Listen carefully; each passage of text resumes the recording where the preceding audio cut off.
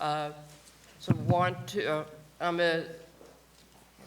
Assemblywoman Helene Weinstein, Chair of the Assembly Ways and Means Committee, and today we have the fourth hearing in a series of hearings conducted by the joint fiscal committees of the legislature regarding the governor's proposed budget for fiscal year 2020-2021. The hearings are conducted pursuant to New York State Constitution and the legislative law. And so today, the Assembly Ways and Means Committee and the Senate Finance Committee will hear testimony concerning the governor's budget proposal for human services. So just a couple of ground rules for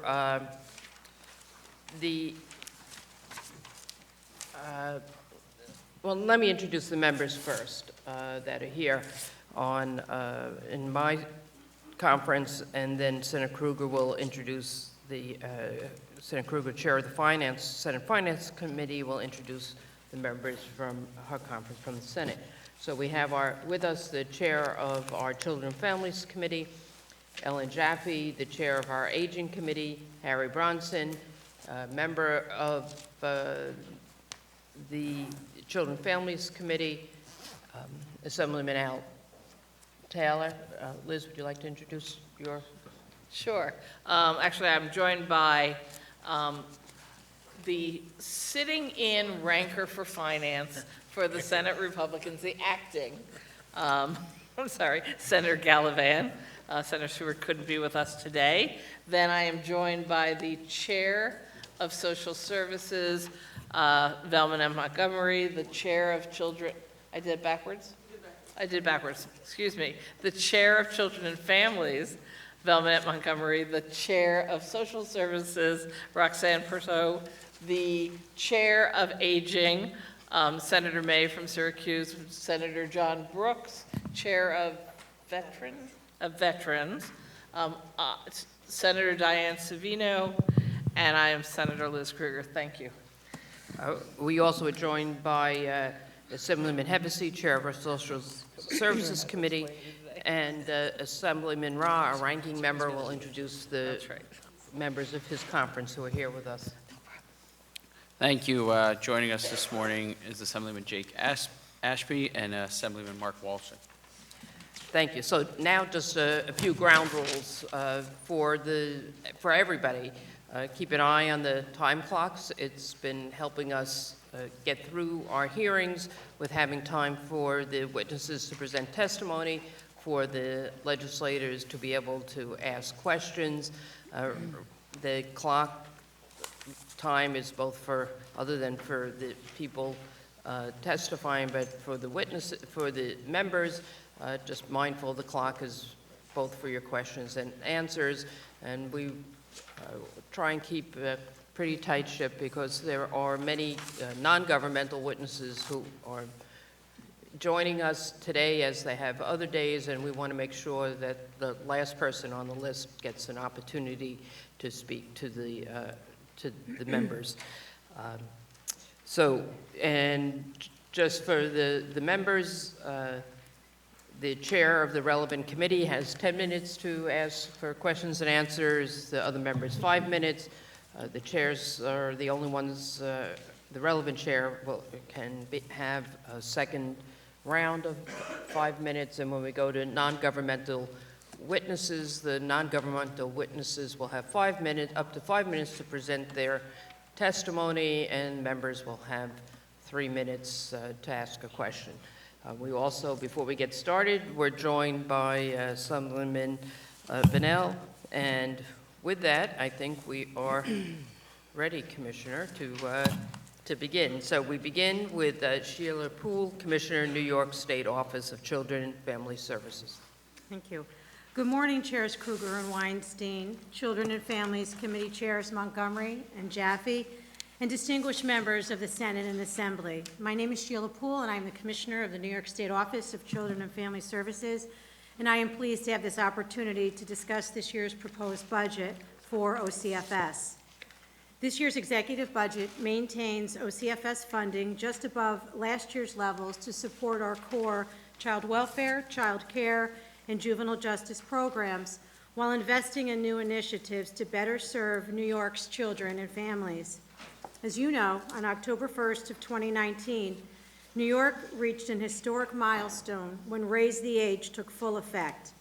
In keeping with Governor Cuomo's pledge to fully fund Raise the Age for eligible counties, the executive budget adds $50 million to support Raise the Age implementation for a total of $250 million in the coming fiscal year.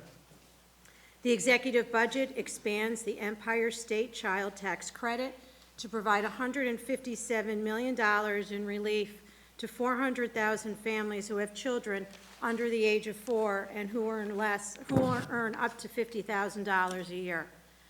Having adequate access to child care remains a national policy and fiscal issue, as well as one here in New York State.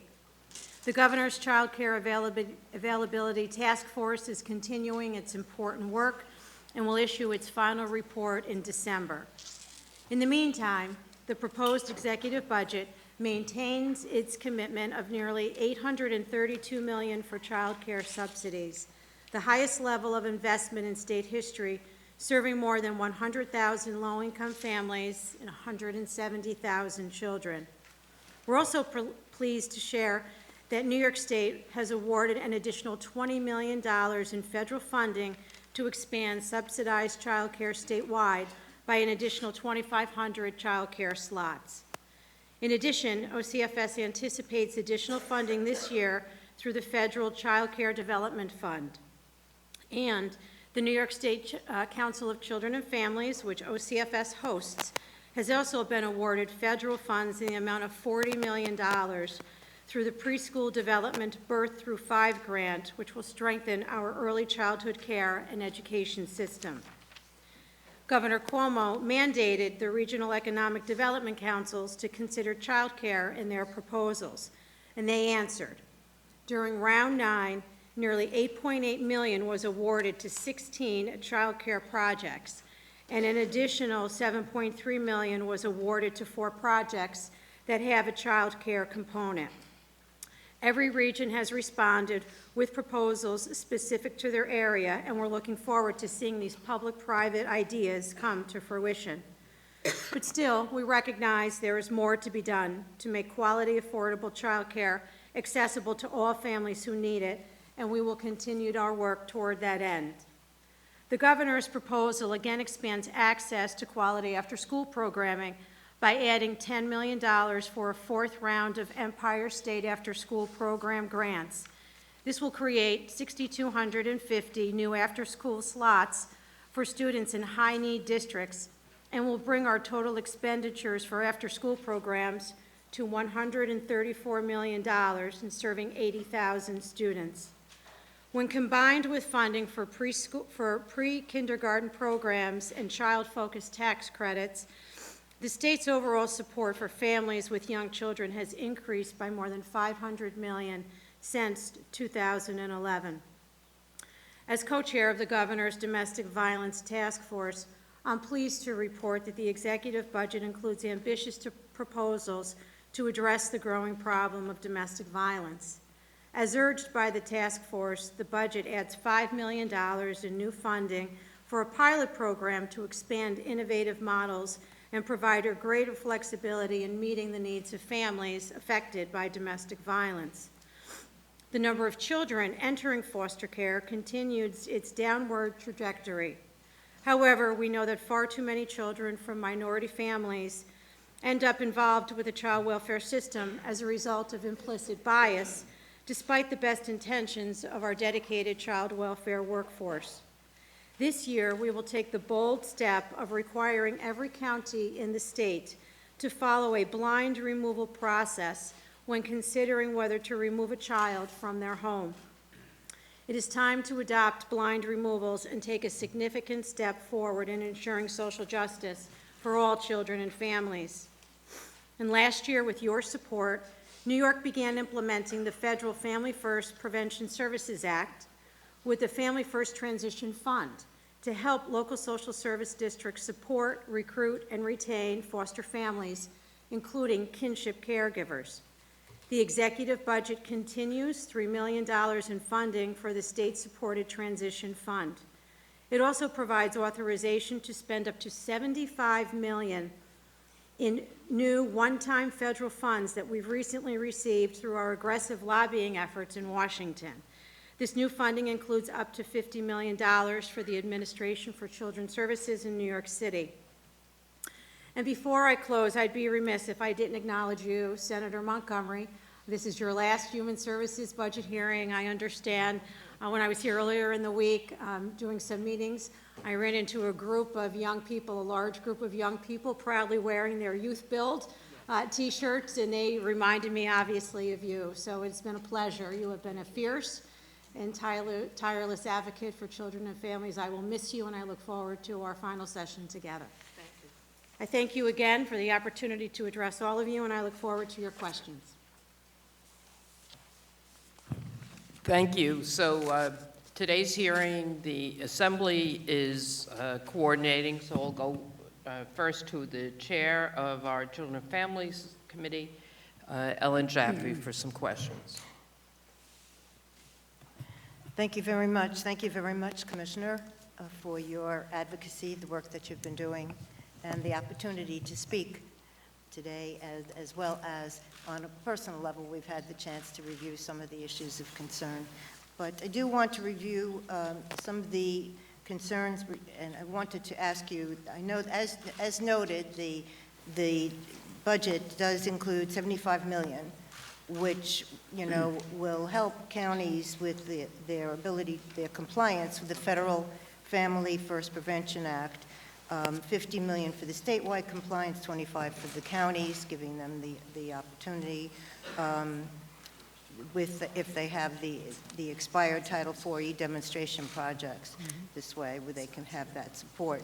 But how will the funding work in terms of meeting the requirements of the Family First Prevention Act? Can you provide, you know, more details about the Title IV demonstration projects and how they work and how this will come into support? Sure. So just going back to your question about the Title IV demonstration projects, they date back, I think, 5 or 6 years ago. And New York City was the only county in New York State to take advantage of a Title IV waiver that the feds allowed municipalities to use Title IV funding in sort of new ways, in unrestricted ways, to test out evidence-based models of care. And so New York City took advantage of that. They've had some success in adopting several models of evidence-based care that have had some really good outcomes. They've reduced caseloads for foster care workers, but unfortunately, those federal waivers expired. And so there was no replacement funding strategy for that. And so for many states who had really deeply invested in these 4E waivers, sort of the bottom was going to drop out of these new programs and services that were really showing some promise. And so many states, including New York, and with our partners in New York City, we have made a lot of noise in Washington about the need, if we're going to be successful in implementing the new Family First Federal Act, that we need to find ways to not only continue those waiver services that were allowable under the previous waiver, but also give states additional new dollars to help us do the many things that are now required for us to comply with the federal statute that we will take effect here in New York in 2021. So the money that is appropriated in the budget, so the $75 million, Assemblywoman, approximately 21.4 of that will be for the general use for us as a state to consider how we can use that funds to sort of carry on the work that we began last year with the $3 million transition fund. So ways of recruiting and supporting kinship relatives, you know, doing kinship support groups, sort of whatever it takes for us. You know, there's a lot of provisions of Family First about independent assessors and agencies having to meet QRTP standards. There are a lot of things that we still have to find a way to fund and to do. So that's our thinking. We haven't developed, you know, our plan for a request for proposals yet, but it's a one shot. So it's $20 million, as you know, is not a huge amount of money for a state as large as ours, and we want to be very thoughtful and strategic about how we use that investment. Well, within the Families First Prevention Act, how do you define how they are qualified, for the residential, creates a qualified group for residential treatment? What is the qualifying need? Yeah. The So action. this new federal act, which, New York State took advantage of a 2-year waiver because there were many questions, and that was among them. So what does it really mean for residential programs to be considered a QRTP, a Qualified Residential Treatment Program? So those programs, under the new federal definition, will need to adopt or be able to implement trauma-responsive models of care. They must have nursing services. They must provide up to 6 months of aftercare for children in their care. They must do significant outreach to families of children who have wound up in residential care. And so looking across our current service system in New York, we believe that many of our current residential providers would meet that QRTP designation. Can you share the impact of the market rate that went into effect last year? What is the statewide cost, for that increase? Is there consideration being given returning the market rate to the 75th percentile, which was recommended by the federal government? So New York, so we're on to, childcare now, just switching gears a bit. So New York State maintains, as a result of the last year's market rate, a 69th percentile rate, which is among the highest in this nation. We watch where we stand in comparison to other states. So we remain among the top states in preparing for the market rate at 69th percentile. This year, this fall, we will again, it'll be our cycle to do a new market rate analysis. So that will give us another opportunity to do a sampling of a variety, stratification of providers across the state. And so that survey allows us to really ask providers, what is the actual cost of care that is providing for you? We collect that information, and then we begin to determine how we can continue to support the cost to child care providers. So again, that would mean that our new market rates, Assemblywoman, would take effect in the fall of 2021. I have concern that the executive proposed eliminating the 18.42% state share for outside New York City residential placements for children with disabilities by the Committee on Special Education, which the cost will be by the school districts then, which is of concern in terms of how the school districts are going to be able to maintain that stability, having to then add, this is added to their cost and it impacts their budget. Can you explain the purpose of eliminating the funding and how it will then, the school districts, how they'll be able to maintain their stability? Sure. So the proposal in this year's budget is to really create parity with what was already done for New York City several years ago. So, these children, frankly, the payment for the CSE really does not belong in the Office of Children and Family Services budget. These are not children in foster care.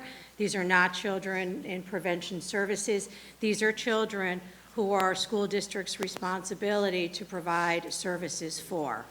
So it's shifting responsibility in the budget where we believe responsibility lies for these Committee on Preschool Education and Special Education Services for Children. We should then also increase funding for our school districts. I'm very concerned that this will really negatively impact in terms of their ability to provide the programs and the education that is necessary. So this is an issue that we need to follow up on. The budget, the 1920 budget, implemented the Family First Transition Fund that included $3 million. Is there any updates that you could provide regarding this fund? Is the $3 million, the executive proposal added on top of last year's funding? How did this work? Yeah, it's good. So lots of questions there.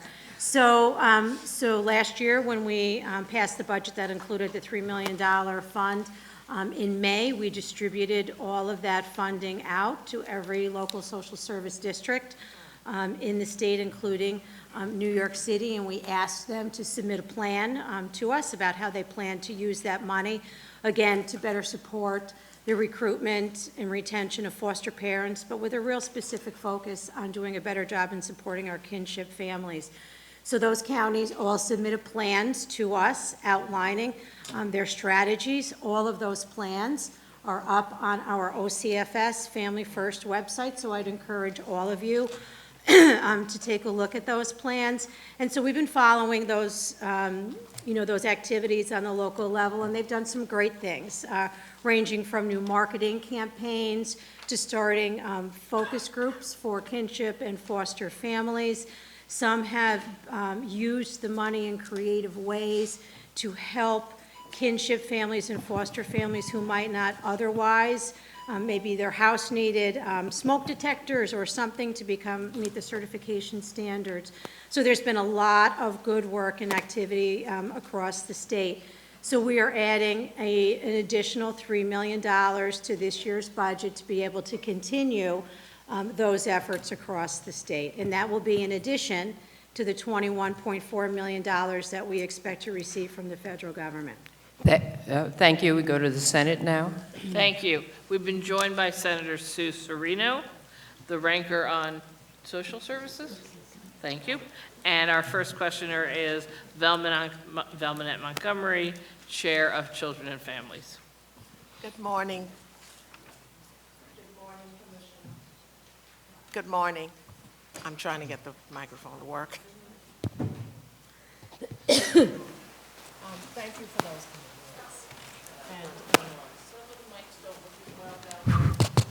Thank you for those kind words. I want to just ask you, if you will, you mentioned in your remarks that, let me just give you a little bit of background. We did some traveling around the state to speak to people who were the frontline people providing services in various aspects of your particular area.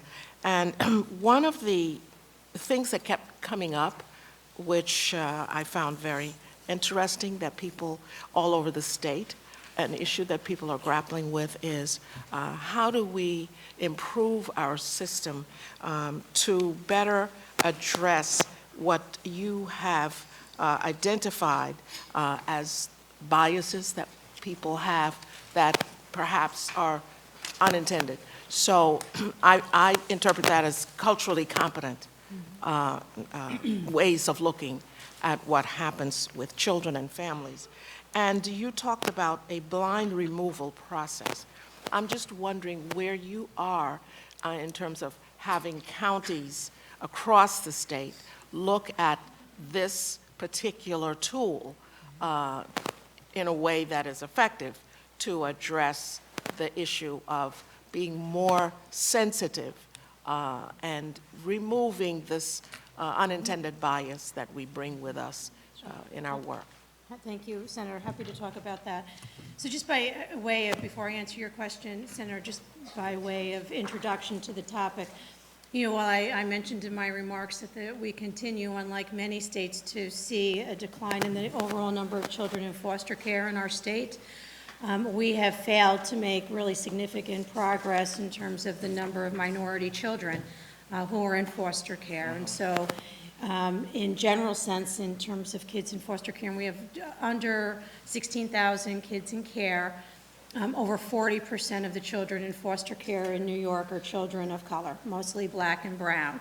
So we've got a ways to go. And so we have been watching for a number of years a pilot initiative that Nassau County Department of Social Services undertook where it introduced a blind removal process. So it's relatively low demand and cost. but it requires a different level of decision-making as to when Child Protective Services is considering the imminent risk removal or removal of a child. And so what Nassau County has done is developed processes where they redact, they de-identify information regarding a parent's or a child's name, address, zip code, anything that might, right, lead someone to make a decision unintentionally, as we all know from the work and training on it. This is the way our brains work, unfortunately. And what Nassau County experienced as a result of redacting that and making it blind, right, to race, ethnicity, and other issues, is that, not surprisingly, right, the number of black and brown children entering care in Nassau County declined significantly.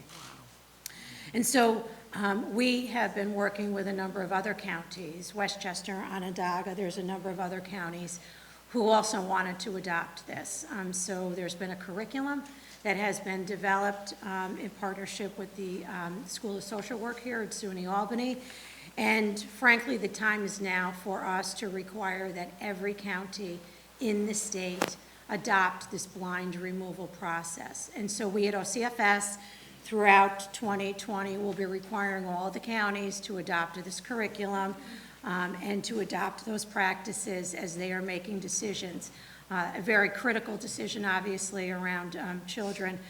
What I will also say, Senator, is that this seems like the logical place to start, right, in terms of child welfare decision-making. It is the most difficult and impactful decision there is when you're removing a child from their family. Sure. But make no mistake about it, we are all aware that there are many other places in child welfare and in all human services, for that matter, where implicit bias enters into decision-making and negatively impacts families and communities of color. So I am hopeful, after we roll out this initiative of blind removals, that we can then continue our work on where else in our system, right, does implicit bias play a role. Thank you for that, and I hope you start with New York City. I just want to just briefly talk a little bit about the families first. I'm inspired and encouraged that this perhaps will be part of how we begin to reduce the numbers of young people in care, especially the congregate care. My question to you is, to what extent have we been able to, one, create sort of a target that you have in mind to the numbers that you see us looking more like we should look as it relates to how many children go into congregate care versus how many children either remain out of foster care or are in other family care. Mm-hmm. And especially with a sort of, I guess, a target focus on kinship care in particular. Yes. Yes. Could you give us an idea great of where question. we are with that? So when Family First passed in 2017, right, we knew that we had some ways to go in New York State to sort of reshift our focus. And when you look back in 2017 to New York State's reliance on congregate care as compared to other states in the country, we were above the national average. And so we began preparing data. We have provided every county in the state of New York with very detailed data analysis of where the children in those counties are placed, how many are in congregate care, what levels of congregate care, who are they, how long are they staying, as well as the number of children in foster care, the number of children in kinship foster care, and the number of, children being cared for. And so we've done a lot of work since 2017, including all the things I've already discussed, to really help counties begin to think about making sure that the only children entering congregate care are children for whom there is no fit and willing relative who, with support, right, and services that sometimes are not always made available, could be successful in a lower level of care. So we did exactly what you suggested, and we set targets as a state. So we said that we would like as a statewide target, at least 34% of kids 30% rather, of children to be placed with kinship care. I am happy to say that as of today, statewide, and it's because many of you have been beating this drum and supporting us in this work, that today we have 34% of children in foster care placed in kinship care. Again, New York City is a little bit ahead of rest of state, but the rest of the state is really making some very significant progress. So we are, we're excited about that. But, you also have to make sure that you're not just moving kids out of congregate care, right? Kids in congregate care in our state are kids who have many, many special needs, right? So when we look forward to Families First and what that will mean, no one is suggesting that there will not always be a place for our congregate care facilities, right? But we have to make sure under Family First that only those children who need that care get in there, that they only stay for the right dose of time as determined by an independent assessor, not just local districts or the congregate care agencies. And that's where that culture, that sea change, right, that we have to sort of create here is going to be very challenging. And we're doing our best to work with our Kafka partners, with all the local districts. So we're on our way, but there is still a lot of work to be done in anticipation of the effective date in September of 2021. Thank you. And I believe I see in the budget where we have proposed to eliminate funding for the kinship navigator. So that seems to be going in the opposite direction to what you're saying. So we will continue to have that discussion. And thank you. I hope we'll go far beyond the 34%, but we're getting there. I think so too, Senator. Thank you. We've been joined by Assemblywoman Barrett, Chair of our Veterans Committee, Assemblywoman Fahey, Assemblywoman Dickens, and we go to Assemblyman Hevesy for questions. Yes, go ahead. Yes. Also been joined by Senator Brian Kavanaugh. And Senator Gustavo Rivera. Thank you. So now we go to Assemblyman Hevesy for questions. Hi, good morning, Commissioner. I've come to lolook forward to our time together at these hearings. I'm going to go quick, and there are some questions that I'm going to ask Chairwoman Weinstein to ask for me because I'm not going to get to them. So I haven't had coffee. I'm not going fast on purpose. There's a lot of topics I got to get through. So first, let me start with a general thank you to OCFS and OTDA and the other O agencies and the agency staff for all the work they do. You really do a great job under difficult circumstances. I want to say thank you. And a couple of other thank yous. Thank you for continuing the Family First Transition Fund. Appreciate that. It's at $3 million. Look for us to try to get that up to $4.5 million, but we appreciate that. I'd like to thank you for the firewall, the kinship firewall. Yeah. Great proposal. I think that'll be very helpful. Look from us, from the Assembly, and I will talk to my Senate colleagues about looking to have an open-ended new funding stream, pulling King Gap out of the foster care block grant. In an effort to replicate the success we had with preventative services. We will drill down on what the right reimbursement for counties is, but we believe that King Gap is the future. You're moving in that direction. I think we should put some money behind it. Thank you for the child care tax credit. That's really impressive. You've been listening to the advocates. I appreciate that. And thank you for the child care slots. This is all good stuff. Now, if you don't mind, I'm going to ask you on 4 topics.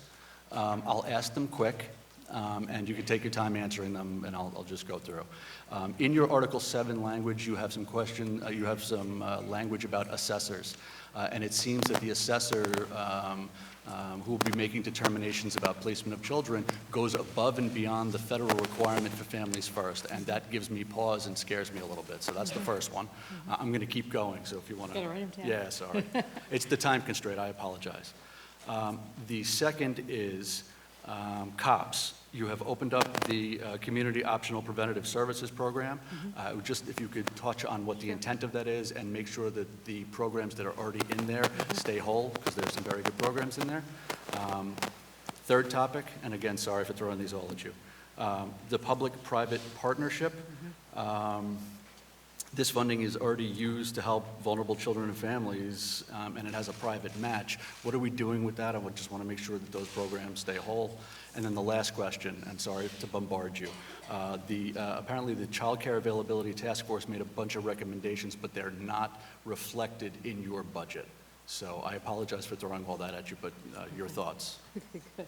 Thank you, Assemblyman, and I do appreciate your recognition of the work of my agency. So as for the independent assessors and the proposed language in our Article 7 bill, our interpretation of the federal statute and regulations is clear, that the feds expect that it is the role of the independent assessor to determine the appropriateness of the child's stay in congregate care.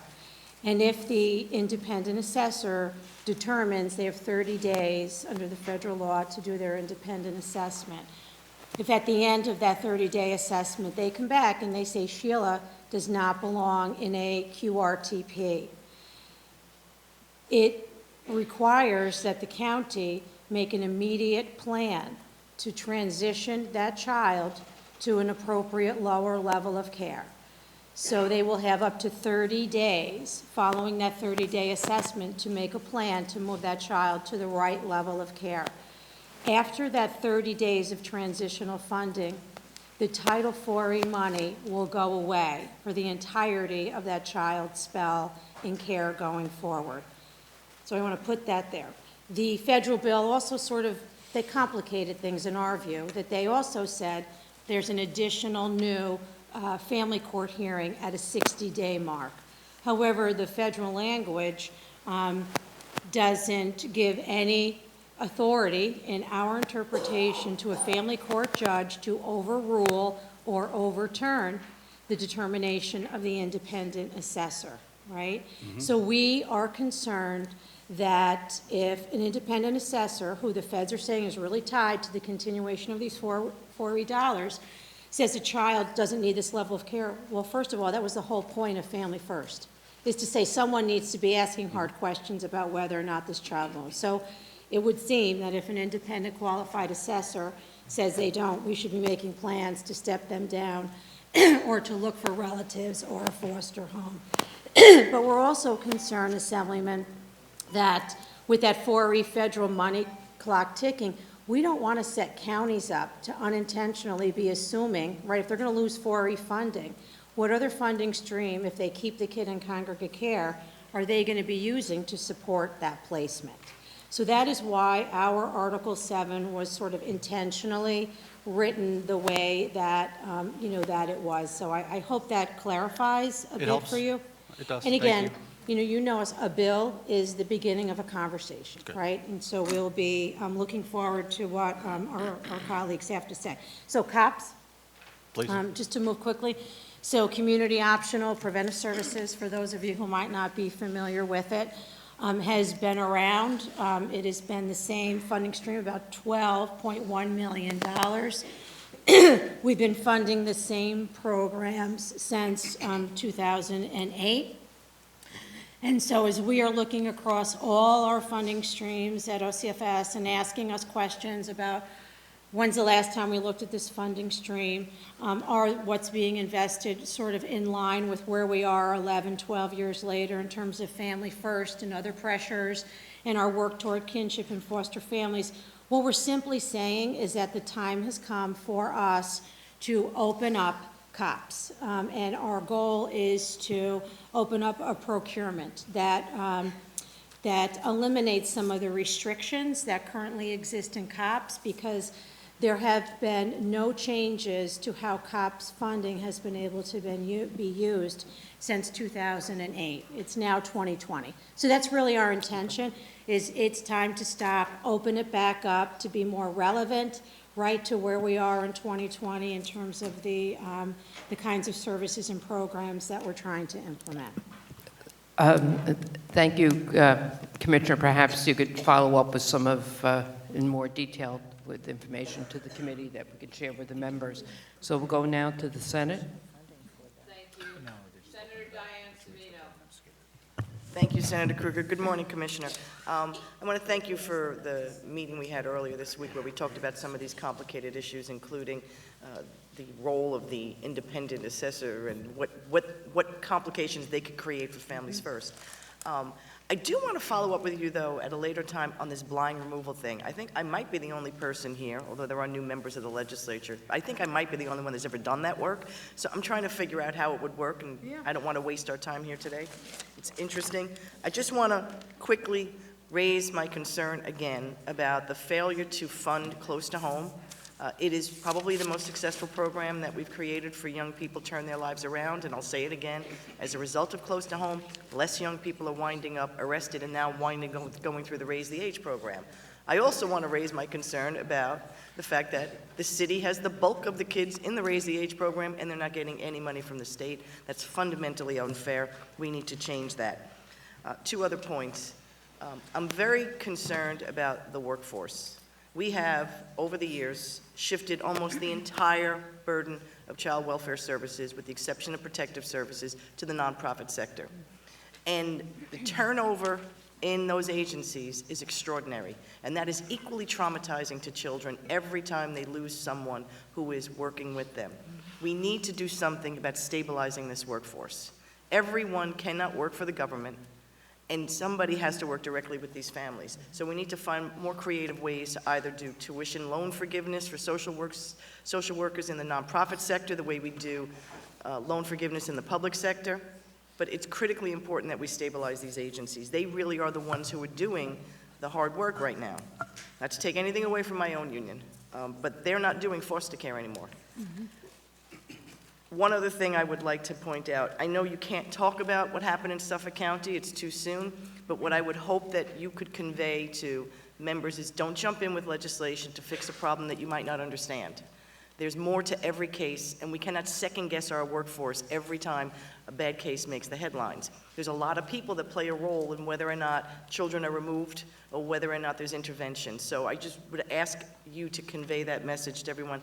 Calm down. We don't need 50 bills changing the child welfare system, thinking that they can solve the problem. And finally, last year, we passed a bill on preserving family bonds, which would allow for post-termination visitation in particular cases. We broke down over a potential chapter amendment. We still firmly believe in this, that these young people who want to have connections to their parents post-termination should in certain circumstances. And I understand your department is going to bring forward a departmental bill, so if you are, I would appreciate, let's do it quickly. I think that's a victory that we can have for some young people whose lives have been disrupted by the system, for better or worse, and they can have some continuity with their family. So, and I think that's it. Thank you. I would just reflect back, Senator, your prior experience as a worker in the Administration for Children and Families shines through in your role as senator. You raise all very important, very challenging issues that, as you know, and I think appreciate, we work toward every day at OCFS. And with respect to legislation, right, it is a new year, a new time for the reintroduction of things that didn't happen perhaps in 2019, and we are always open to having those conversations again. So thank you. And I also want to especially express my thanks to you for your comments. So the senator's referring to what I'm sure you're all aware was a horrific fatality of an 8-year-old child in Suffolk County that has been devastating for everyone involved, including the child protective staff in that county. And so, because of confidentiality, I know you all appreciate the fact that we cannot speak about the case, but I do want to echo the senator's caution that it is often during times of a case crisis that everyone feels a sense of responsibility to do something, and I appreciate that, but sometimes what we choose to do in the short term is sort of done hastily, and it's not always the right remedy to the solution. So again, I think as we continue our open dialogue and work together, there are ways that we can continue, and I hope if nothing else, that you see me as Commissioner of OCFS committed to always working toward that goal. Thank you. We now go to Assemblyman Wolziak. Thank you. As Mr. Hevesy was saying, and I appreciate all of his questions, the executive budget eliminates $3.5 million in P3 funding. Nonprofits who have creative, pragmatic, and successful programs will be affected here. Can you point to some assessment that would have forced this to be eliminated? So I think, Assemblyman, the short answer to that is that it is part of our contribution, if you will, to trying to assist in helping close the state's budget gap. I can't say for sure, but as we had sort of the COPS conversation, it is a possibility that some of those programs that may no longer be receiving the public-private partnership money, might be able to, respond to the procurement of the COPS funding, but I can't guarantee that. But from your agency's perspective, there's no assessment that you've done that says, these programs aren't proven, or this program should be eliminated, the $3.5 million? I think our overall assessment has been that, all things considered where we are making our investments, that $3.5 million is a place where I think we have the opportunity to provide services in other ways. Many of those programs are local programs, with all due respect, to the work that they are doing, so we're not achieving sort of a statewide, practice change as a result of those. But again, whenever we have to make these very difficult decisions, we will do whatever we can through other potential funding mechanisms, to make that continuation possible. I appreciate that. Thank you, Commissioner. And I think as you sort of segued the COPS as well, if that's opened up, is there an assessment that shows that the agencies that are currently funded through there aren't doing a great job, or I think my answer is that, COPS was created a long time ago, and that, again, we are 12 years ahead now. Our pressures to do business differently, our driving toward more kinship care, and doing things sort of, allow us to ask ourselves the question, which I think we should be, is it time to open this up and try and modernize some of the funding available? Yeah, I would love to see something on paper there, and maybe your agency can send me something, because I see those current funding streams as pragmatic progress, the way that the governor likes to be on it, and I think they've done a great job. The average New York family is spending $16,000 annually on child care. The next couple of questions are real big picture. How can we reduce that cost? That is, Assemblyman, the $1 million question. And, I know, and you all know that the governor's Child Care Task Force, and they are an amazing group of individuals. They are smart, they are fierce, they have rolled up their sleeves and done, an amazing amount of work, and they're fierce, and they are determined to make recommendations for change here. And you'll be hearing, I'm sure, from many of them when they speak later. The challenge for us is, in spite of all of the investments that we make on a state level, the tax credit, our high market rate, the number of children tapping into subsidy, all the good things that I listed out in my testimony, and even with additional federal dollars coming, the truth is that this is a huge economic issue to solve across the country, and we're no different in New York. And so I think the question before us is, even with the state's investments, with the money we get from the federal government, right, we are still falling short in meeting the needs for working families who rely on subsidy, and the cost of care is high, and for good reason, right? Because we have a highly regulated system. We put a lot of value and emphasis on health and safety, regulations here. So it's a very challenging issue. And one final one, and you mentioned this is an issue countrywide. I couldn't agree more. We have an interesting demographic in New York State, and I just wonder what you think about rural areas and recruiting additional providers. Right now, it's not even so much the cost as it is the access to childcare for a lot of the area that I represent. Yeah. I think that the workforce and the salaries for the childcare workforce and the childcare deserts and the particular challenges in rural communities are just another dimension, right, of the challenges for us to be solving. You're right. It is more challenging in some of those rural communities, and grappling with the salary structure and what childcare workers make in New York and across the country is, in fact, one of the major components, I think, of the discussions of the task force and the things we are struggling with moving forward. Thank you. We've been joined by Assemblywoman Wright, and now to the Senate. Thank you. We've been joined by Senator Tedesco, and our next questioner will be Chair of Social Services, Roxanne Perot.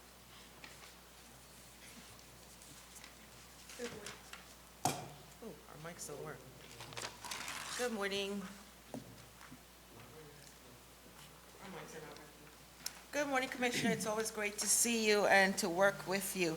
In the interest of time, I'm just going to go through some questions that we have.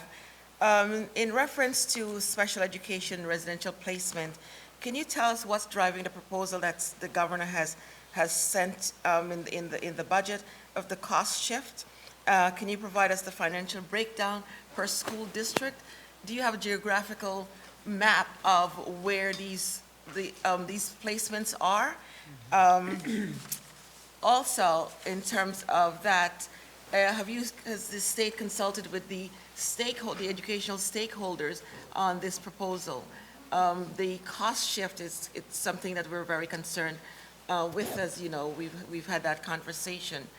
Do you also know what is the average maintenance cost for the special ed placement? In terms of the child care availability task force, can you provide us a status update on the recommendations that were made? Also, do you anticipate that the task force will be holding any hearings in the near future, so that the public will have input? Then in terms of the right sizing of youth facilities, we know that the facility is going to be closed. It's on notice to be closed, and it's located in Delaware County. Is there going to be an impact on the workforce? What are the plans for that facility? And are there any other facilities that are underutilized at this time that are on the list to be closed in the near future? Okay. I'll give you that, and then I'll come back for my next one. Okay, great. Thank you. So with respect to the proposal to shift it is approximated to be about $22 million out of OCFS's budget, and to shift that to the State Education Department. And that is in the overall context of trying to close the budget gap, Senator. I do not have the distribution by school district of that, nor the actual rate. Can certainly follow up with you, but I do not have that analysis at this point in time. With respect to the child care availability task force, so just to be clear, though the task force has been meeting regularly, the final report of the task force is due in December of this year. I do not believe as of now that public hearings are contemplated, but there have been obviously regular and ongoing meetings. And, so the task force has not issued its final recommendations yet, although I know that members of the task force had hoped to see deeper investments in the budget, but again, that is part of the discussion we had about the challenge, right, and just the magnitude of what is needed here. And then thirdly, Senator, with respect to the proposed closure of one of our juvenile residential facilities, it's the Youth Leadership Academy that you're referring to. It is located in South Courtright in Delaware County. It is a 25-bed limited secure facility. And it has been significantly underutilized over the past couple of years. So on average, we've had 7 or 8 young people there. And because we have so it's not cost-effective, frankly, to continue to operate that program. And we do have a bit availability in our other OCFS limited secure facilities to accommodate those young people. No layoffs will happen as a result of this, so we have already met with the staff at YLA. We have other OCFS facilities in the Rochester area and Finger Lakes, and so those staff who work at YLA will have first priority for any vacancies at OCFS, and then that they will also go through the civil service ARTL process, where they are prioritized for any other civil service positions and other state agencies for which they qualify. And also, it's a year closure notice, so we'll have a year to work through that process with the staff. And as for, the future intended use of the facility once it's vacated, no decisions that I'm aware of have been made yet. Okay, quickly. Can you tell us about the TANF cost shift, the FFS services? Can you give us some Yes. highlights on that? So the proposal in the budget is to increase the child welfare threshold under the FFS, the flexible funding for families. So that also sits in OTDA's budget. It's all TANF funding. I think the total FFS is around $954 million. The current child welfare threshold that has been in effect is about $342 million.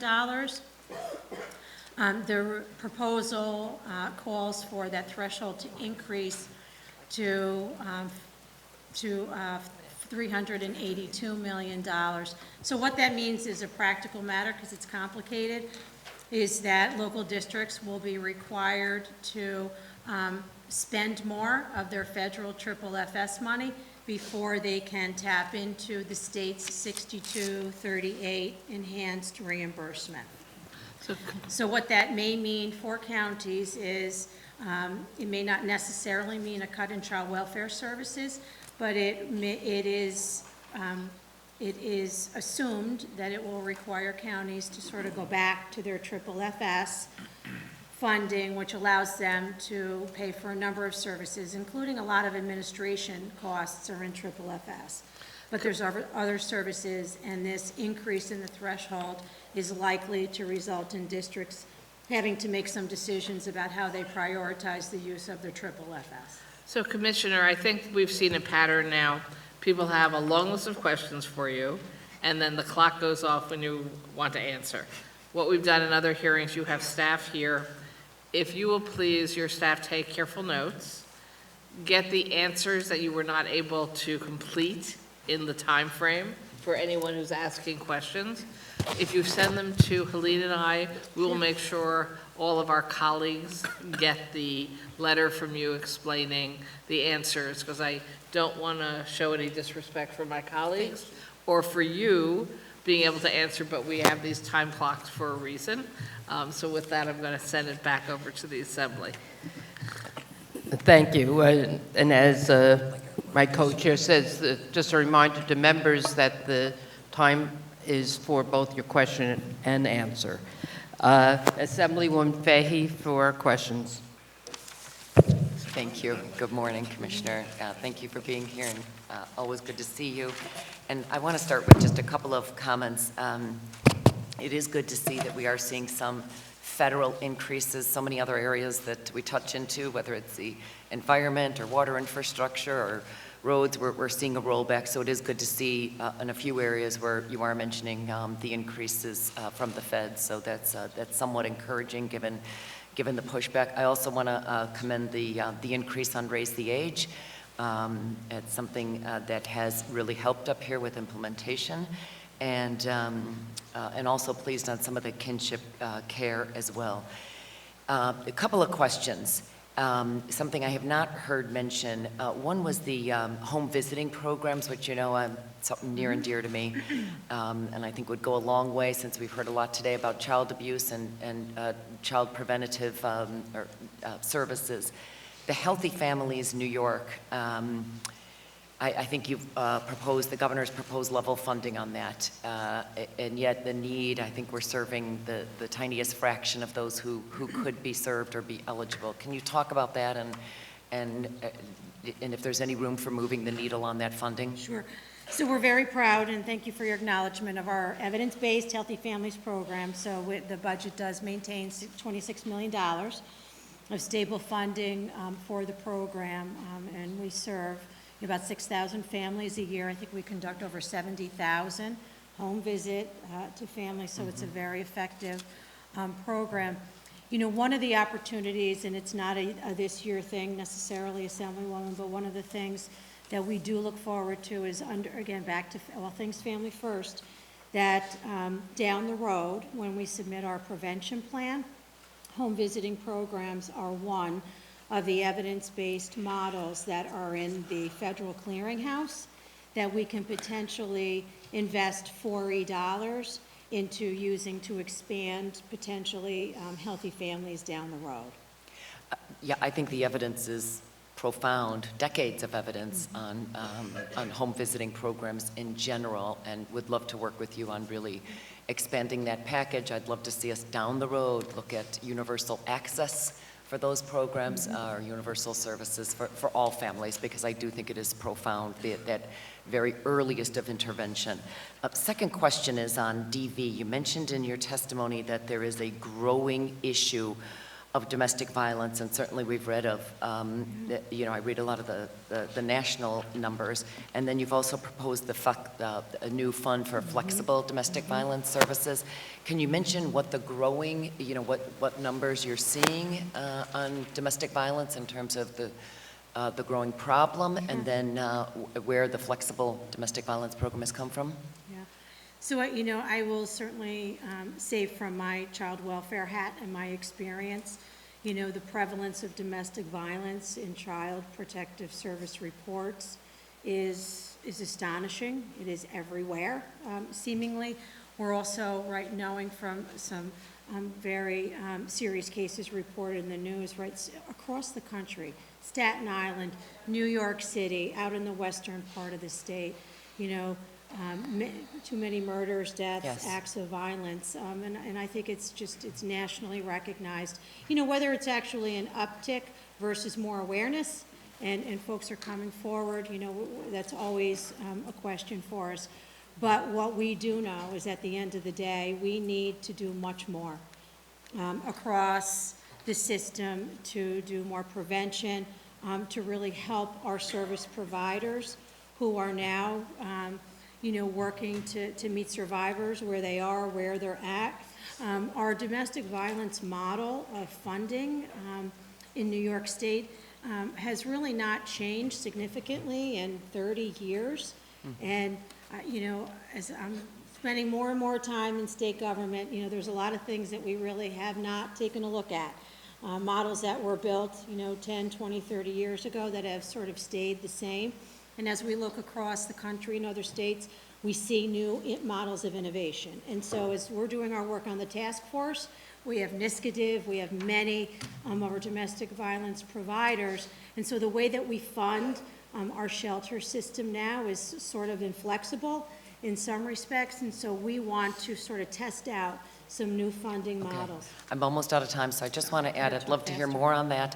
And then finally, I just want to add that the workforce training that you mentioned for the nonprofits and that some of my colleagues mentioned, would love to hear more on that, given the turnover rates really do impact services. Thank you, Chair. Thank you. Senate? Thank you. Senator Rachel May. Thank you, and thank you, Commissioner. I have just a couple quick questions. One is, I represent Syracuse, and we have a sad statistic in Syracuse that about 10% of the students in the school district are functionally homeless, which means a lot of them are couch surfing on friends, families, couches, and that sort of thing. I'm wondering if you have any systems in place to identify kids who are facing those kinds of challenges and to help them get the services they need. Yeah, that's a very sobering statistic, Senator. We don't at OCFS, work with the schools in that way or track those statistics. The way that sort of the child welfare system would have knowledge is if there is some reason to believe that those children are being maltreated, and a call would be made to the SCR. But we don't at OCFS, but maybe our colleagues at OTDA, I don't want to speak, but as part of their homeless prevention, may do some work in that area, but we do not at OCFS. Okay, thank you. And my other question is about I was encouraged to hear about the REDC program actually identifying childcare as a priority. One of the complaints I hear about state economic development is that it tends to prioritize new projects and entrepreneurial projects when there are a lot of things out there that could employ people tomorrow if they just had more funding. So, and childcare is one of those areas where if we could just pay childcare workers more, we could employ a whole lot more people. We could keep the childcare workers off of public assistance. We could make it a job that people wanted to go into at higher rates. Is there, when those regional economic development decisions are being made, is that being taken into account, that we just want to beef up programs that are already out there? Yeah. I am not an expert in the REDCs, to be honest with you. I think that all the issues that you articulated are, many of them, are issues of the broader task force and of the broader challenge in childcare in New York State. I think we wanted to take advantage of the REDCs, who have their own very specific purpose, right, in sparking, regional economic development and growth. And I think, the governor and the lieutenant governor's message to them was, while you're doing that, don't forget, right, if you're building new businesses, to take childcare into consideration. And to your point, they have clearly responded to that. How much we can expect them, to own as part of the greater childcare problem, I think remains to be seen. But I think it is amazing, in a very short period of time, and right in only a year, that almost $16 million of REDC money, $16 million have been sort of in acknowledgement, of the overall childcare challenge. So, great. Thank you very much. You're welcome. Thank you, Assembly. We go to Assemblywoman Barrett. Morning. Nice to see you, and thank you for all you're doing and your leadership in this, really essential area. I share the comments support many of the comments that my colleagues raised, but I just want to focus on workforce and the whole notion of care continuum. One of my great frustrations in government is all the silos, and how, when you try to look at something that works across agencies, there's always kind of roadblocks in, why that should happen. And I know there's been an effort in some of the areas, in veterans and in ag and ENCON to work across those agencies. But I think that there's a real need in this state for a caregiving continuum that starts with child care, goes through the aging and the senior population, but in between addresses families with kids and special needs. And so it would be kind of an OPWDD, your agency, OMH, and aging working together,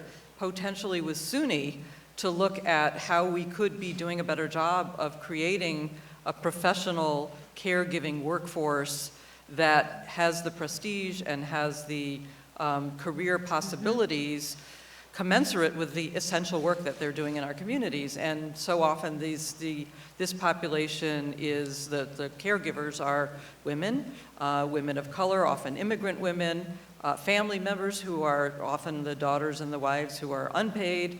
But I feel like we can't just kind of put Band-Aids on this and, and look for short-term patches rather than address this in a more holistic and more statewide way. And some of us have been looking at the idea of a caregiving fund workforce fund that we would put in the budget and, and look for innovative solutions in the, either regionally for starters or, have it be across the state. And I wondered what you think about that and whether it's something you could support and see working with colleagues around. Yeah. I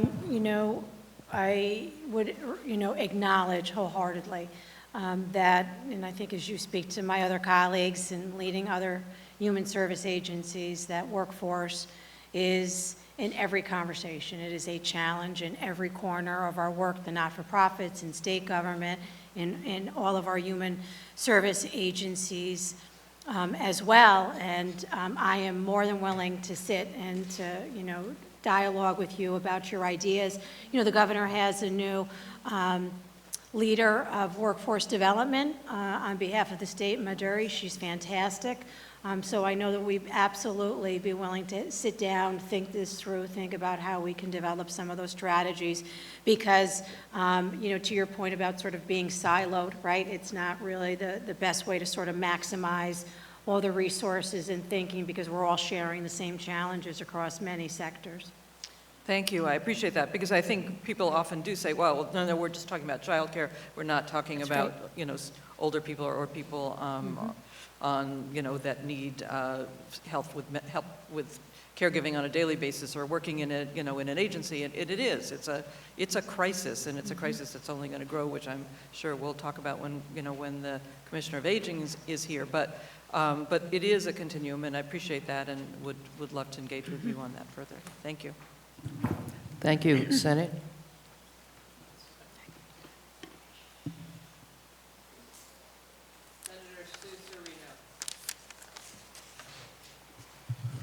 Good morning, Chairwoman Poole. And today I wear two hats. I'm the ranker on social services and the ranker on aging. And I know that we've had this conversation a few times about extending the hours of the elder abuse hotline to make it eventually 24/7. We know abuse doesn't happen between the hours of 9 to 5. The governor has expressed support for the initiative, but said that it needed to be handled within the context of the budget. And in 2018, we were able to have a compromise in the budget when the Senate fought for, and we were able to secure an extension of the hours for the elder abuse hotline for a minimum of 3 additional hours per day, Monday through Friday, from 5 at night to 8 p.m. at night. And the Senate added $326,000 to ensure this was done, which is a minuscule amount of money when you think about our big budget.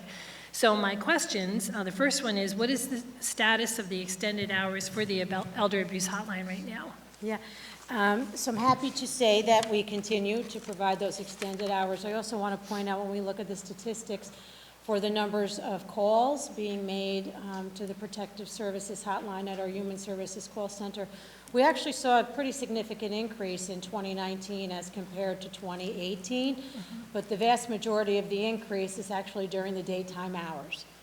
When it is, which makes sense.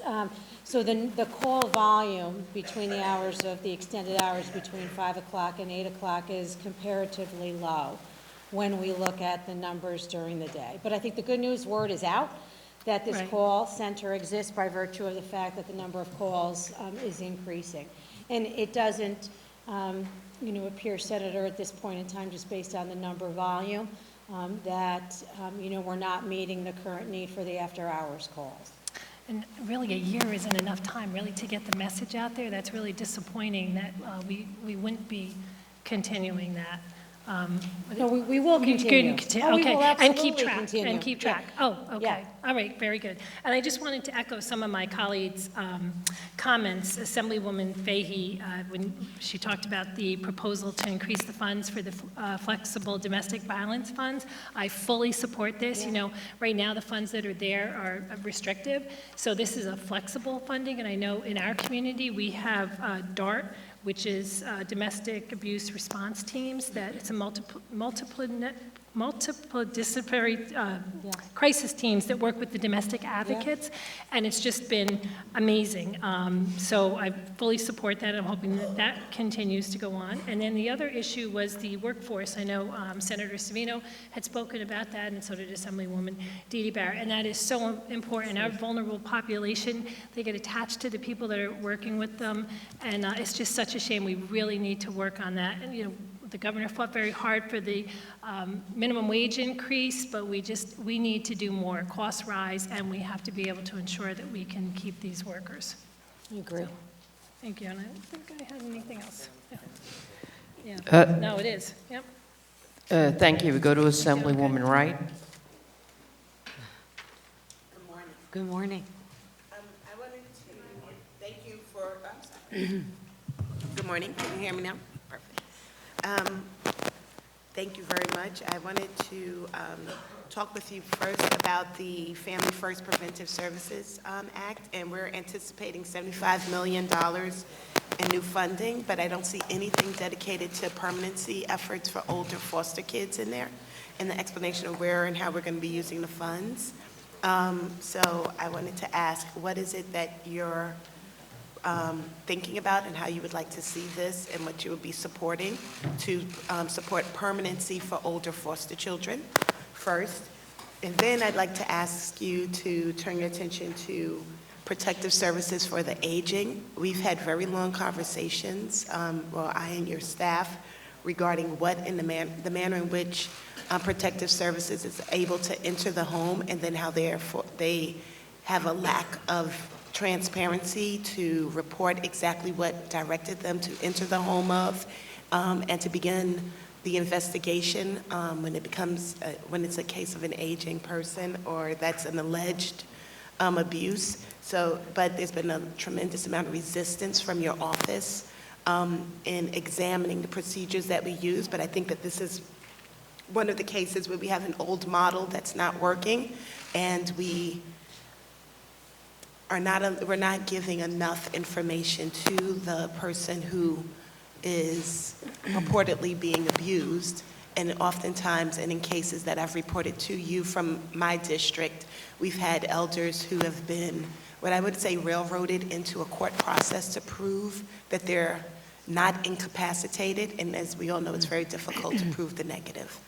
So I'll give you both of those. Sure. So I'll start there. We'll sort of work in reverse order because I want to acknowledge what you've just raised. And, you know, Assemblywoman, I know that you were very concerned about that one case in particular, and we have done our best, as we always do, to try and address your questions. And I'm sorry that you're unsatisfied with that. I think there are times that, despite our perspectives, we're not always able to come to agreement. But I am more than happy to come back to the table with you and to continue those conversations. But you didn't address what the procedure and the regulations that I'm asking you to talk about. Right. So we have a regulation that allows people to enter the home and to call for emergency services if they deem it an emergency. Right. However, under normal circumstances of an emergency, they are supposed to provide an affidavit to a judge who expedites that case and gives them an order to enter the home. There's no procedure in place for them to explain why they want to call the police. That's what I asked for, and that's what I'm asking you to address. Yes. I think that conversation will take a lot of time for us to continue to have, Assemblywoman, but I am happy to continue to have that with you. Okay. So as for the Family First Preventive Services Fund, so we have $75 million appropriated in the budget. So we think up to $50 million of that will go for New York City to help them continue their services that they did under the waiver. The additional funds are designed by the federal statute specifically to help states prepare for the transition to the Family First Act, which is really focused not as much on permanency, but it is focused on the recruitment of kinship foster families and foster families, because that's where we want to move more kids to in placement. However, you know, to your focus and your good question about what about permanency for older youth, what we do know is when children in care are placed with relatives, placed in kinship families, that the likelihood of real permanency is better for them. And so that's all part of our hope and sort of march forward on Families First, that we're going to have more older teens instead of going into congregate care, that we're going to build better systems of support so that foster families and kinship families can care for their teenagers wherever possible so that they're not going into congregate care where sometimes permanency becomes more challenging. And we have kids aging out, right, when they're 18 leaving care without sort of a permanency resource and a place to live. Thank you. Thank you, Senator. Senator Gallivan. Thank you, Madam Chair. Good morning, Commissioner. Good morning. The governor's budget called for authorizing the transfer of adolescent offenders from the Department of Corrections and Community Supervision to OCFS. And part of the rationale, among the items the executive talked about, is that this will free up 750 beds, allowing for a prison closure. So I don't want to focus on the docks part of it, rather the OCFS part of it. I have a whole host of questions. Where will you put them? How will you handle it? I didn't see any corresponding additional staff to handle it, the training, the security, all of those things. Yeah. You can start anywhere. We're ready. So we have. Tell me how. We do. So How are we you have. ready? So just to say that in OCFS's current secure facilities, about 87% of the young people we serve are ages 16 and older. So we already and have for years served older youth. And we have, youth who have serious charges, longer sentences. We have made, and I would love for you, Senator, I've offered this before, but now is another time for me to offer you to come and tour an OCFS facility. I think you would be quite pleased with seeing the investments that we have made in providing college access to young people in our care, doing vocational programs. Our model is very trauma-centered and focused for these young people. And so I believe that this is a good proposal. They're talking roughly about less than 40 young people who are in the DOC system. There's young, I think the numbers of women are extremely low. I think there's one woman. We have available capacity today within OCFS's secure facilities and enough funding for adequate staffing to transfer these youth, again, as the Article 7 proposal calls for, a planful transition process. So I feel I've had numerous conversations with Commissioner Annucci. We've been great partners on Raise the Age. I feel confident in my system that we are more than well equipped to serve these kids, and I believe what we have built up in our youth justice system over the past decade at OCFS can really achieve better outcomes for these young people when they leave care. So DOCS had originally planned for the male population to have essentially an east and a west, two separate facilities, I believe, for them.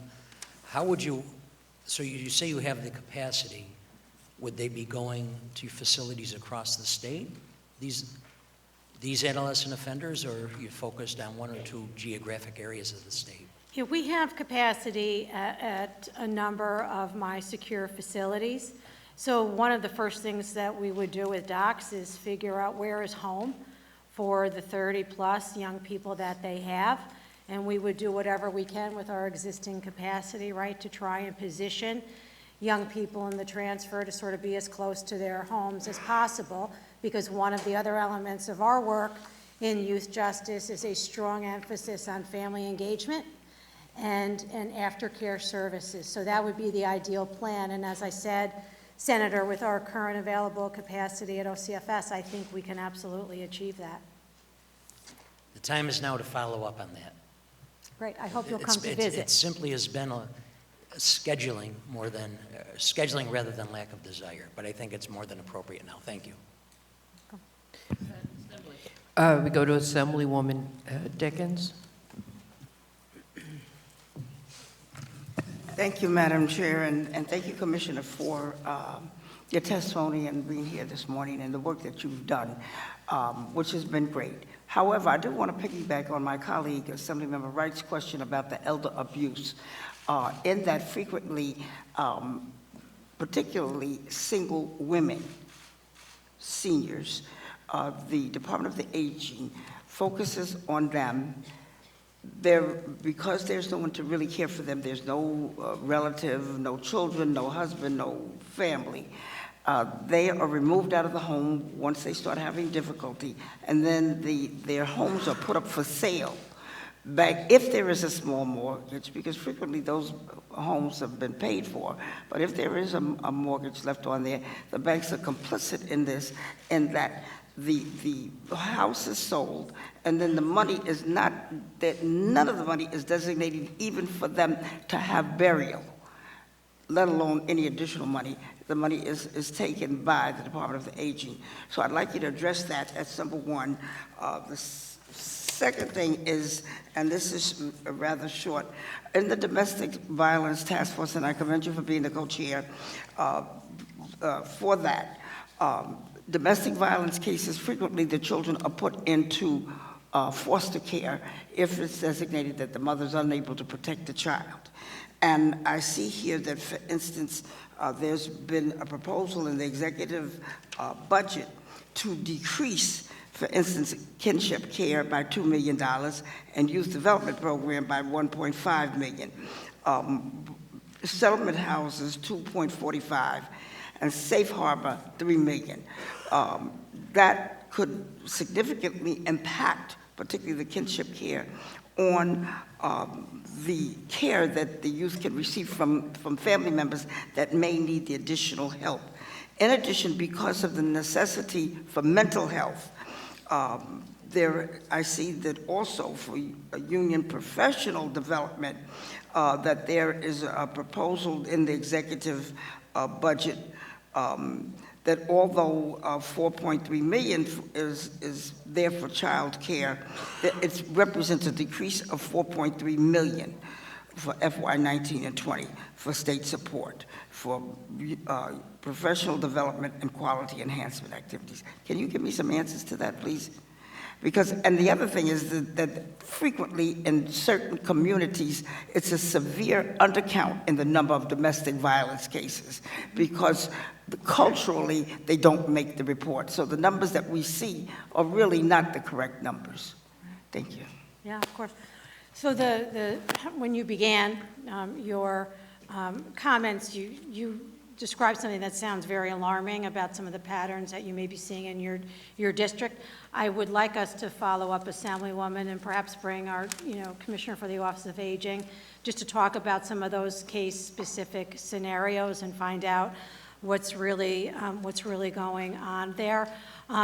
So the cut that you referenced is with respect to contracts that we have had with our partners at UFT and CSEA for professional development and grant programs.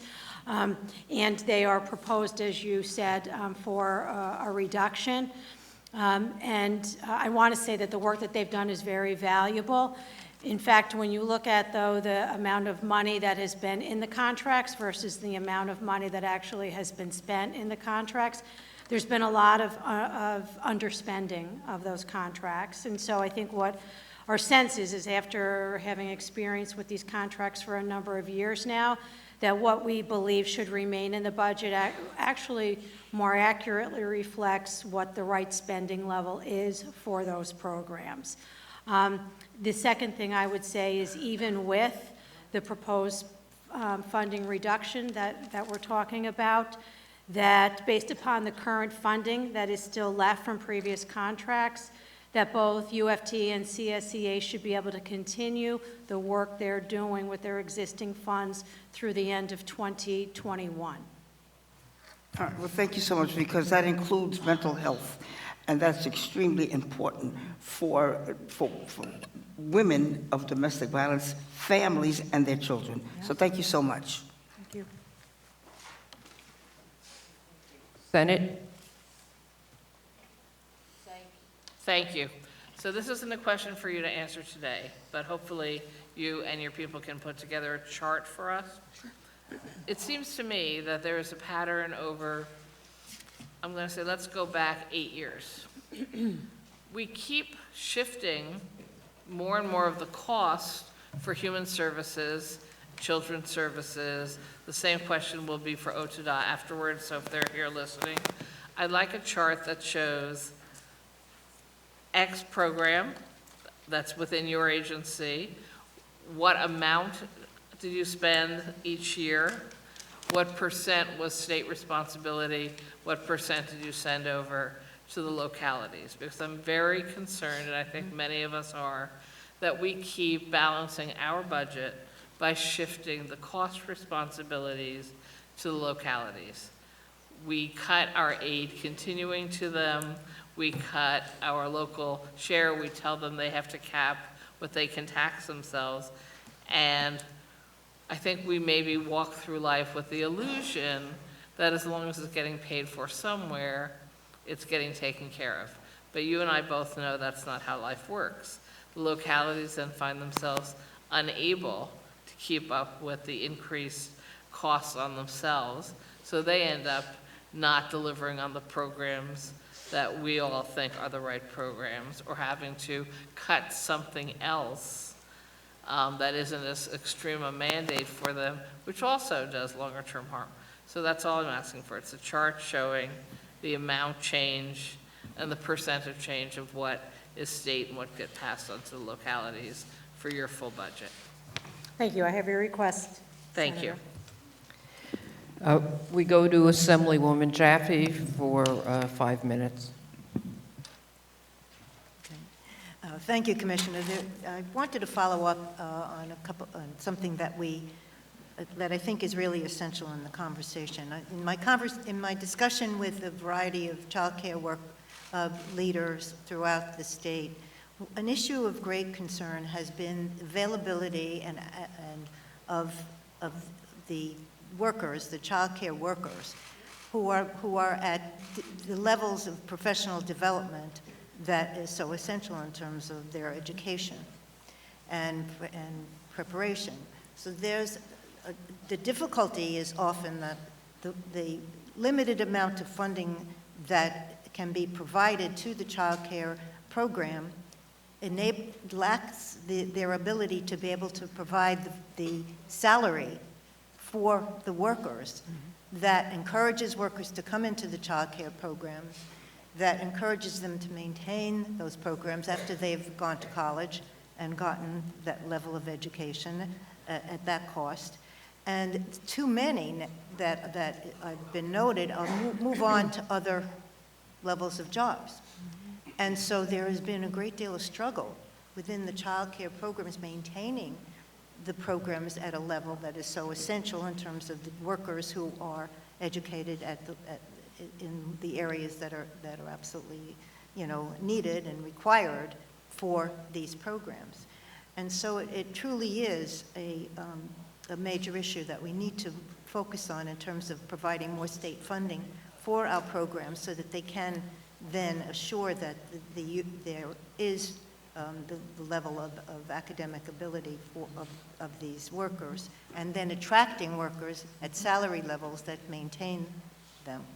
So that really, these are very real issues, as well as, the task force that I created that we're discussing, maybe we can sit down with the task force and talk about their thoughts about this issue as well, because it really is something that has come up over and over again in my conversation with the child care programs in a variety of areas. So it's something that we need to move forward with to assure that there are enough child care providers, and then within that context, the workers are those that have that education level that is so essential. I can assure you, Assemblywoman, that what you just articulated is among the top line issues and concerns being discussed and brought forward as part of the task force, for sure. So we will sit together because it's something that we really need to move forward and assure that we are responding to this very real issue. So thank you. Thank you. We'll go to Assemblyman Ra for a question. Good morning. Thank you. Just had a question about the Pay for Success program that had been launched a few years ago. There's been, appropriations made for this. Is that operating, or where are we with regard to that program? And Okay. Yeah, that's not in my agency budget. I think Commissioner Hein and his staff can better answer your question, Okay. Assemblyman. Thank you. Commissioner, so I have a few questions, and we'll start with a couple that Assemblyman Hevesy didn't have a chance to get to. So the Federal Family First Transition Act also includes, there's been some discussion about that already, resources for jurisdictions who are transitioning off Title 4E waivers, and New York City was the only jurisdiction to have the waiver, so it's about $50 million that we do for New York City. So I think we just want to make sure and clarify that that money will be for New York City as intended by the federal government. Yes. So the answer is yes. The federal bill on that is very specific about what portion of the funding, of the total funding pool, has to be directed toward those communities who had a waiver. And by extension, given that ACS was the only community that participated in the waiver, that money will be directed to ACS. And how is the state planning to use the $25 million from the Federal Family First Transition Act? Yeah, so we expect, I don't know that it's going to be $25 million, but we think it's around $21.4 million. And as I described earlier, we have not made decisions yet about how. It's a one-time infusion of dollars. It's not a lot of money when you look at everything we have to do between now and September of 2021 to adequately prepare for it, but it will absolutely, Congress intended this money to support states' efforts to make the transition. So again, looking at further efforts to support kinship families, further efforts to recruit and support foster families. We're going to have to think about how do we prepare independent assessors? How do we allow agencies who might be interested in applying to be a QRTP but don't have an accreditation? There are a lot of things sort of on a list for us to take into consideration, given what I think is a welcome but relatively modest pool of money, all things considered. And then a question about, that really goes, that is both to you and I guess relates to OTDA also. The Child Welfare Services funding stream has historically been funded with $635 million. The executive proposes a $25 million reduction and would require an additional $25 million of the FFS to be used for child welfare, which seems to leave that whole. But there's a question that the city has historically used some of that funding for senior centers. So I guess by putting is there a way to ensure that both the children and seniors remain whole? Yeah. So Assemblywoman Weinstein, and again, I will defer to my friends at OTDA who are more expert than I am. So I think the funding stream that you're referring to for the senior centers in New York City was Title 20 funds. Yeah. And I don't believe that that is on the table or impacted by the FFS. But if I am wrong, Commissioner Hein and his exec dep will tell me. But there is no question that it will require it will have a $25 million impact, assuming that the counties are spending in the way that they have before. And then a question. Several years ago, actually based on some legislation that Senator Savino and I had sponsored, we raised the age for runaway and homeless youth that could be served up to age 21. And we're wondering if these youth are being served now that there's the authority. Is the funding stream sufficient to serve them? And can just give some feedback on what's happened since we made that change. Well, you're not giving yourselves enough credit because you actually got it raised to 24. Okay. Oh, right, from 21 to 20. You're right. Yeah. Yes. So so since that was passed, there are about 14 counties, including New York City, who have opted in to take advantage of that expansion. There are a small number of programs that have actually been certified to date to serve the older population. So I know in New York City, they did a separate procurement. I believe they have 4 programs in the city who are able to serve the older youth. In upstate, I believe there are 2 programs. And I understand that there are also several others in the state that are considering taking advantage of the option. Great. And I was wondering, last year we had some discussion when you were here about changes to the proposed changes to, based on federal guidance related in relation to domestic violence programs relating to public assistance.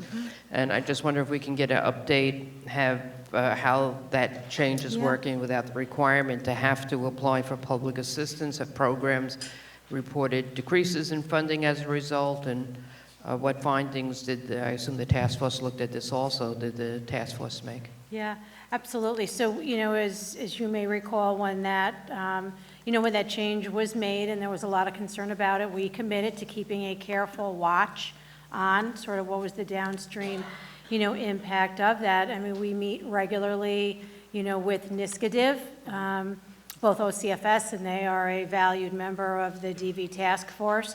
So we have not heard of any significant, concerns, and had not heard anything from any local Department of Social Services, of course, concerned that it would, by not requiring them to apply for public assistance, create other challenges. I will say to you, just last week, I met with all of the local district commissioners for their annual conference, and there were a couple of smaller counties that did say to me that they've seen a bit of an increase. That was the first time after over a year I had heard that, so we are following up, as we promised we would, with those counties to see really what the impact was, because that was our commitment, that we were going to be keeping an eye on that.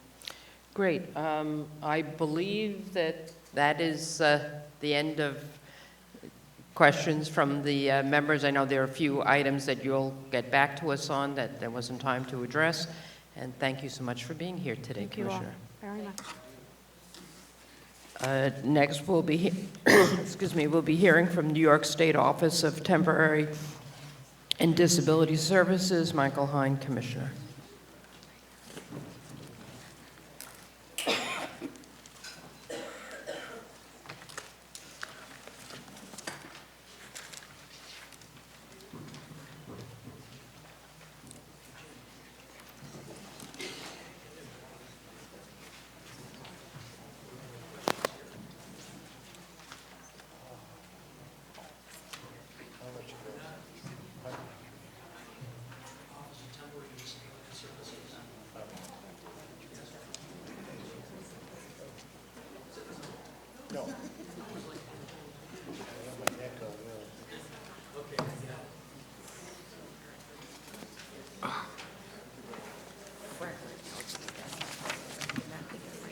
Just letting everybody, a minute to let everybody settle down.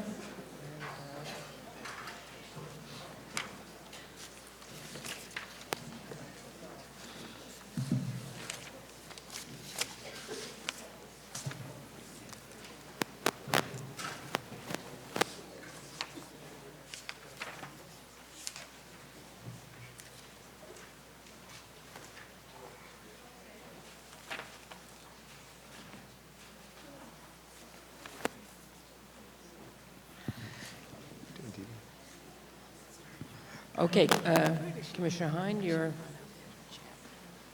welcome to welcome, and please begin. Thank you very much. Okay, good morning, Chairpersons Kruger, Weinstein, Prasad, and Hevesy, as well as the other esteemed members of the New York State Legislature. I am Mike Hein, the Commissioner of the Office of Temporary and Disability Assistance, and it is my honor to appear before you today to discuss the 2021 executive budget and the important work of our agency. OTDA's core mission is to help vulnerable New Yorkers by ensuring essential services for families and individuals that help them advance economically by providing meaningful opportunities for stable employment, better access to affordable housing, and quality nutrition for both themselves and their families. In addition, Our agency administers vital programs for those temporarily unable to work, as well as for many working families who simply struggle to make ends meet. These programs create much-needed housing and provide employment services, healthy food, as well as heating assistance. We also inspect homeless shelters to improve safety and security, make critical disability determinations that dramatically improve people's lives, provide child support services, as well as assist refugees and immigrants that come to New York in search of the American dream.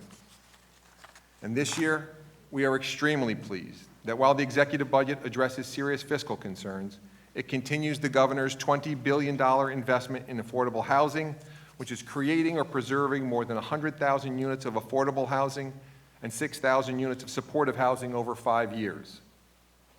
Building on this initiative, the budget makes a major new investment in the Homeless Housing and Assistance Program, or HHAP, by actually doubling the funding from $64 million to $128 million, while investing $5 million for projects specifically designed to assist homeless veterans. HHAP provides pivotal capital grants and loans to expand and improve the supply of permanent, supportive, transitional, and emergency housing for individuals experiencing homelessness. This funding expansion will help a wide range of populations, including those experiencing mental illness and also substance use disorder, victims of domestic violence, youth, as well as our veterans. Under Governor Cuomo's leadership, New York has also made a strong commitment to fighting hunger and ending food insecurity. The Supplemental Nutrition Assistance Program has been a vital part of that work. SNAP can provide more than $6,000 a year for a typical household, making it significantly easier to feed a family and make ends meet. Currently, there are roughly 1.5 million households in New York, totaling nearly 2.6 million people, receiving approximately $360 million in SNAP benefits each month. In this year's State of the State, the governor announced plans to further expand access to SNAP for eligible community college students, ensuring more students receive essential nutrition assistance as they work towards a college degree or certificate and a better future for themselves and their families. And to reach even more people, OTDA has worked with the Department of Health and the New York State of Health so that people who are eligible for Medicaid can quickly opt in to receive information about SNAP, and over 100,000 applicants have already done so. On another positive note, the executive budget increases funding for the very successful Summer Youth Employment Program, providing $45 million to help approximately 19,000 young people from low-income families get a job this summer. This program helps youth develop relevant skills that can lead to improved school performance, better positioning them for success in the future. The executive budget also continues New York State's commitment to OTDA's other core programs. This includes resources to fund the agency's child support program, which collects more than $1.8 billion last year on behalf of 800,000 families. As you know, child support is an important source of income that helps families achieve financial stability. It reduces childhood poverty and, in turn, childhood trauma. OTDA also oversees the federally funded Home Energy Assistance Program that helped nearly 1.5 million households heat their homes last winter and reduce energy needs through energy efficiency investments. This winter, HEAP again allows for a maximum regular benefit of up to $726, which is especially helpful for low-income households that pay a higher percentage of their income towards energy costs. Senators and Assembly members, like you, we at OTDA fully recognize the importance and gravity of the work we are committed to and the lives we touch in the process. In partnership with the governor and the state legislature, through every program that we administer, we strive to empower vulnerable New Yorkers and improve their financial security and household stability in support of stronger individuals, families, and communities all across our state. I want to thank you for the opportunity to appear before you today, and I welcome your comments and questions. We go to the chair of our Social Services Committee, Assemblyman Hevesy. Thank you, Chairwoman. Good morning, Commissioner. How are you, sir? Good morning. Good. Thank you for coming. And thank you for all of the work that you and your staff, and I see some of them here, Ms. Gwynn, Ms. West, and the rest. Thank you for all the work that you guys do at the staff level.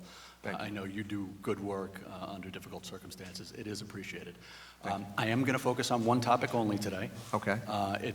We've talked offline about this, and it'll be a little out of left field. Normally, people would expect me to talk about homelessness. I'm not going to, with the exception to say, I'm going to leave that alone because I believe that the big dogs at the mothership are going to be handling that. It includes both chairs of Ways and Means and the speaker. They are fully engaged now, and I believe the majority leader as well, and they will be handling the issue of homelessness. So I'm going to move on. The one issue I want to talk to you today, and I need your help, frankly, is human trafficking. And I got to set the stage for my colleagues just so we all have a sense of how we got there.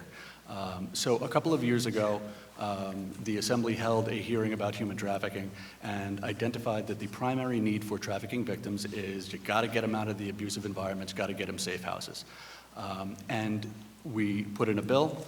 The bill was passed unanimously by both houses. That means every one of my colleagues voted for it, and it was a nice victory. And the law requires, and this is my Bernie Sanders moment, I wrote the damn bill. So the bill says that for every trafficking victim in New York State, there will be culturally competent short-term and long-term safe houses, again, to take these victims of human trafficking out of the abusive environment so they don't have to, and I don't want to overstate this, but we're talking about predominantly women who are being sexually abused, raped, beaten, branded, drugged, the worst horrible abuses, and every night that we in government are not providing those actual safe houses, I believe is our problem. So I'd like to work with you. I just need a couple pieces of information about how we fill that need. Okay? So the first question for you is, how many certified human trafficking victims are there, or survivors, I shouldn't say victims, survivors in New York State? Well, that question is two-part. One is the question about how many we are serving, and then the size and scope of the problem. Great. I think there's no question that the size and scope of the problem, we are serving a fraction of that. And that is consistent with what's happening all across the country. There is an enormous challenge bringing people forward and making sure that we're able to provide them services. So there's a huge outreach effort going on right now. The legislature did a great thing when it changed the law and made sure that we could supply services for individuals regardless of their immigration status. It was a critically important component.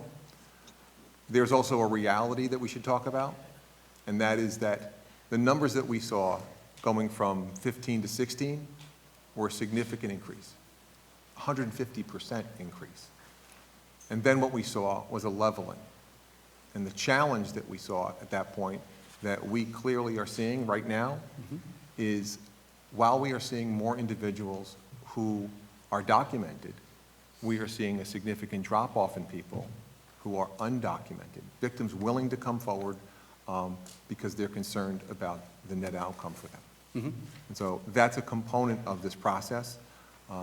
Again, the number that we are actually serving is consistent across the board. It's about 288 individuals at this point. 288? Correct. Okay. Now, the question about housing is a really important one. And there might be a nuanced distinction here, but I think it's important that we have the conversation and we appreciate the discussion. To provide this service across the entire state, we partner with 6 incredibly strong not-for-profits. And what, in our conversations with them, they have made very clear to us is they are able to provide housing to all who need housing. And that is, again, all who will accept assistance in providing housing, because not everyone that comes forward will accept housing assistance. But the ones that do, and there's a large percentage of them that will, we provide the entire myriad of services to them, whether that be permanent housing, temporary housing, obviously, or emergency housing as well. Okay. So first, thank you for the 288 number. That's helpful. And again, you know, this will wind up being a range. It always is when you're trying to budget. Sure. And we have corresponded, my colleagues don't know this, but we have corresponded about this, and I know that we rely heavily on, I thought it was 5 RHTPs, the regional. We've added another. You added another one? Yes. Okay, great. I know we rely on them to make determinations about what housing needs to be provided and what services need to be provided, but under the law that we just passed, all of them are entitled to housing. So that's number one.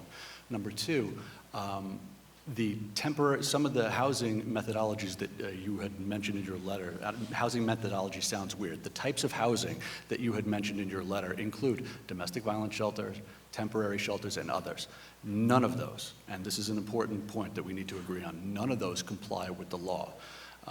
Domestic violence shelters do not provide the same services as is now required for safe houses and long-term houses. Neither does temporary housing. They may provide some, and I'm open to the idea that some of the housing could be in compliance. But as a general principle, the answer is we are no longer in compliance with the law. So I'm going to assume, in the absence of other information from you, and we'll share and work on this together, Sure. That none of the 288 that we're supposed to be serving are in housing that complies with the law that we just passed. And as such, it is now our job as the legislature and the executive to figure out, okay, you have 288 certified victims. They are all legally entitled to housing. The housing is supposed to have a number of components. Now we got a budget for it. So how are we going to do that? How much capital money is that going to take? How much operational money is that going to take? And I would like to get those answers and work with you in time for this budget. My only concern is that we don't come to an agreement on what those numbers are in time to act this year, and then we would have to wait another budget cycle. And as you and I both know, and I'm sure we agree, the victims of human trafficking don't have another year to wait for us to get our act together and get the right housing.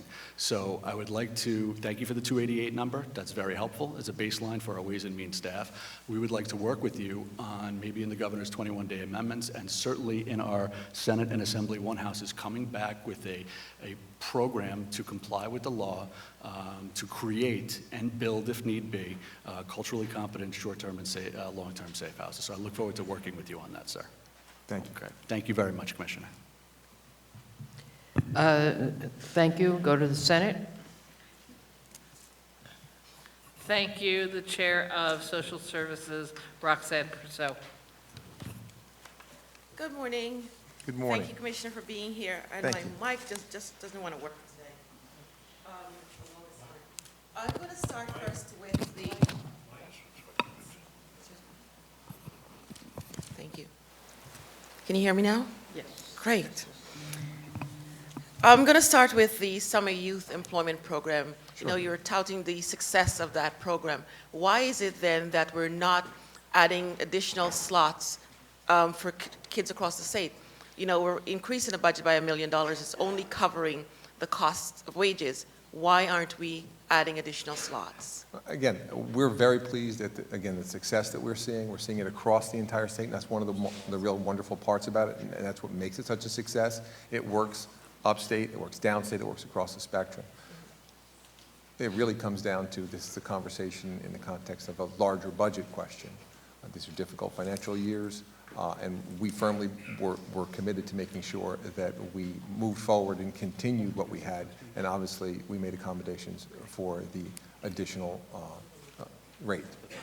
But wouldn't it be in our best interest to ensure that those kids who are coming from the vulnerable communities are actually being employed in by the Summer Youth Program? Again, I understand the question. I'm very concerned about making sure that we retain the funding that we're talking about here. It is a $45 million expenditure, and we are very pleased about it. We know that we'll be serving 19,000 youth in this process, but I understand your question. I think it really comes down to it was a budgetary question. Okay. Now, my colleague spoke about the housing, the homelessness issue, and we don't want to belabor the questions about homelessness. But have we, in 2018, when we added the $50 million to the pilot program for HSS, have we looked at the cost, you know, how much it's really costing us? And are we intending to add additional counties to that program? To the pilot program? Maybe we should talk a little bit and get kind of an update of where we stand at this point. Currently, where we stand in that is that Monroe County has been approved, and they are beginning that operational side in Rochester. Okay. And then what we expect in our conversations with New York and where we're at is that New York will be operational by June of this year. And obviously, we're anxiously awaiting the outcomes of that. That's, again, a significant commitment, and I'm looking forward to seeing what the results are. But no, at this point, there hasn't been a conversation about adding additional cities to that. Okay, you know, every day we hear about the homelessness crisis across our state. We look, you know, I'm from New York City. We see it every day. Sure. And I'm not sure when we'll get a handle on that situation. And there is a need for us to do more. And, you know, if we have to add more counties to HSS, we have to do something. We need to get people off the street. No one across the state of New York should be living on the streets in the conditions that they're living in. You know, this morning I turned on the television, I'm hearing talks about, you know, possibility of us spending money to keep a football team in New York State, but we have people living on the streets. Those are the kinds of things we have to understand which is more important. People living on the streets of New York City, New York State is not acceptable. We have to do more on that. You know, we've had these conversations, and I really appreciate you coming in and having us have these conversations, and so that we can really fight for the people across the state who are most in need. Can you tell us about, you know, the SNAP benefits and what the federal government's authorization is going to do to the population of New York State, the SNAP population? Sure. I mean, if what you're talking about, some of the rule changes The rule associated changes, yes. with SNAP. Well, again, there was a recent Supreme Court ruling Right. that just came down on the And upheld ABOG it. area of that, Yep. as many of us know. It removed a stay that was in place, and so now that rule has taken effect. Yep. For us, it has been, we've been working in advance of that, obviously. And it's, because to us, it's about reducing the size of the pool of individuals who would be impacted by this rule change. Obviously, early on, when the rule change first came out, we put out comments on that were very focused against it, as did many other people, actually 100,000 comments plus, the vast majority against. The unfortunate truth is, not only did they move forward with it, we think they've actually made it worse. And so the reality of this process is that it will be in effect as of April 1st of this year. Again, our role is to minimize the negative impact in that situation. So we look at the pool of individuals that are affected, and we want to make sure that their status hasn't changed, that there aren't some other mitigating factors that would remove them from that pool. Again, so we're in the process of trying to reduce that with all of the districts. And then at that point, working more with the districts to make sure that all the necessary training and assistance is available for them so that individuals aren't impacted. So there's an aggressive effort to be able to help ensure that that rule change, when it takes effect in April 1st, either impacts the fewest amount of people or has no impact in New York, and that's the goal. And you've allocated funding for that. What is the cost to the state so far, based on your calculations? Well, again, we work extensively with the districts on a daily basis, and those costs are rolled into OTDA's normal budget. Because there's over 100,000 people we're talking about that's in that pool. Correct. We think that at this point, there's 113,000 people in that pool. 113,000? 113,000. Interesting. The cost shift to New York City, can you talk about that? Why are we, you know, we only last year shifted some additional costs to New York City, and again, we're shifting it more. Why is that necessary? Well, I think it's important that we talk about really where this is at. And I think this is a challenging public policy conversation that needs to take place. When we talk about where that 10 and now 15% proposal would come from, it really is directly tied to escalation in family assistance dollars. It's the rate of increase associated with that. And the rate of increase isn't going up commensurate with cost of living. It isn't going up commensurate with caseload. It's going up, in our most recent calculations, almost quadruple anywhere else in the state. And so it is our position that it's not unreasonable for New York City to share in that process as we look to try to identify ways to be able to control those costs and control the rate of increase. But New York City is sharing the burden of the increase, the highest. It's with family assistance, we're still paying 85% in this proposal. Okay. Again, I understand the position and I understand the question and I understand it can be controversial. But I also, again, it's not an unreasonable thing to start to examine that escalation in cost that goes to, again, near quadruple anywhere else in the state. Quadruple. Okay. And my final, the Empire State Poverty Reduction Initiative. Have all the municipalities developed their plans as yet? And what is the status of the implementation plans across the municipalities? Sure. Again, a wonderful, innovative way of being able to look across the entire state to try to develop different strategies that were really grassroots driven. That's phase one really was working with the 16 individual communities on strategies that they believed could be helpful in reducing poverty in their particular area, with a respect for what works in one location may not work in another. That really was phase one. Phase two was the implementation and operationalizing of those plans, which has taken place now and is taking place as we speak.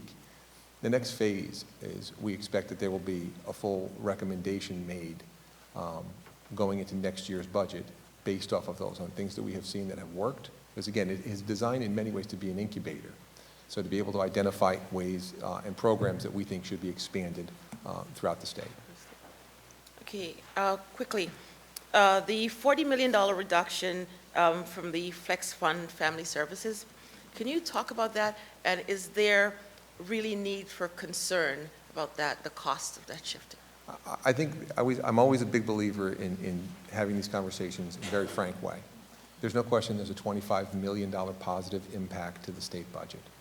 That said, in that action, we firmly believe that it also prioritizes child welfare that we all believe is critically important. In that front, we also believe that we'll be able to work. Did my answer get beeped? Can you finish answering the question for me, please? Thank you. Give it a whirl, yep. Okay, I'll give it a whirl. And then when we cut you off, you will answer anything further in writing to us all. Absolutely. Thank you. So, I'm sorry, where were we? I promise, we'll get back to that question. I apologize. Thank you. Thank you, Assembly. We go to Assemblywoman Jaffe. Thank you. Thank you. There was so much need, and we really, in so many communities, it's truly unfortunate and troubling and very traumatic in many areas. I tell you, I met with so many throughout, even in my areas as well, who are struggling. There's too much homelessness in this state. It's just unacceptable. But I wanted to ask, and I thank you for the work that you are doing and the leadership and really attempting to respond to so many of these issues and to so many families in particular.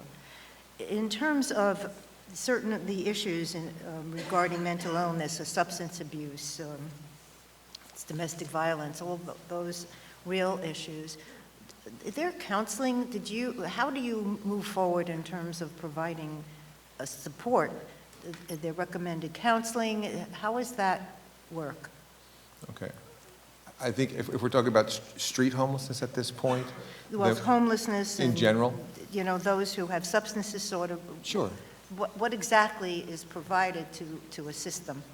Well, the nonprofits that we work with, and we work with shelters on plans, and we also work with the local districts that will bring those types of services into the shelters to be able to assist. in that process. We're also simultaneously working with OMH on strategies to be able to enhance mental health services. Again, one of those classic conversations where no one who is seeking true mental health services, who walks into a hospital, should ever walk out the door the next day. Okay, to be able to try to be in a scenario where we're able to provide real assistance and real services is something that we're working on. We also have homeless services plans with each one of the districts specifically dedicated to be able to address mental health issues as well as substance use issues. Thank you. I think what I'm going to do, move forward, given this information, meet with some of these groups. Sure. To really see exactly how things are moving forward. So I appreciate that and the funding that's provided, because it really is a disaster in certain areas. No, thank you. Thank you to the Senate. Thank you. Senator Delmanet Montgomery. Good morning. How are you doing? Good morning. Thank you so much for your patience, answering some questions. I just want to ask you specifically about the whole issue of homeless housing. So I was able to visit one of the programs that really focuses on housing for young people. And the thing that was so striking to me is that it's really a very strong organization. They do a very excellent job. They serve young people, I believe up to maybe age 24 or so. And, but for practically every young person in that program, in that facility, with excellent supports, great service, great outcomes, but it took basically a whole staff department to figure out how each of those young people, how their service was funded. So it just occurs to me that we have a great investment in terms of homeless housing, but there are so many different regulations for the same population. I just don't understand. So my question to you is, to what extent are we looking to coordinate the funding streams and the regulations and the guidelines and all of those things between the different agencies, you and other commissioners, HCR and whoever else is doing housing, so that there is a uniform way of looking. If a person is homeless, if they were just recently homeless, if they're about to be homeless, why should we have a different set of regulations for each of those different categories? So that's one question that I have. And the other thing that I would like to ask you to comment on, all over the state, we've been traveling around the state, and everywhere we go, homeless and housing are critical issues for practically all of the different categories of people who are vulnerable, and families in particular. So how are we looking at this as a statewide issue, but looking at the different regions, what their needs are, and ways in which we can tailor our activity to meet the needs from Long Island to the rest of the state? And the last part of my question is, families and children are particularly vulnerable. The way that so children also need to be able to get into a school, no matter where they end up, where their family ends up, whether it's the Bronx or Brooklyn or whatever. And many times we have families who are temporarily housed in Brooklyn. Children left school and have to go all the way back to the Bronx, and it just creates an impossible life for children whose families find themselves in homeless shelters in particular. So I would like to hear how you are looking at trying to figure out a resolution or a solution to some of these issues that we're talking about.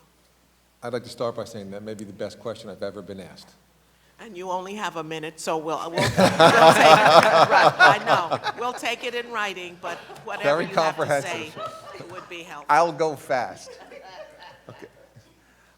First and foremost, I understand, like, I've been in these shelters, I've seen the issues, and I understand the importance of being able to make sure that children can go to the school and keep a continuity in what that can mean in the quality of an individual's life. What that means also for the entire family, for after-school programs, for the like. So there is a significant commitment to that in the shelters at this point, but I always say we can do better. And so there's a reality on that front. The homeless services plans that we're talking about, when you hear us mentioning those really are designed to be able to better coordinate services. That's the next logical step. First, to develop the homeless services plans, and then to begin to work on a level of coordination between agencies, between local districts in the state, to ensure that it's seamless and to make sure that there isn't waste when it comes in the process, to make sure that services that are delivered are actually benefiting the individuals who are in need. And Just under the wire. streamlining regulations, please. Correct. Thank you. Thank you, Assembly. We go to Assemblywoman Barrett. Good morning. How are you doing? Thank you very much. Thank you very much. Here we go. I would like, if you could, to have you share with us, first of all, I want to thank you for the money and the attention to homeless vets. Obviously, as Chair of Veterans Affairs, that's a key issue. But I would like to hear your thoughts on what is in this budget to support people at risk and others in rural communities. I always feel like this budget focuses so much on urban issues, and we have issues of homelessness. We have issues, obviously, of rural suicide, where agricultural challenges, all sorts of things going on in the rural parts of the state. And I'd love to hear your thoughts on that, please. Sure. I think one of the challenges, and again, having come from the role of a county executive in a rural county that also had an urban center in it, we understood fully the differences that could exist in those situations. And obviously, rural poverty is very different in those situations. For us, it still comes about making sure that everybody has access to services, making sure that the social service districts are doing what they're supposed to. We have obviously a regulatory role in that process, and making sure the programs that we roll out really are thoughtful of the idea that what works in, say, Clinton County is very different than what may work in the Bronx. And so there's a real thought process that goes into all of our planning in this process. And again, those homeless services plans, when you're dealing with specifically the homeless population, it's, again, tailored to the individual district. But what does that look like? Because I don't think that we have the services in the rural parts of the area that we have in even, in for example, like in, Kingston or in Poughkeepsie, the eastern parts of my district don't have any of those resources. I wouldn't disagree that there are areas that are less served than others. There's no question about that. And I think that there needs to be an effort towards that end. I think we're very focused on being able to make sure we bring that kind of parity across the system. Okay, so at the moment, there isn't anything intentional, but you'll work Correct. on that? Absolutely. Okay, thank you very much. Thank you. Senate? Senator May. Commissioner, you probably heard a question I asked.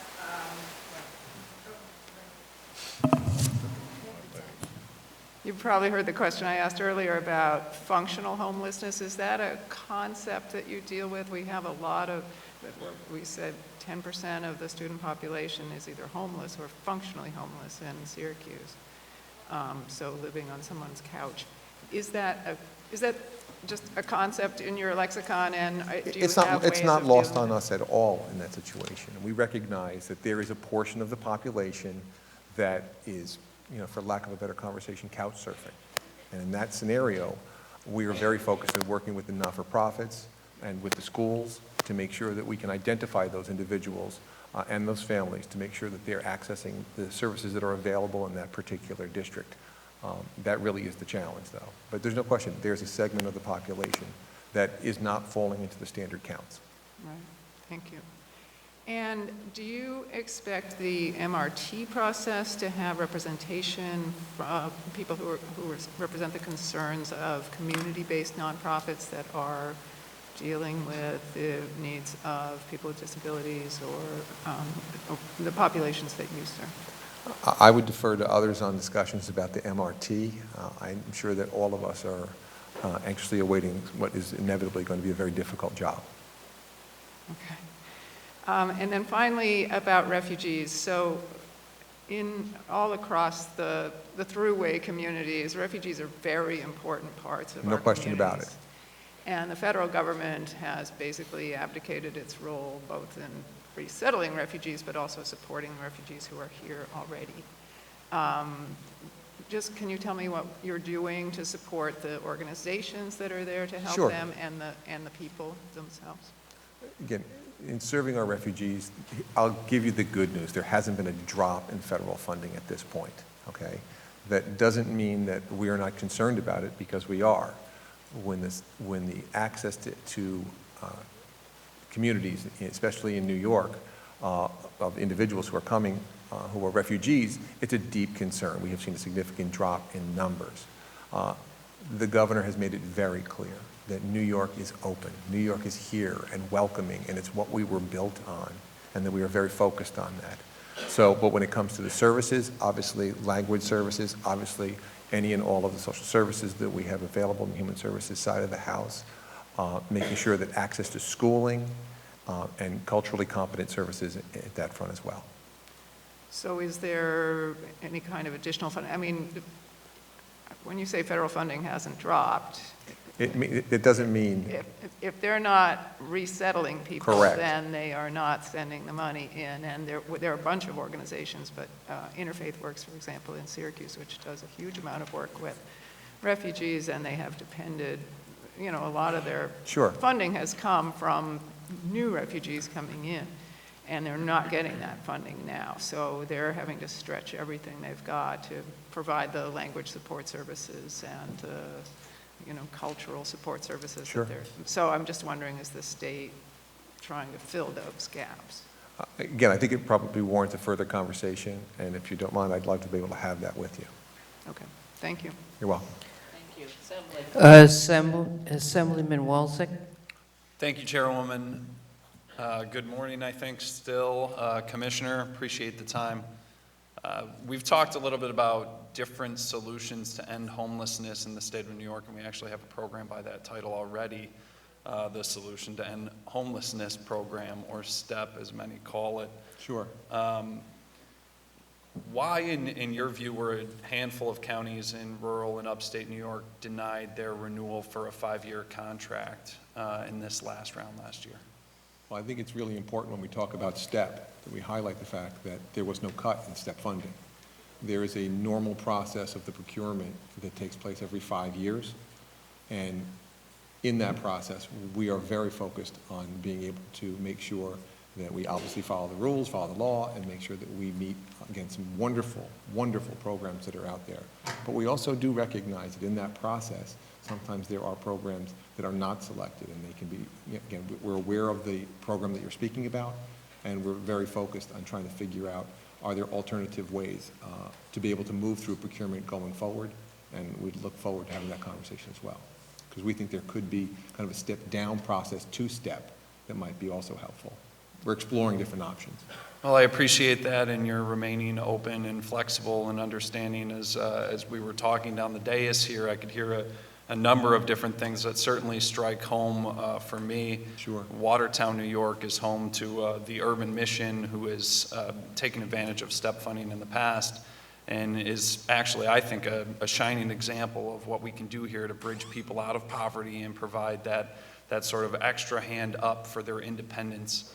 They actually have a 97% success rate 6 months after someone has used rapid rehousing through Urban Mission and your STEP funding. 6 months later, they're in stable housing and independent, 97% of their clientele.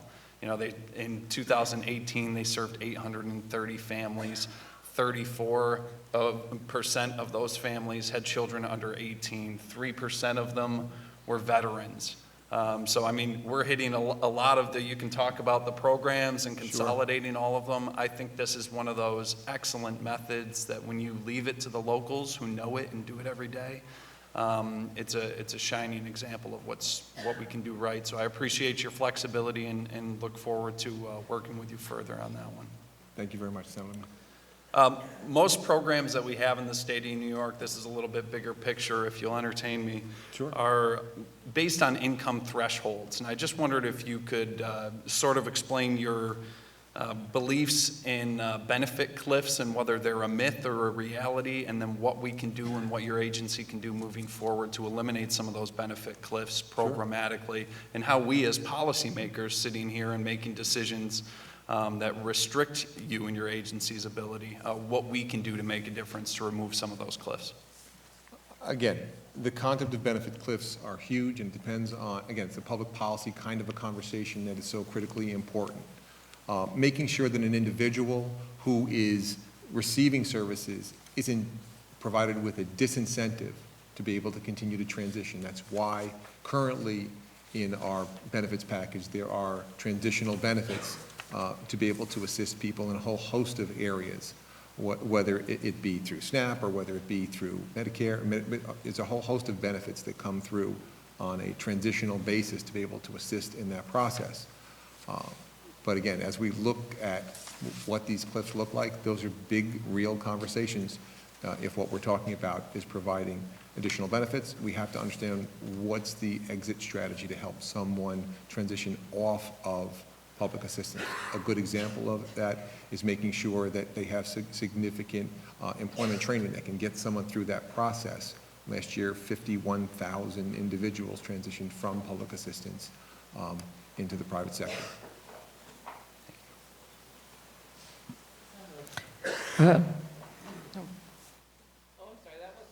You're right, we go to the Senate. I spent so much time here, I get a little confused, me too. I apologize. Senator Savino. Thank you, Senator Krueger. Good afternoon, just 12 o'clock on the dot, Commissioner. I just want to quickly echo some of the comments of some of my other colleagues, my concern about the summer youth employment and the length of time it takes to do the processing, as well as I'm going to tell you the same thing I told you last year, and as I recently told Commissioner Poole from OCFS, it's beginning to be offensive, and I know this is not your decision. You didn't craft the budget.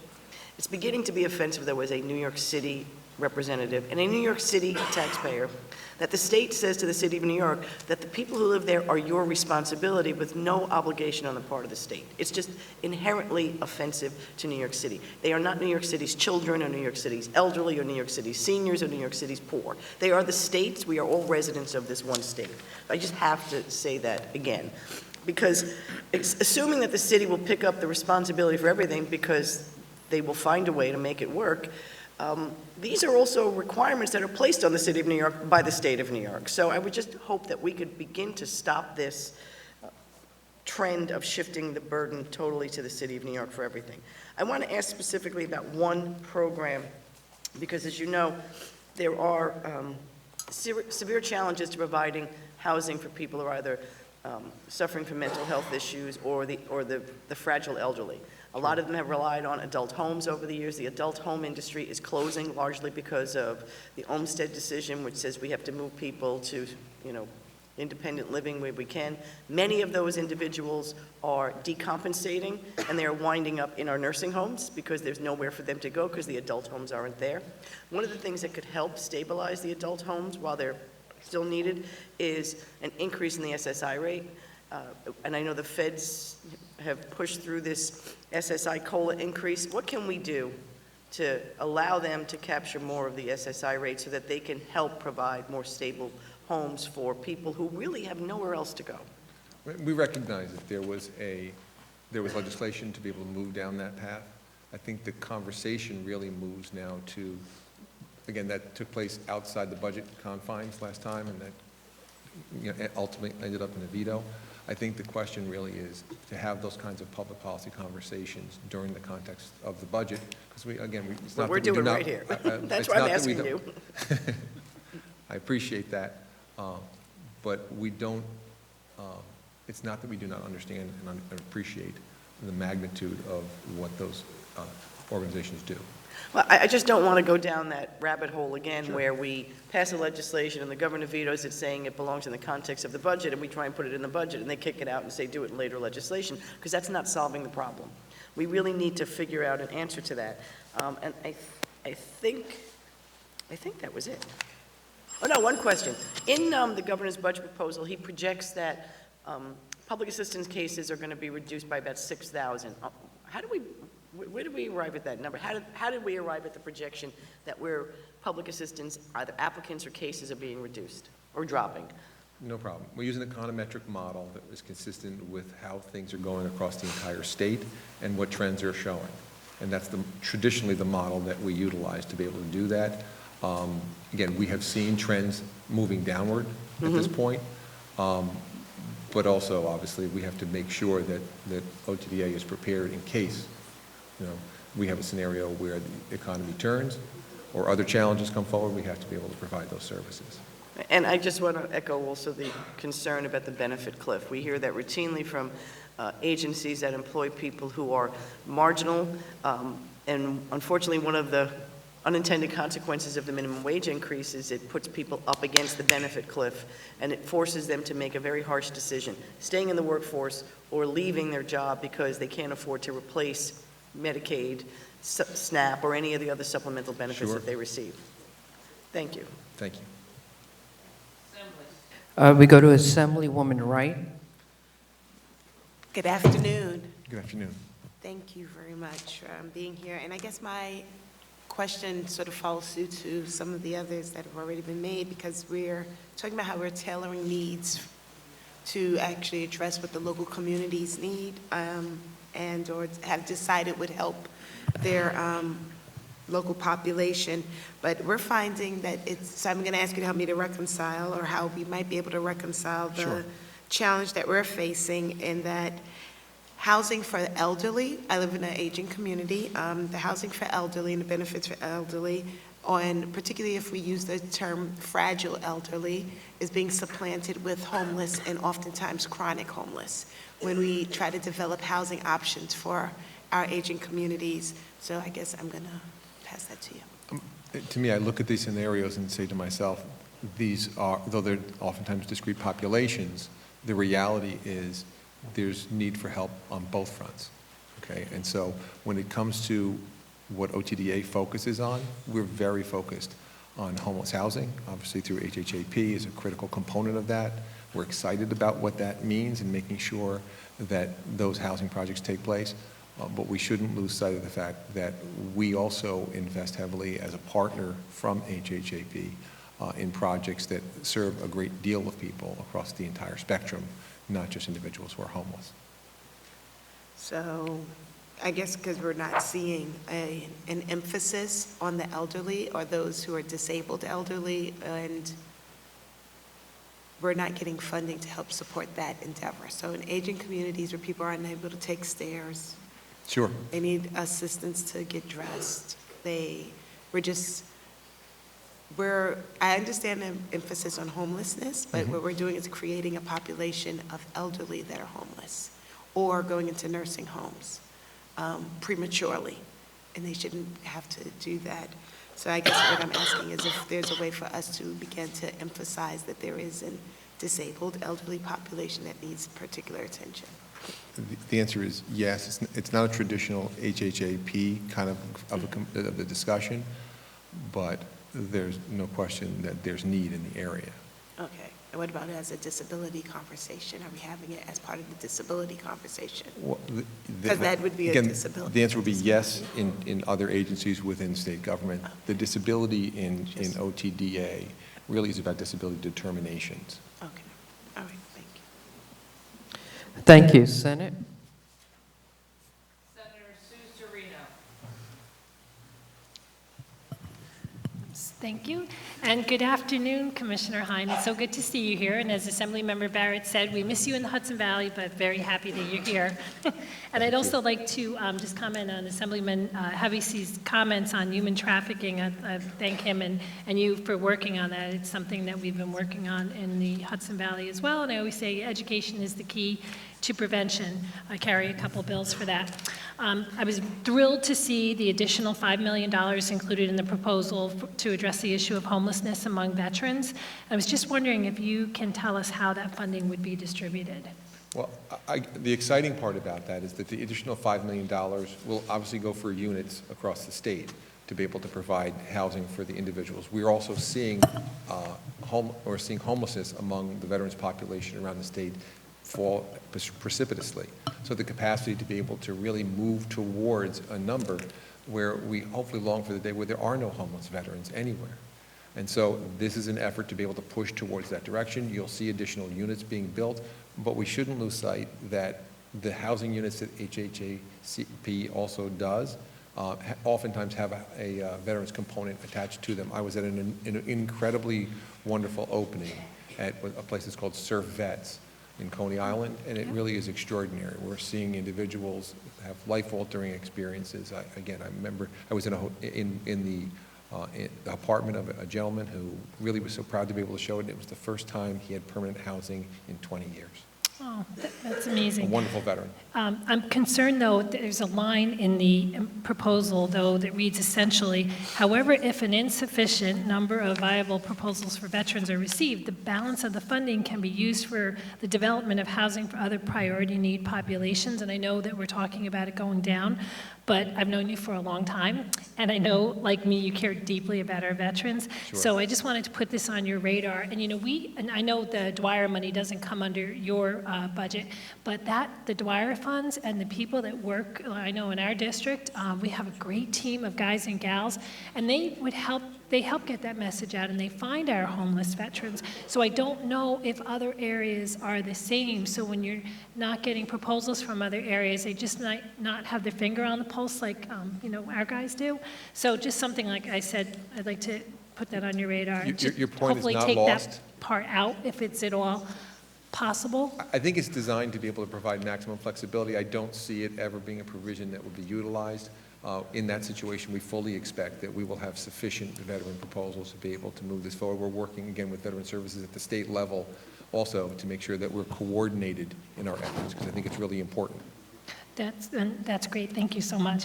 And Senator Savino had spoken to you a little bit about the SSI, and like you said, that's something that we've passed bills, constantly. The Assembly and the Senate and the governor had vetoed it, and I understand that the SSI pass-through falls in your portion of the budget. So the current rate for those that are listening is only $41 a day, and because of this abysmal rate, dozens of homes serving SSI individuals have closed after the last few years. They've come to us. I was chair of Aging for 4 years and now ranker, and it just breaks your heart because it's one of our most vulnerable populations. So, and that state supplement has only been increased once in 25 years. So I wanted to know what you think about, is the $41 a day adequate? What are your feelings on that? Again, this is that time for that conversation, because we've talked about it, whether it takes place in or outside the budget. Clearly, it is budget time, and it's an internal budget conversation, and we would be glad to be able to participate in that conversation. Great. I look forward to talking to you, Commissioner, about this so we can fight for our vulnerable population. Thank you. Thank you. Thank you. Assembly. We'll go to Assemblyman Ra for a question. Good afternoon. So I tried to ask this earlier, but I'm told you are the appropriate representative to ask about the Pay for Success program. I'll have to take that up with Sheila. Well, you can take it up with Assemblyman Hevesy, because she also recommended that I ask you about the issue. I hate to do this, because I think I can answer it very quickly. I heard this. Senator Krueger was right. We were in the room. So we heard the question. The challenge is Pay for Success isn't an OTDA program, okay? So we will gladly find the answer for you, because it's a legitimate question, and you have every right to have an answer to it, but it's not an OTDA program. Okay. Thank you. Senate? Thank you. Senator John Brooks. Thank you, Madam Chair. Actually, two of my colleagues touched on the point, but I just want to reemphasize. I think the homelessness on the college campus is far higher than we think, and much more dangerous than we think, particularly in those areas where the climate this time of year is not the best. And the other issue on the veterans housing, I think, again, that's a hidden problem, too. Many of those who are homeless are too proud to step forward. I'm not sure that $5 million is anywhere near enough. I think there are individuals who take steps to try to protect themselves, but if they miss, they're risking their lives, and some of the locations they're putting themselves in right now. So I appreciate that we do have a program designed specifically to look at the vets, but I think that too is a bigger problem than we think. And I think I was in a meeting the other day on the island where a group said, no, we don't have homeless vets anymore on Long Island. That's not even close to being right. And I think one of the things I worry about sometimes is we're not being as honest with ourselves as we should about the significant number of people who are first homeless.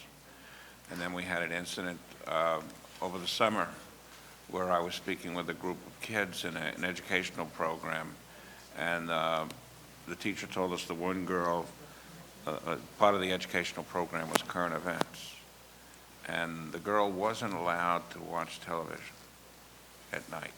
So they helped her with the current events. When I talked to them later, and we talked about getting food and the rest, it wasn't that she wasn't allowed to watch television at night.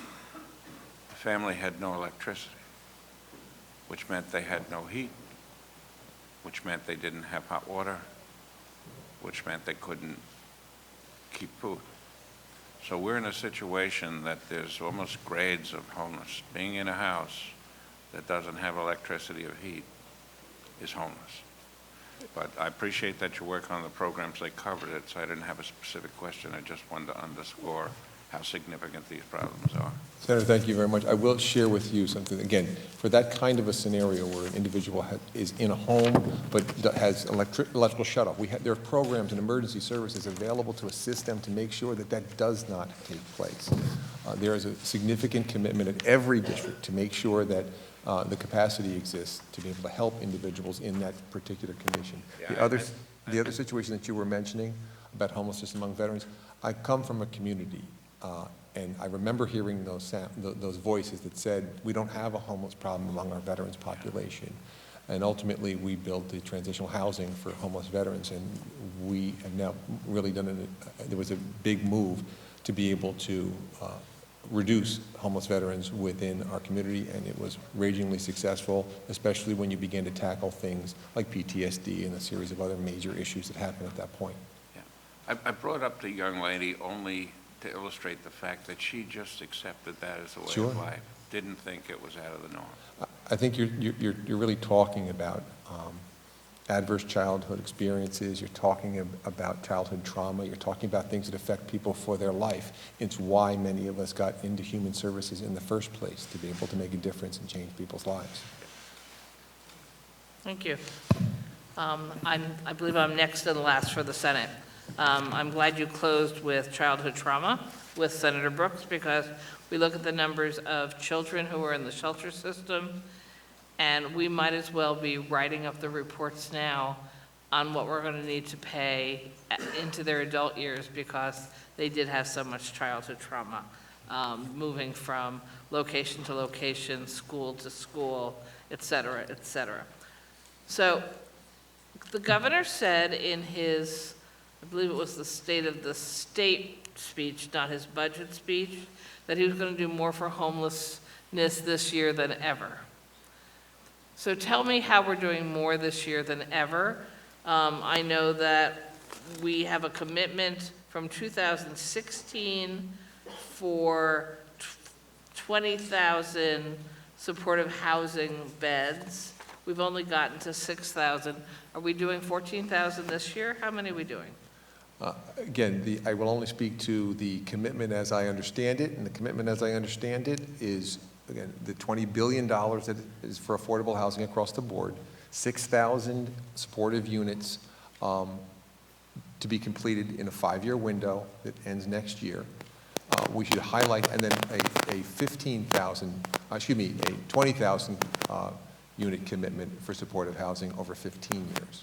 And so when it comes to the commitment for, and we should touch base on this, we're very proud of the work that has happened, again, an enormous amount of it through HHAP, but obviously others as well in this process. And when it comes to the supportive housing side, we now have 4,000 plus units, well on our way to being able to attain and exceed the 6,000 supportive housing units. That doesn't mean there is an even greater need, but there's that commitment, and that we're very focused on being able to make sure that we attain it and exceed it.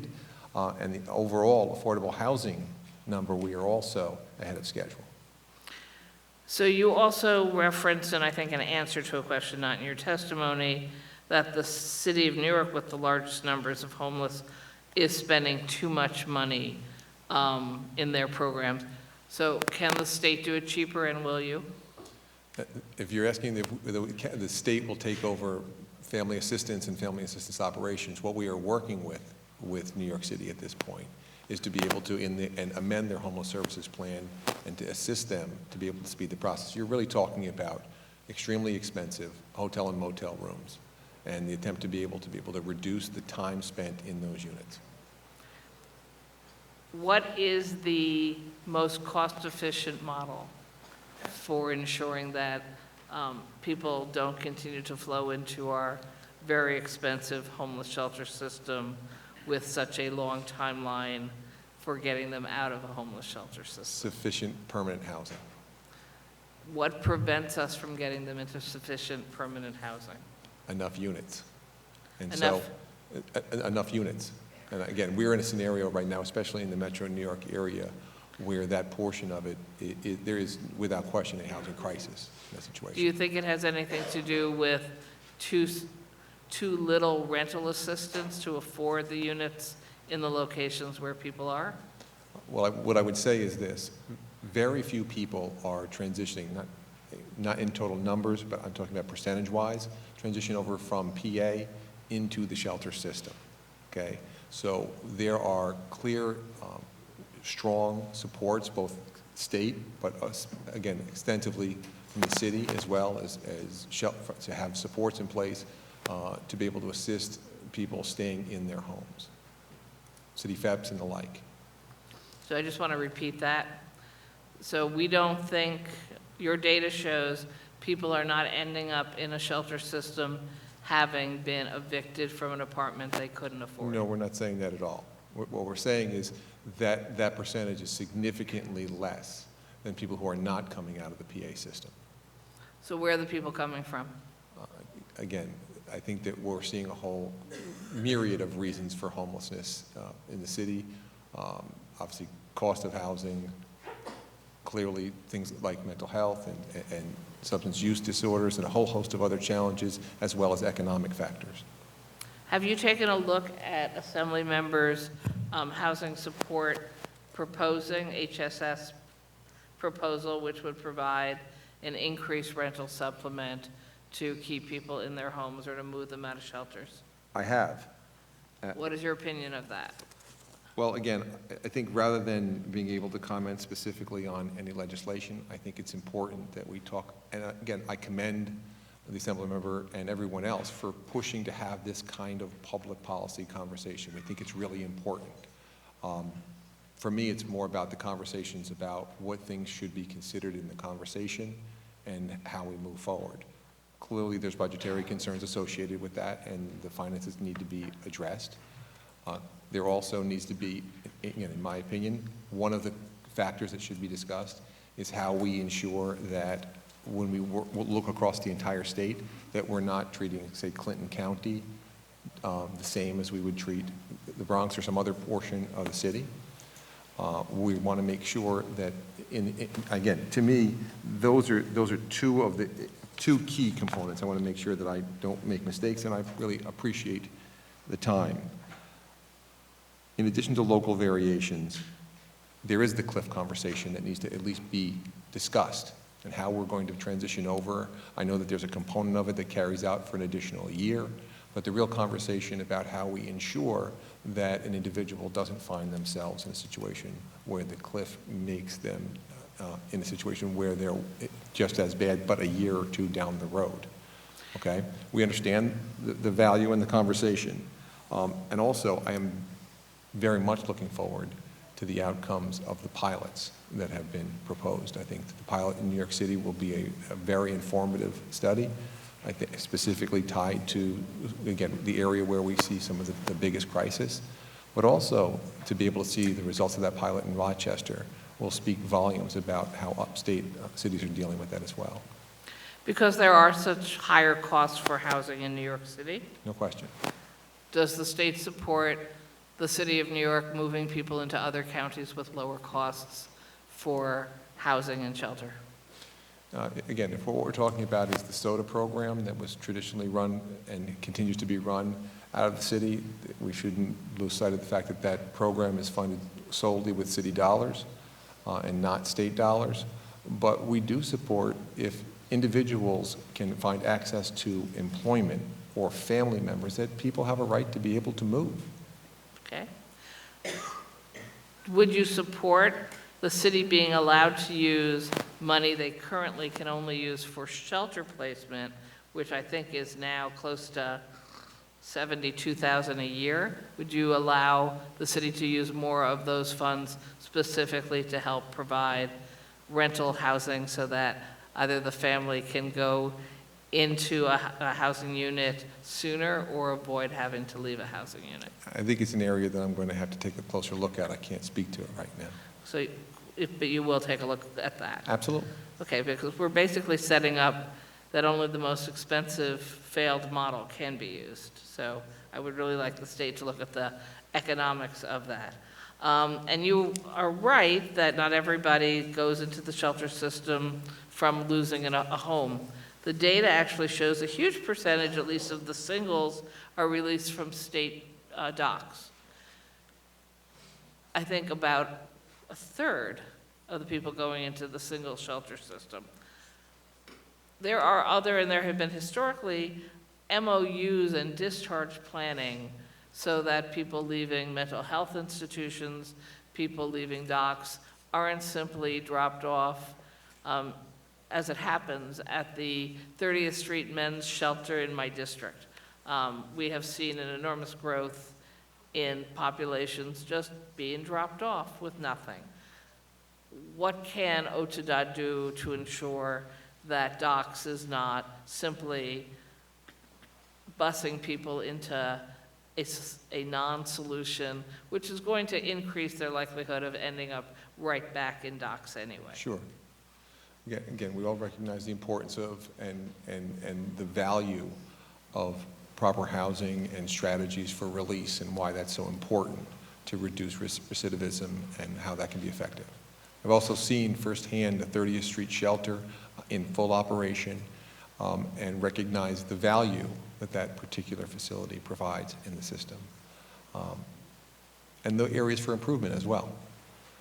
That said, it is imperative that the state agencies all collaborate and we work together now, but there always is room for improvement to be able to make sure that whether it's DOCS or OTDA or any other different agencies are collaborating to make sure that we don't find that situation where an individual is dropped off and the chances for success are extremely limited. Are you operating under any MOUs today? I found some pretty old ones. There are some old ones, and we are. Can you get those to me, please, Of after course. the hearing? Thank you. And again, you heard me when I asked Sheila Poole for OCFS. I would also like to see the same information because... They are working on it as we speak. Excellent. Thank you very much for your testimony today. I believe the Senate is done, Assembly. So that concludes the questions for you, Commissioner. Thank you so much, and we look forward to some of the follow-ups that you've committed to. Thank you very much, and thank you all. Next, we will be hearing from New York State Office for the Aging, Greg Olson, Acting Director.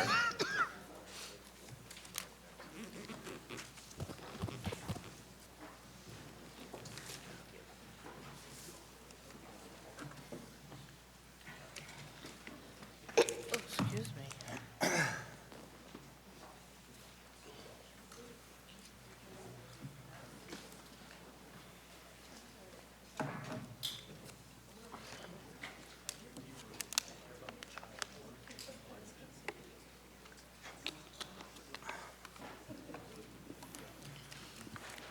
Feel guys ready free for me? to, yeah.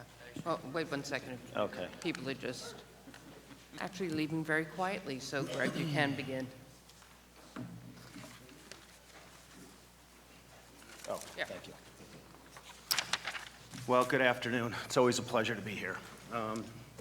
Chairpersons Kruger, Weinstein, Chairpersons May, Bronson, and all the distinguished members of the Assembly and Standing Committees. I'm Greg Olson. I'm the Acting Director of the New York State Office for the Aging, and as always, I'm always honored to testify on the portions of Governor Cuomo's proposed budget that affect older New Yorkers. Governor Cuomo's commitment to older New Yorkers is unprecedented, and New York is viewed across the nation as a trailblazer for the work that we're doing to support older adults through the Office for the Aging. Our approach is so much broader than one agency. It's about making New York the healthiest state in the nation through a multi-agency, coordinated, focused effort on improving physical and behavioral health, implementing preventive health care strategies, embedding healthy aging principles into planning, procurement, and policies to change the built environment, and much more.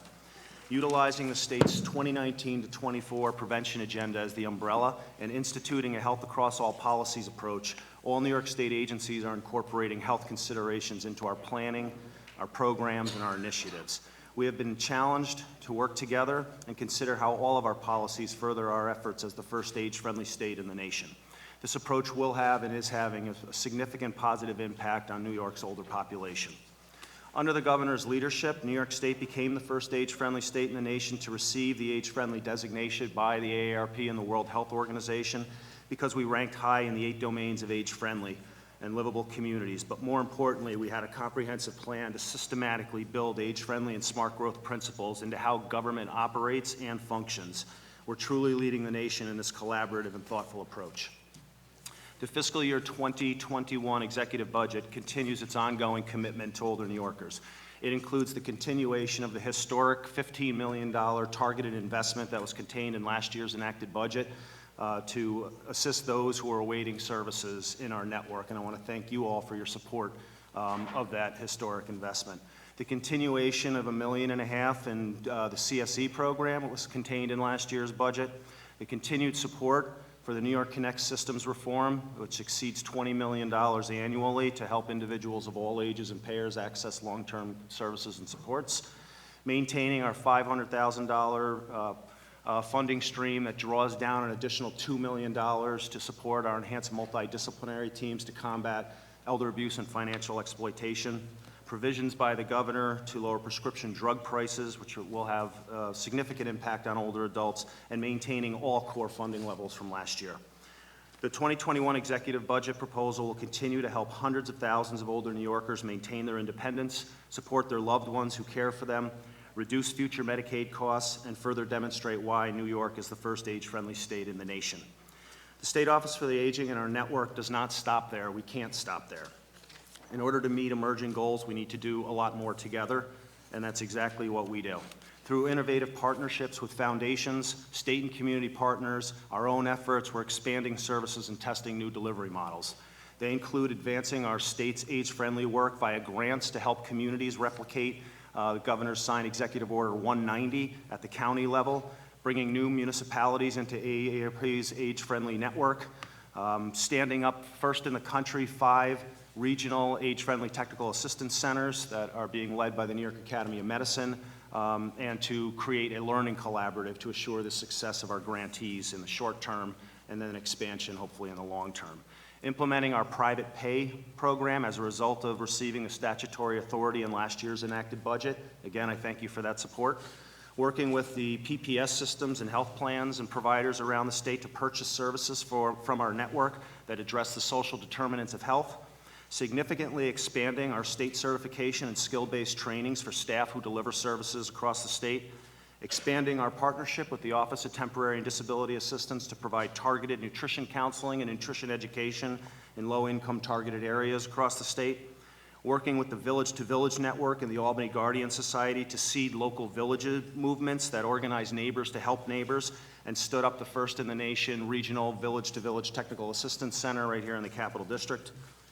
Participating in a statewide collaborative to educate the public on the devastating impacts of sepsis, reducing social isolation by the use of animatronic pets, Working with the New York State Council on the Arts to bring arts and arts education to senior centers and libraries in 3 regions of the state, which will help improve health, reduce social isolation, improve cognitive functioning, and support professional artists. Working to better understand the fiscal impact that caregiving has on the public and private workforce, as well as the health care costs for those caregivers in the work environment. And working with the DDPC, the Developmental Disabilities Planning Council, to provide training and education resources that will help us better serve individuals with disabilities who are entering our service infrastructure. So we'll continue to engage all the state agencies, our private partners, not-for-profits, and other community-based organizations to serve New York's older population as effectively as we can. As always appreciative to be here, and I'm happy to take any questions that you may have. So we go to, thank you, go to Assemblyman Bronson, Chair of our Aging Committee. Thank you, Chairperson Weinstein. Acting Director Olson, thanks for being here. My pleasure. It's always a pleasure working with you, and I do want to credit the governor and your office for your commitment to older New Yorkers and the type of work that we've been able to do. The $15 million increase in community-based services last year was huge. And my first question is actually about that. And, we were trying to address the wait list. At your request, we offered some flexibility in how those funds were distributed county by county. So my question is twofold. First, were all counties able to participate? And if not, which ones didn't, and what was the reason for that? And then second, if you have an estimate of the number of people on the wait list that we were able to provide services to. Sure, thank you, Assemblyman. And Senator May, you guys came in last year, and that was really a historic investment we hadn't seen in over 20 years. I think what was key about that proposal, which you all supported, was that flexibility in bypassing our traditional funding formula. That's how dollars go out the door. It's based on the percentage of people over the age of 60 by county gets a certain percent of the dollars. And that model works effectively well for a lot of our programs, but as you mentioned, what's reported back to us in terms of unmet needs doesn't necessarily follow the traditional formula. So what we were able to negotiate with you all last year was the ability to bypass that, get resources directly to the communities that reported back, hence the $15 million. So out of the 59 county-based area agencies on aging that are part of our network, 50 of them reported unmet need. And so those resources were directed towards those communities. For some of the 9 who did not report, I don't necessarily view that as something that they didn't do right. What that says to me is that with their federal, state, and local resources, the contributions that they may get from the residents who are receiving service, their own fundraising, that they were able to meet the current need, that's a success story. I will tell you that a few of the counties who did not report unmet need, of which we've been receiving information for quite a long time in terms of what that looks like, did have middle of the year issues, and we were able to redirect some resources to them. Okay. And thank you for that work. It's really important for our older New Yorkers and their families.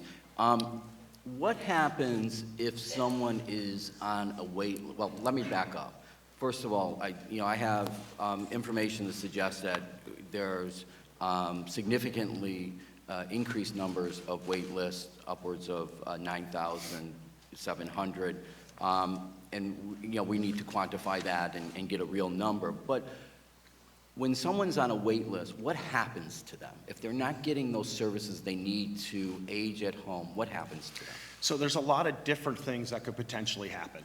So we have a policy that we put in place in 2014 that targets people who may be awaiting services that, if through their own resources or through a family member or friends, can private pay while they're working their way up that service category.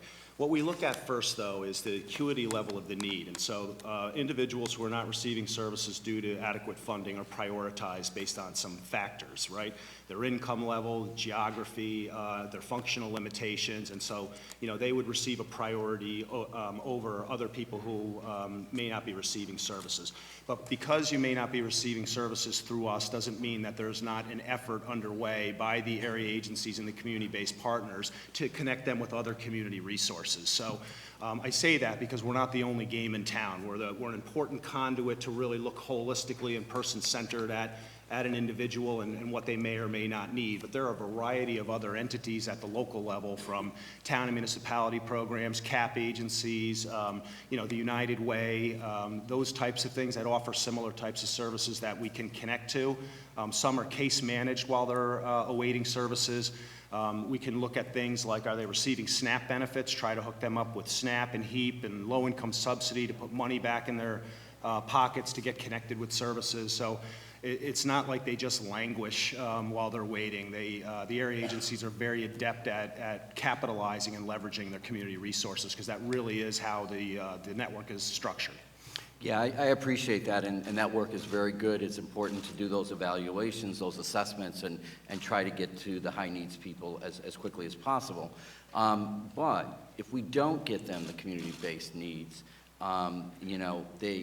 some go into nursing homes, other go into other forms of managed long-term care, and those costs are astronomical. And the state is currently facing a Medicaid issue. Yet we have services to keep people at home where the annual cost is around $6,000, $6,300, yet the cost of a nursing home is $150,000 annually. We don't have to discuss this in detail, but I think through budget negotiations, what I'd like your office to be involved in, as we look at the Medicaid redesign team number 2, and the parameters that are set out there, if we could also ask them, and with your assistance, to look at if we invest more in keeping people at home, can we save money on the Medicaid side of the equation? And, and with that, $15 million last year, I'd be willing to advocate for more money for those services so that we can save that money at the Medicaid end. Yeah, and I think what you just recognized and have recognized with the support of the investment last year is similar to what the governor and the health department recognized. That $15 million came out of the global Medicaid cap. I'm sure that going back to Senator Krueger's, the model, what's an effective model that might be less expensive? I think that this will be talked about through budget negotiations.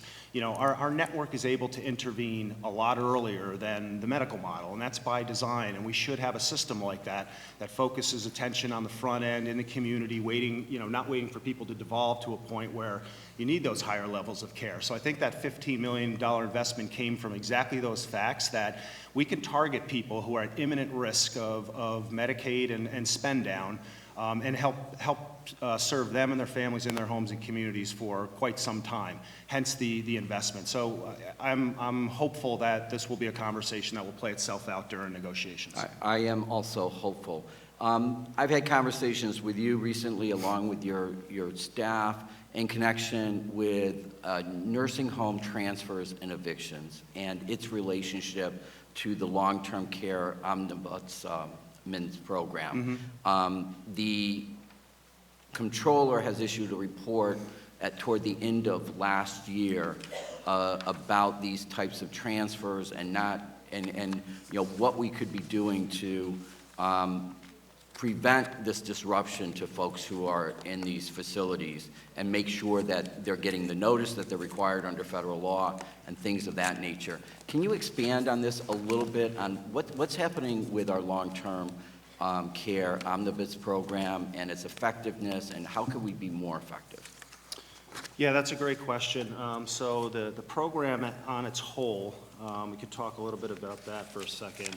We regionalized a couple of years ago for economies of scale. We had several programs that were very, very small. It's difficult to run a county program when you're receiving $15,000, especially to complete the functions that the program provides. And so what it does is really the quality control eyes and ears and facilities to help individuals make sure that their rights are maintained and that they're receiving quality of care. The eviction issue has been, one that we've been working with the health department on to develop a process in order to first make sure that people know what their rights are in terms of the eviction, and then how to go through an appeals process. I'd be happy to share, what that process is in writing with you, but that's something that we are working on. In terms of the ombudsman program itself, it's a challenge. We have a fairly large cadre of staff around the state, 35 full-time, 10 part-time, a little over 400 volunteers. So I think what we're seeing both within LitCop and within our health information counseling assistance program, and probably elsewhere in other systems, is the face of the volunteers changing. These types of programs require a 4-day intensive certification in order to become an ombudsman. The task is pretty intense, and you got to give a lot of credit to these folks that are putting in 20 hours a week. But the bottom line is that the face of volunteers are changing. People are spending less time doing the day-to-day volunteering and more, the weekend warrior type of thing once or twice a year, which is perfectly fine. But it certainly has an impact on the programs and services that we provide. So we've tested a couple of things over the last year, and I think I mentioned this in last year's hearing. We looked at implementing a $75 a month stipend in the LitCop program in 4 regions to see if that would have an impact on retention, training, and the amount of work that you would get out by providing a small stipend. And it's been very, very successful. So that's something we're looking to potentially expand a little bit more, which would help us with the workload, which makes us able to go to more places and do the same thing with the HICAP program. Okay, so, I'd like to continue to work with you regarding, methodologies that we can better recruit and retain volunteers as well as paid folks in this area. And I'll defer and ask you questions on my second round. Okay, thank you. Thank you. Senate? Aging Chair, Senator Rachel Mann. Thank you.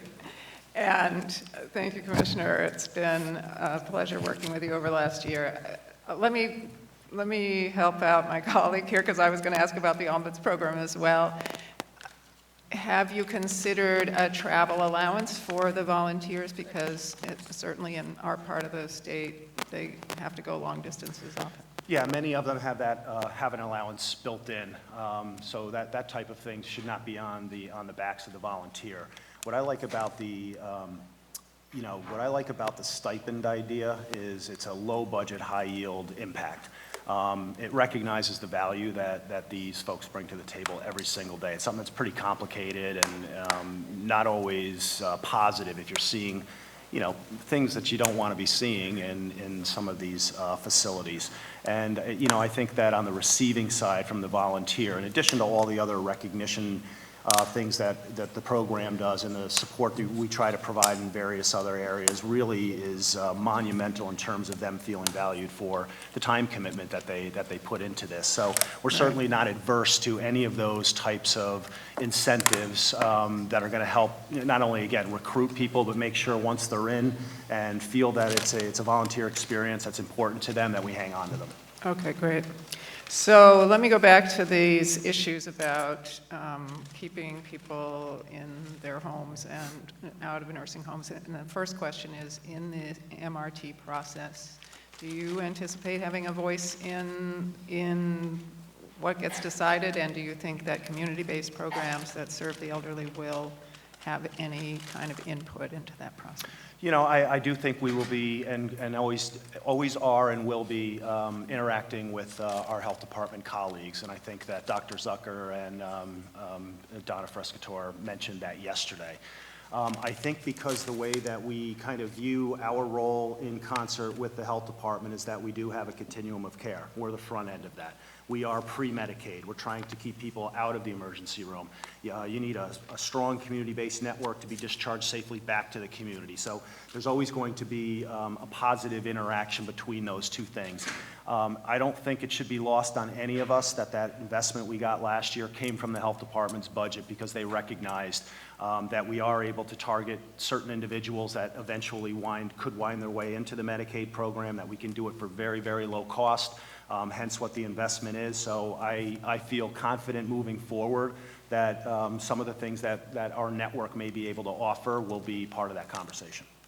Thank you. So that 15 million investment last year was predicated on a savings of about 34 million from Medicaid in keeping people out of nursing homes. Have you run the numbers? Are you seeing that kind of savings? Is it too early to tell? Well, I think, what we did do is we were able to tag future Medicaid savings, because if you're receiving services in our network, you are not receiving services somewhere else.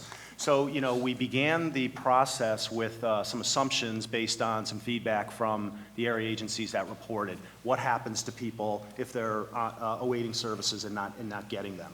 I think what we have a little bit more definitively at this point, I think our reporting requirement that we had agreed to in the budget last year is September, so I'll know a lot more by then.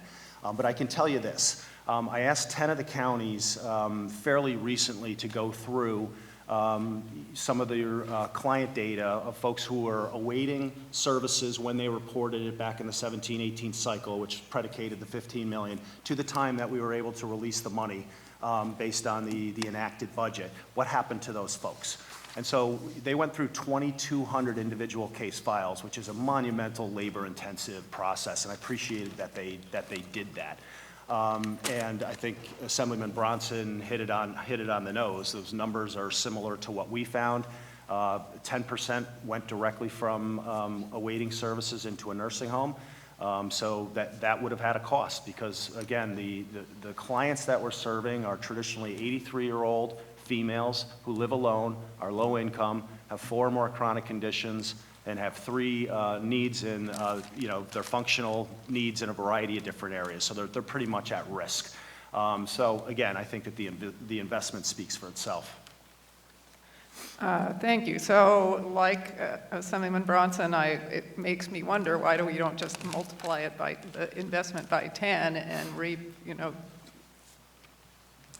that much more in terms of the savings. So I'm interested in a few things where I feel like we're kind of nickel and diming our home care system.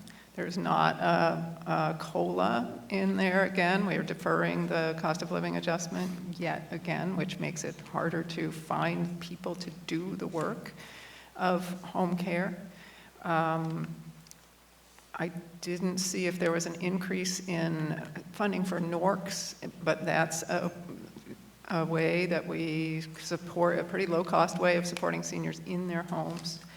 The Affordable Senior Housing Service Coordinators are, what I'm told is they save about $4,000 per person per hospitalization, helping them, coordinate everything more easily.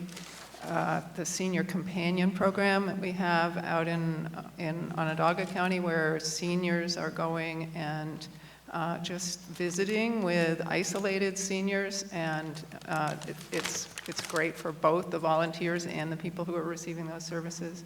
Data systems for senior centers to connect with hospitals for discharge planning, so people aren't missing meals, if home-delivered meals or that kind of thing. So tell me about all of these areas. Is there room for further investment in these in order to save a lot of money on the Medicaid side of things? Yeah, and I think you mentioned a lot of very important programs that are a part of a much bigger coordinated system. And that's why, again, when we're going through the private pay protocols, and what we want to do is try to get people to the front door of the Office for Aging, because they're not looking at one particular program. They're looking holistically, using a person-centered approach at the individual, and what do they need, what are their strengths, what other things can we leverage. So, I think that those things are very, very important. It's very difficult at times to get people to accept services, but that's the culture that we live in, and our job is to make sure that we're out there in the communities, letting people know that there are a variety of things they may be eligible for that they're not receiving, that we can help them with. I think what's the most promising thing, and now being in this network for 27 years, what's happened over the last couple of years, at least where aging is concerned, to me is very exciting. The focus on value-based payments, the shared savings with Medicare allowing services to be paid for that address the social determinants of health. All of those things that we do very well in our network. And so we've had some very, very productive conversations lately with Emblem, with Excelis, with the Albany PPS, with the Adirondack Health Institute, that are looking for ways not to recreate the wheel, and that's where we fit in. We've got a network that's been around for 50 years that has, again, 59 offices for the aging, 1,200 community-based contractors that provide a variety of services that you just talked about, as well as 800 congregate sites, 2,400 home-delivered meal routes. There's a lot that we can be doing and looking to diversify our funding, whether it be through private pay, Medicare contracts, others, to significantly expand service to do exactly the kinds of things that you and Assemblyman Bronson had mentioned.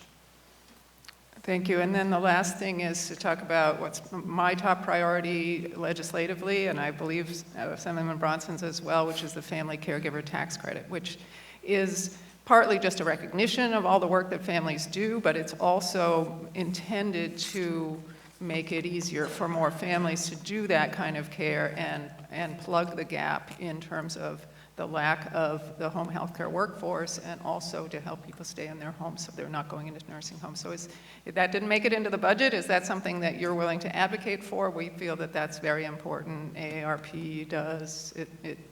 It's potentially a really valuable thing in terms of return on investment, I believe. Yeah, and there's been a lot of conversations about the tax credit, so I'm sure, again, as we move forward, that it's not going to be the last time it comes up. I can tell you one of the things I'm proudest about of the state is the caregiver investments that not have only been made in our agency, but also in the health department. I think one of the most exciting things that we're working on currently that I just quickly share with you is I think we get a lot bigger bang for the buck when we can show what the impact of caregiving is to the economic bottom line. So we are working now with AARP National, AARP New York State, Emblem, New York State Health Department, and Excelis to do a really comprehensive study impact of caregiving on state employees, county employees, and then maybe the 20 biggest businesses in New York State. We have the ability through some health insurers, Emblem and Excelis, to look at claims data. What's the impact on healthcare spending of caregivers? What does it cost businesses in terms of turnover? Lost productivity. We know the wage reductions for women, which is a huge problem. So I think that, collectively, the impetus behind getting data like that is really going to be an eye-opener, not only for at the state level and the county level, but also through private businesses, where then we can be working together to provide strategies that not only help identify who caregivers are, because that's the #1 problem, but also connect them to the myriad of services that we have in New York State. We have over 76,000 respite and caregiver programs at the community level that people, use but may not know about, because a lot of this is crisis-driven, as you know. Right, great, thank you. Is there a date for when that report will be done? It's going to be this year. I mean, we are moving quickly, and there's a lot of excitement. It's going to be not only a great assist to New York State, but it will become a national model to really hone in on this at the state level everywhere, because it matters, as you know. Thank you. We go to Assemblywoman Wright. Good afternoon. Hi. Hi. I do want to first acknowledge that there are some very good outcomes in my community related to the Age-Friendly program, and we recently designated a NORC, and so we're able to further support our aging community with those things. However, I am finding and hearing and getting complaints in my office that the problem really centers upon, elder abuse is really centered upon the abuses that exist, because those who we believe are supposed to be helping our elders have too many gaps in the systems and regulations that govern their operations and allow abuse to occur. So I do want to ask first, how much influence, oversight do you have on adult daycare centers? You want me to? Yeah. Okay, sure. So I'm going to answer that two ways, because there's two different oversight entities. Okay. There are the social adult day centers that we operate directly, so we contract with directly. We have 13 of those, and so those are required to meet the state standards, which are actually in our regulations. The area agencies on aging themselves operate or contract with another 83 social adult day. Same thing, they're mandated to be monitored annually. We have monitoring tools, et cetera. Then there are those that are receiving Medicaid funds. That's under the jurisdiction of the health department, and they're managed long-term care contracts, and they are required to be certified through OMIG. So there are about 330 of them in New York City that would fall into the health department MLTC oversight. Our role in that is to make sure that the plans, that the SADS programs that we don't oversee directly, that everybody understands what the regs are, the types of things that they're supposed to do in monitoring. We've provided some tools, some self-monitoring tools. They all have to... May I ask, do you monitor what type of information they're allowed to collect regarding the people who attend the facility and what they're able to do with the information that they collect? So I can only speak to the little over 100 that we touch directly. The ones that are, touched overseen by the health department, the MLTC plans, I can't speak to that.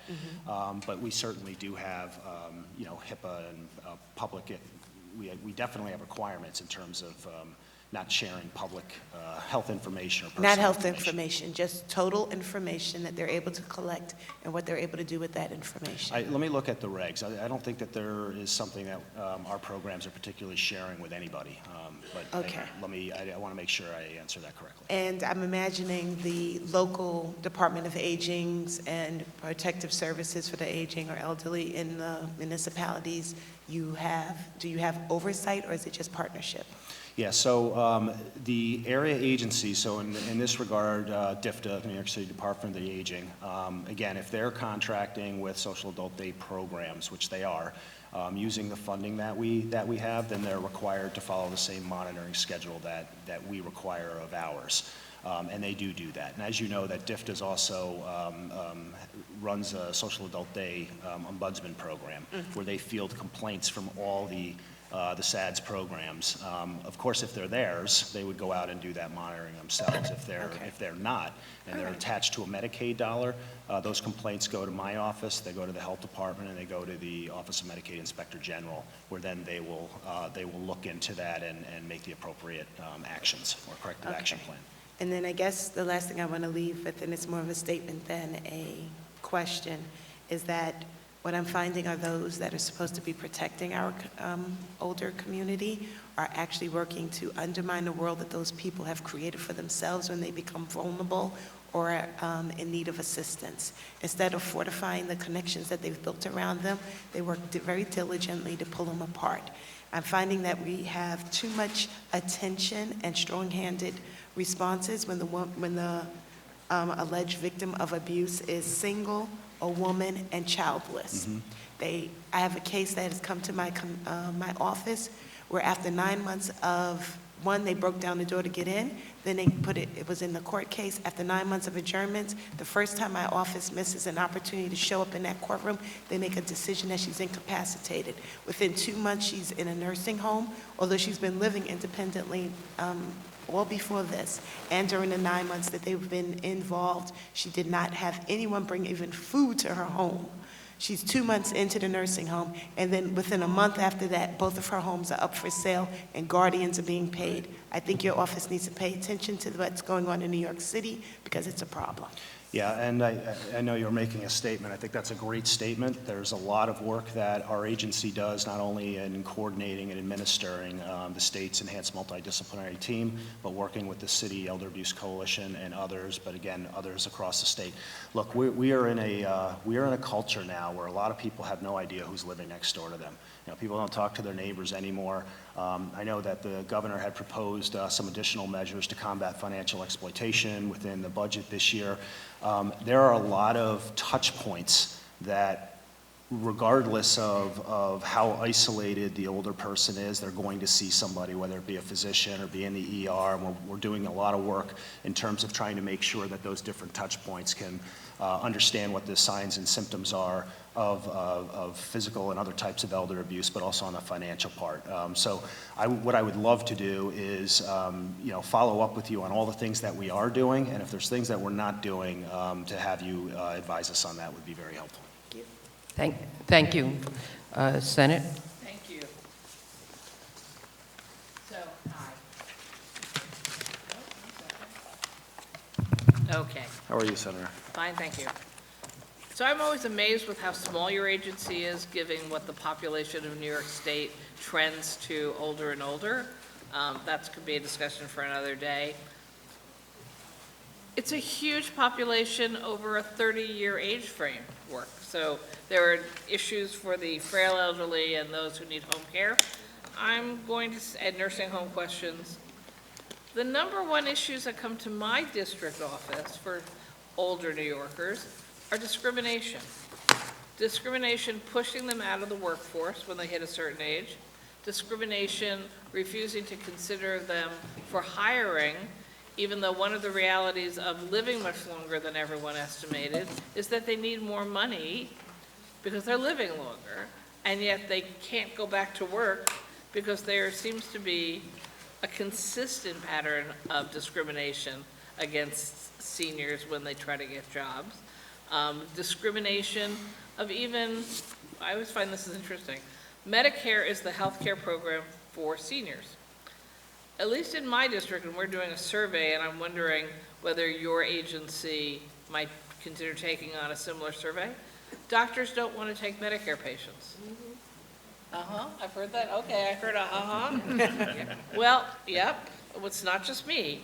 So we need to do something about that. I know Medicare is a federal law, but a couple things. One, if they're not taking seniors, somehow we're both flunking the test. And two, just FYI, if you can't get services through Medicare and you're a lower income senior, you're going to line up to get Medicaid, and that was yesterday's conversation, that we have too many people on Medicaid and it's an issue for our budget. So we need to make sure that we as the state of New York are maximizing the ability for our older New Yorkers to actually draw down correctly on Medicare services. But if everybody's confirming what I thought, I was starting to think, oh, it's only me in my district, that nobody wants to take on Medicare patients. I just think this is huge. So when I ask you to look into and perhaps do surveys, because that's what we're doing, about, we actually just go through the medical referral lists and find out, because you can do it by computer, how many are taking Medicare for new patients. And you find there's nobody. Or in Manhattan, you can find 7. 7. That's not the exact number, but that's small. Crazy. Right. That's crazy.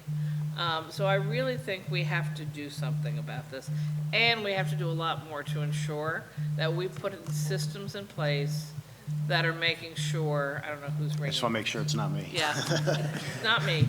That this mic and phone are on. This growth of discrimination in employment as well. And I'm wondering whether you have seen anything or been able to do anything about that.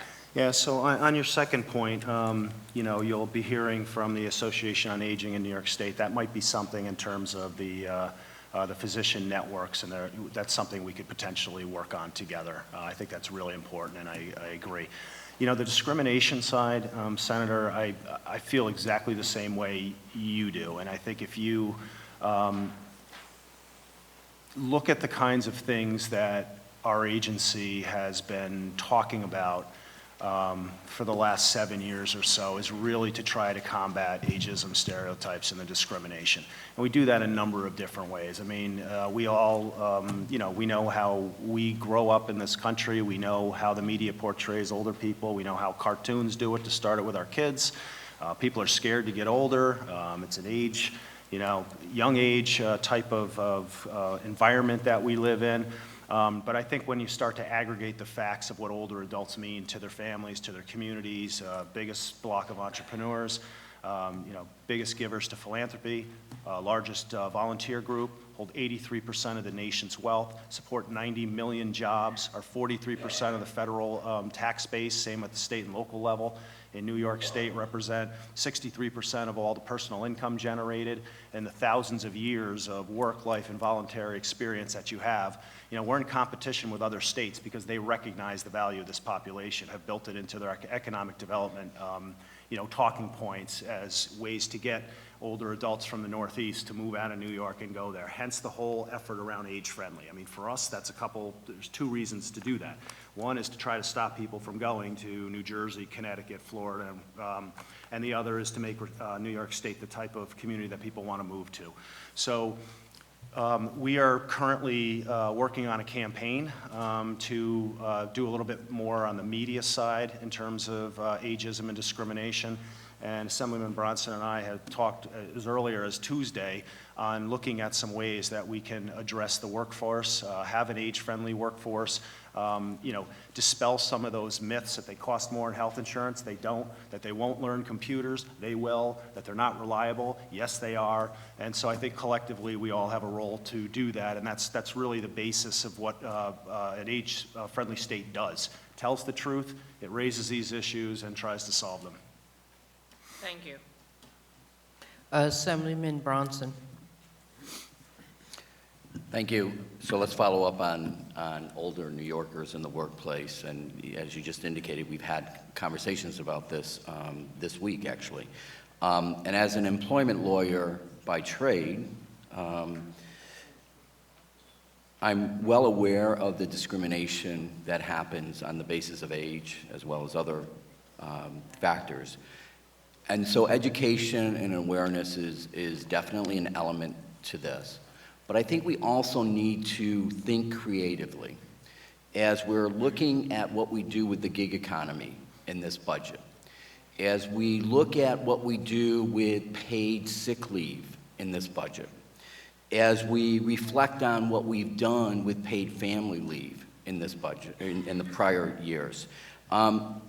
I think we need to creatively look at some certainty in scheduling for our older workers, at the same time as we look at flexibility to allow them to meet the other needs in their lives, and a recognition that some are in the workplace still because they want to continue to contribute and they want to do it in that way versus maybe volunteerism.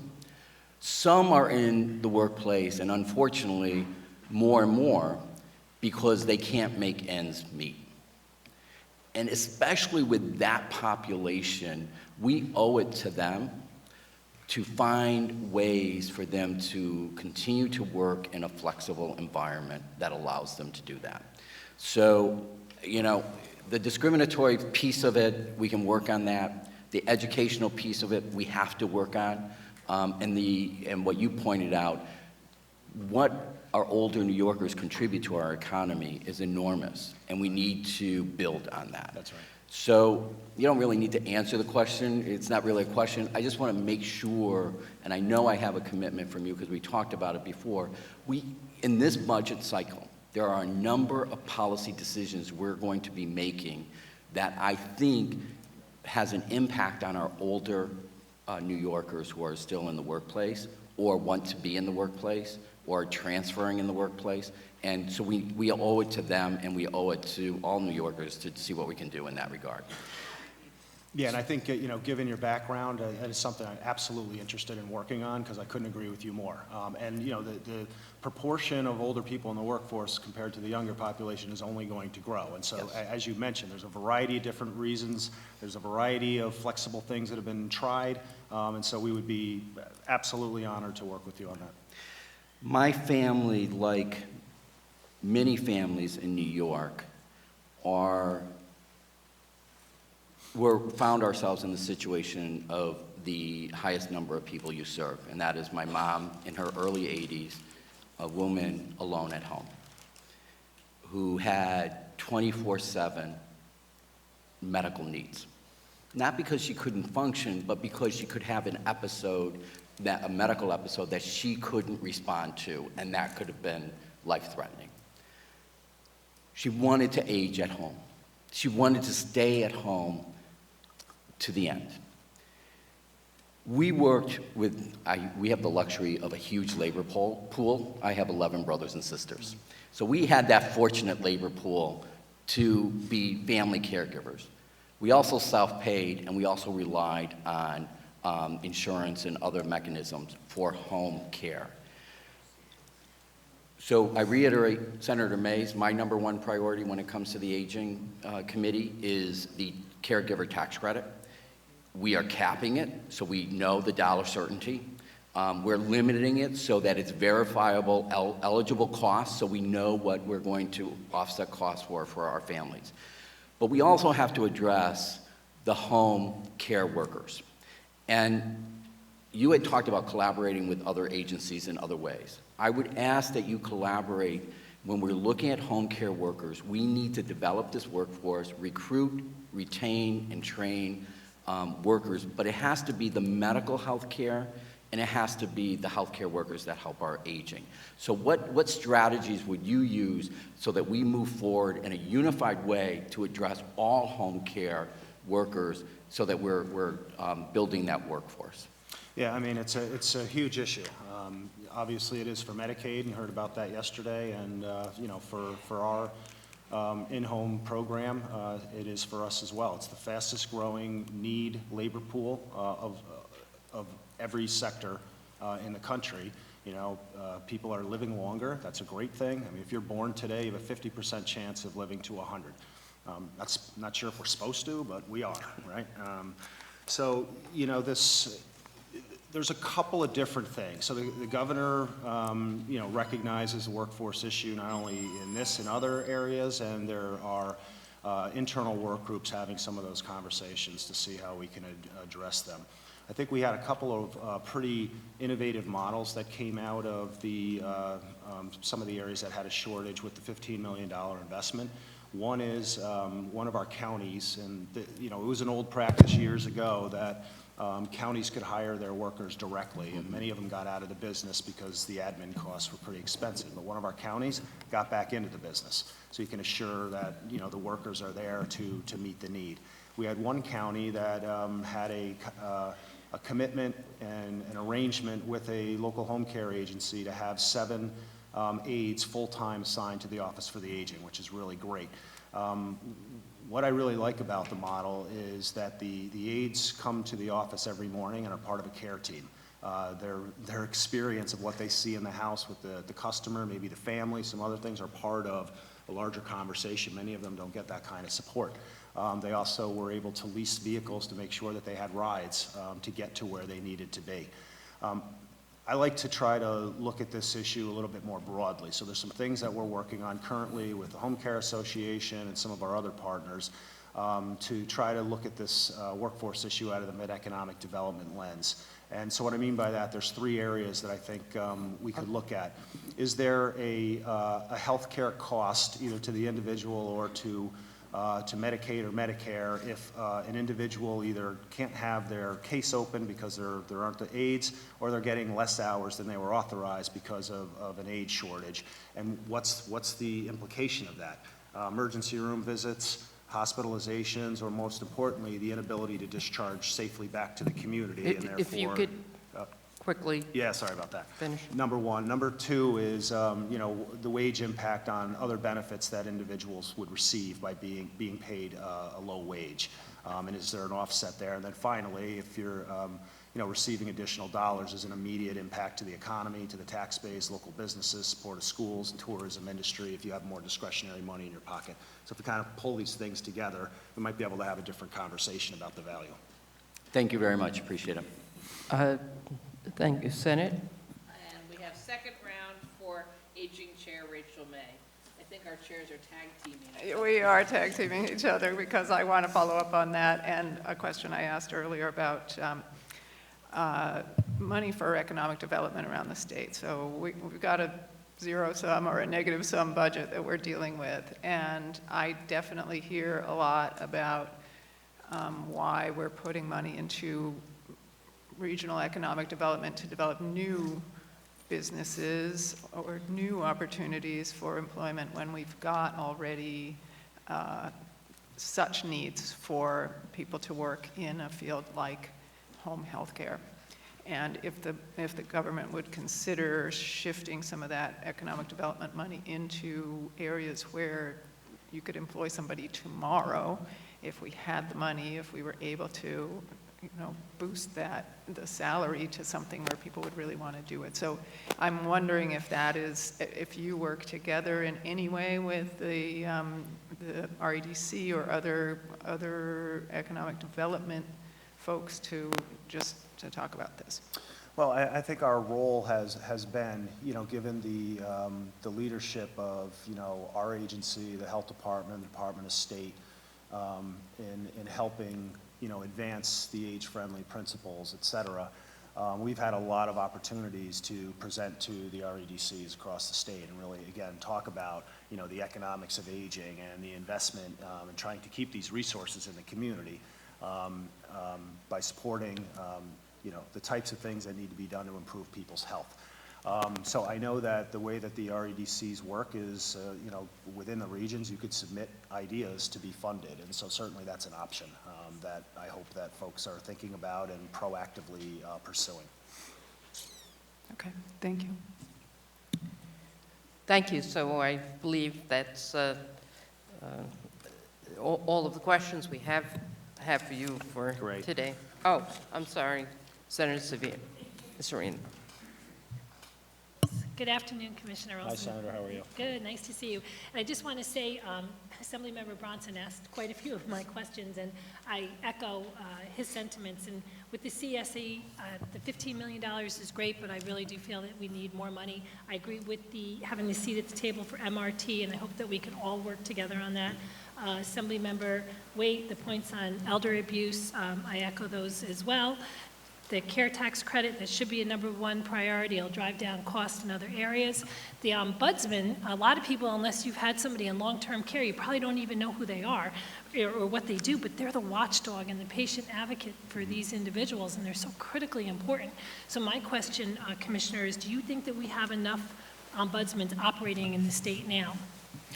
I think that we could definitely, and part of our strategy is to increase the number of highly trained volunteers to make sure that we have 100% service coverage.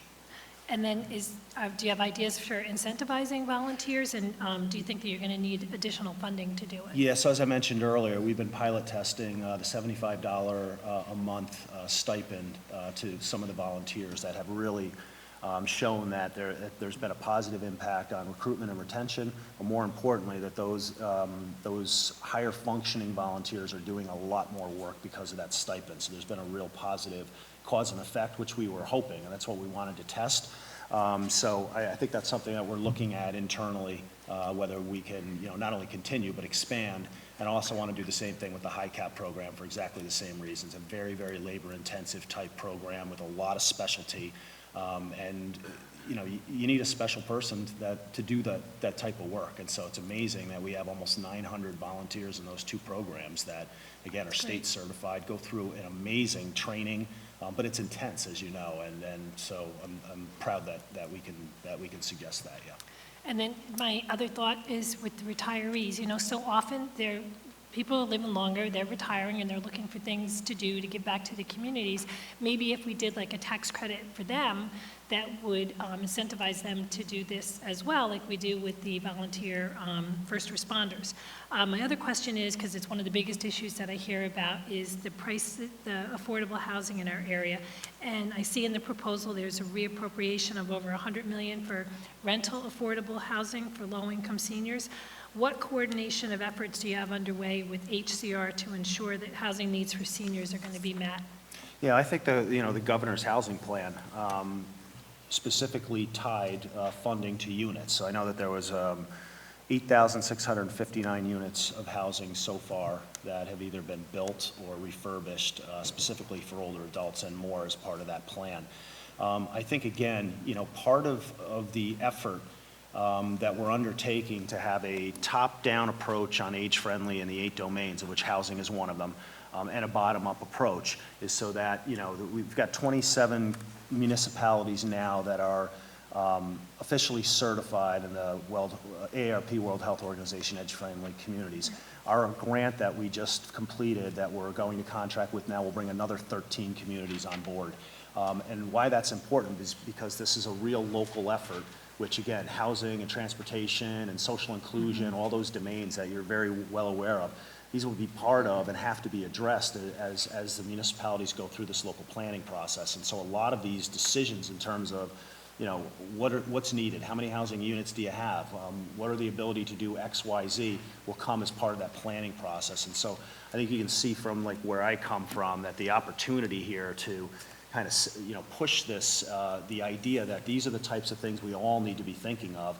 Workforce, aging is not just out here. I mean, there's every system that in state government and community has to deal with older adults, period. And so, part of the planning and implementation process to become age-friendly, that these housing options are going to have to be discussed and planned for and built at the local level. And that's one way of keeping our seniors here, because we keep talking about the outmigration of people here, and we talk a lot about the young population, but we're really not doing anything to keep the older population here. And that was my question too. Do you have any other ideas for keeping the seniors here? Like, how do we keep them here? And I guess we'll have to continue this conversation because I see my clock is running out. But I think it's just something to keep in the back of our minds that we do, because once our older generation goes, the younger tend to follow too, so. Yeah, and just quickly, because I would love to talk to you more about this. I mean, that has been our strategy. We're aware of that. We're also aware that the reason people don't always move is not just because of taxes and high cost of living.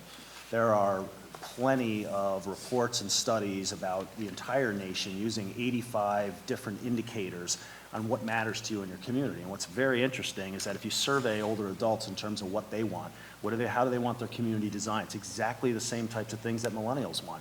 They want to not have to rely on the automobile. They want to go someplace where they can sit with a friend. They want to socialize. They want to have access to trails and parks.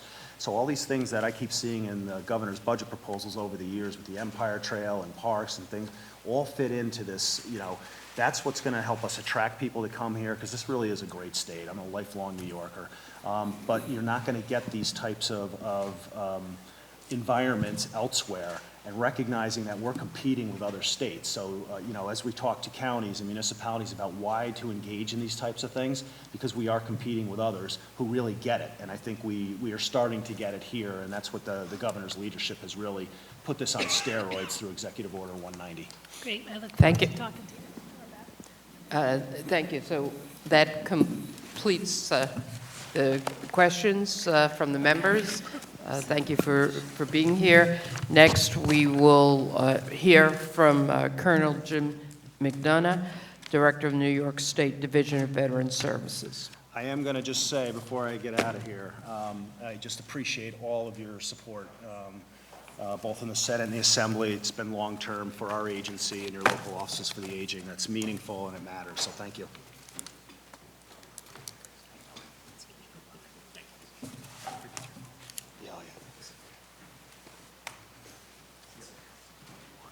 Okay. I can bring it. Thank you. Okay. Here you go. Thanks. Got it? Yeah, thanks.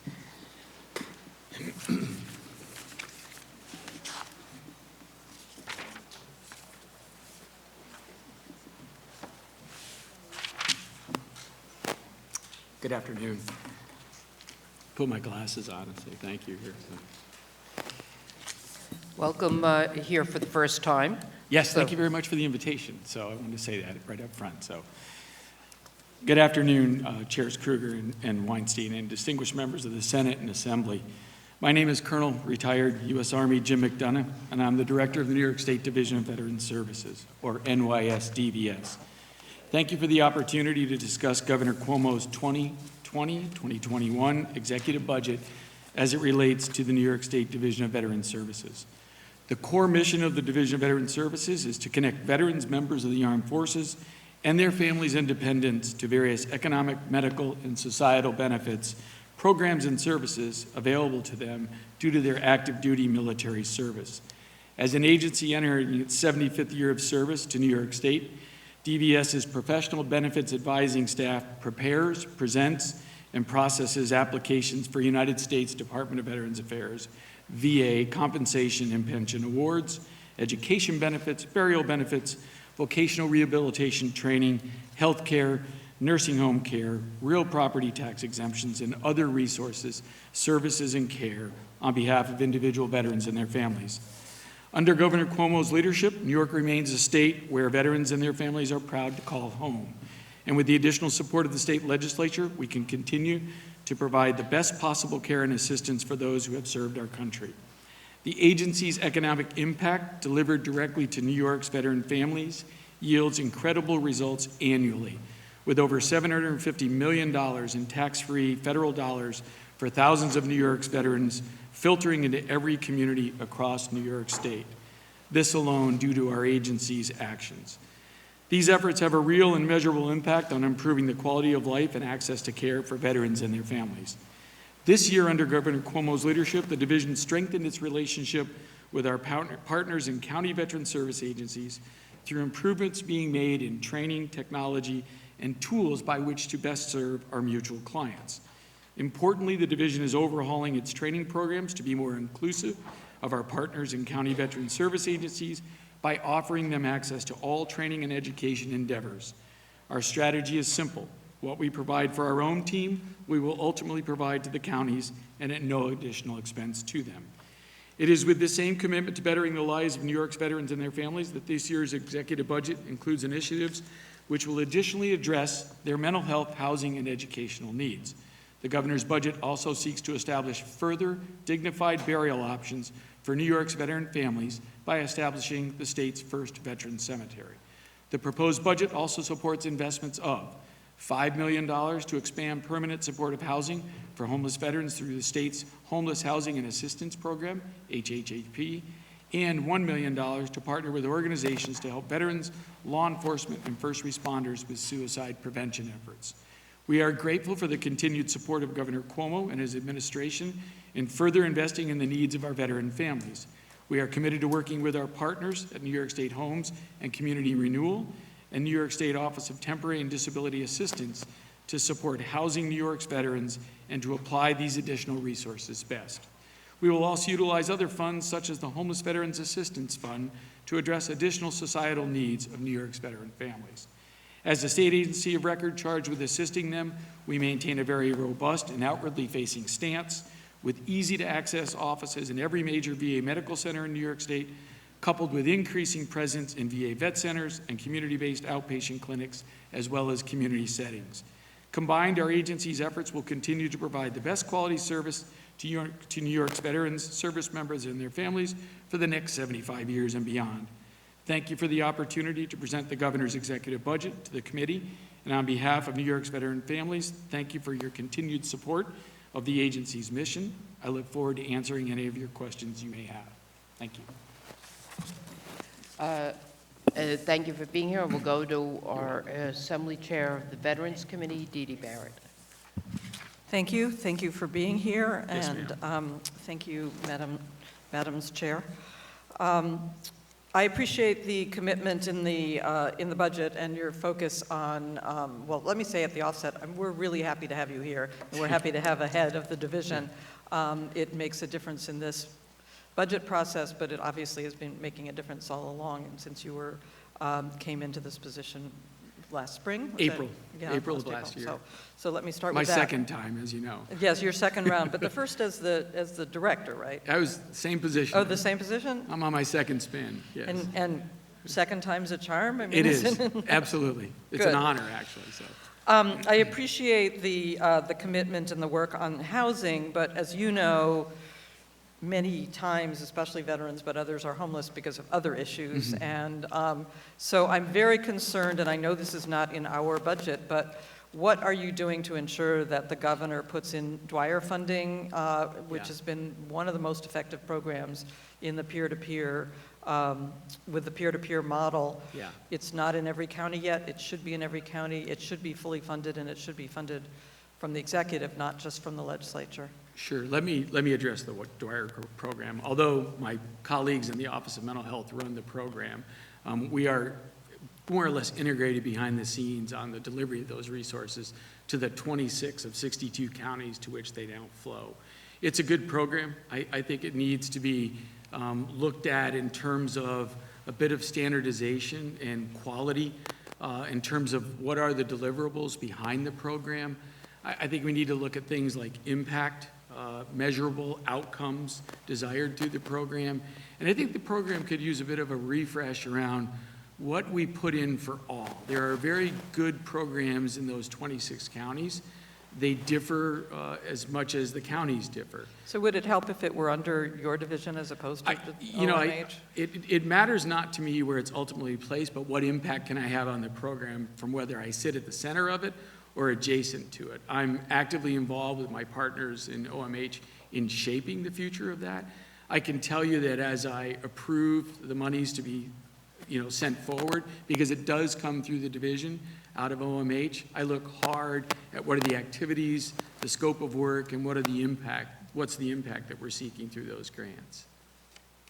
Okay, thank you. Mhm. I mean, it is the one issue that I hear from all my colleagues over and over, because they know when it's working and when in their I hear the district. same, and they are hungry for a bit of reinforcement around quality and expectations and training that goes into the program. And consistency. I mean, I think, and there are counties that have, no access to it. so Absolutely. that makes a difference. I was very happy last year to sponsor the legislation which became law that allows veterans with bad papers, as you know, to apply for New York State veterans benefits that they otherwise would not have been eligible for. What, if any, are the resources that you've put into this year's budget to implement that measure? Sure, and thank you for the leadership on the Restoration of Honor Act, both you and Senator Brooks, and we really appreciate that. So the Restoration of Honor Act, signed into law by the governor on Veterans Day of last year, is a very new programmatic effort within the Division of Veterans Services. And just as you indicate, this is really a first of its kind in the nation opportunity for those individual service members who've been uncharacteristically discharged from their military service due to 5 conditions or issues: post-traumatic stress disorder, traumatic brain injury, military sexual trauma, and sexual orientation or gender identity. And so if a service member has been uncharacteristically discharged with paper other than honorable, we are the first state in the nation that's going to say to those individuals, there's a process for you by which to apply for and receive state veterans benefits. And while we're not influencing the federal benefits delivery system yet, we're recognizing that as a progressive state in this country, we have an additional responsibility for New York's veteran families to turn on those benefits as we can.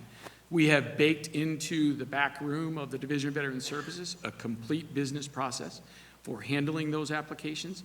The infrastructure is in place. We have an education campaign about to get underway with other state agencies and state leaders, because as you know, the division doesn't control every state veterans benefits, parks and rec, those fishing, licenses, those things, DMV.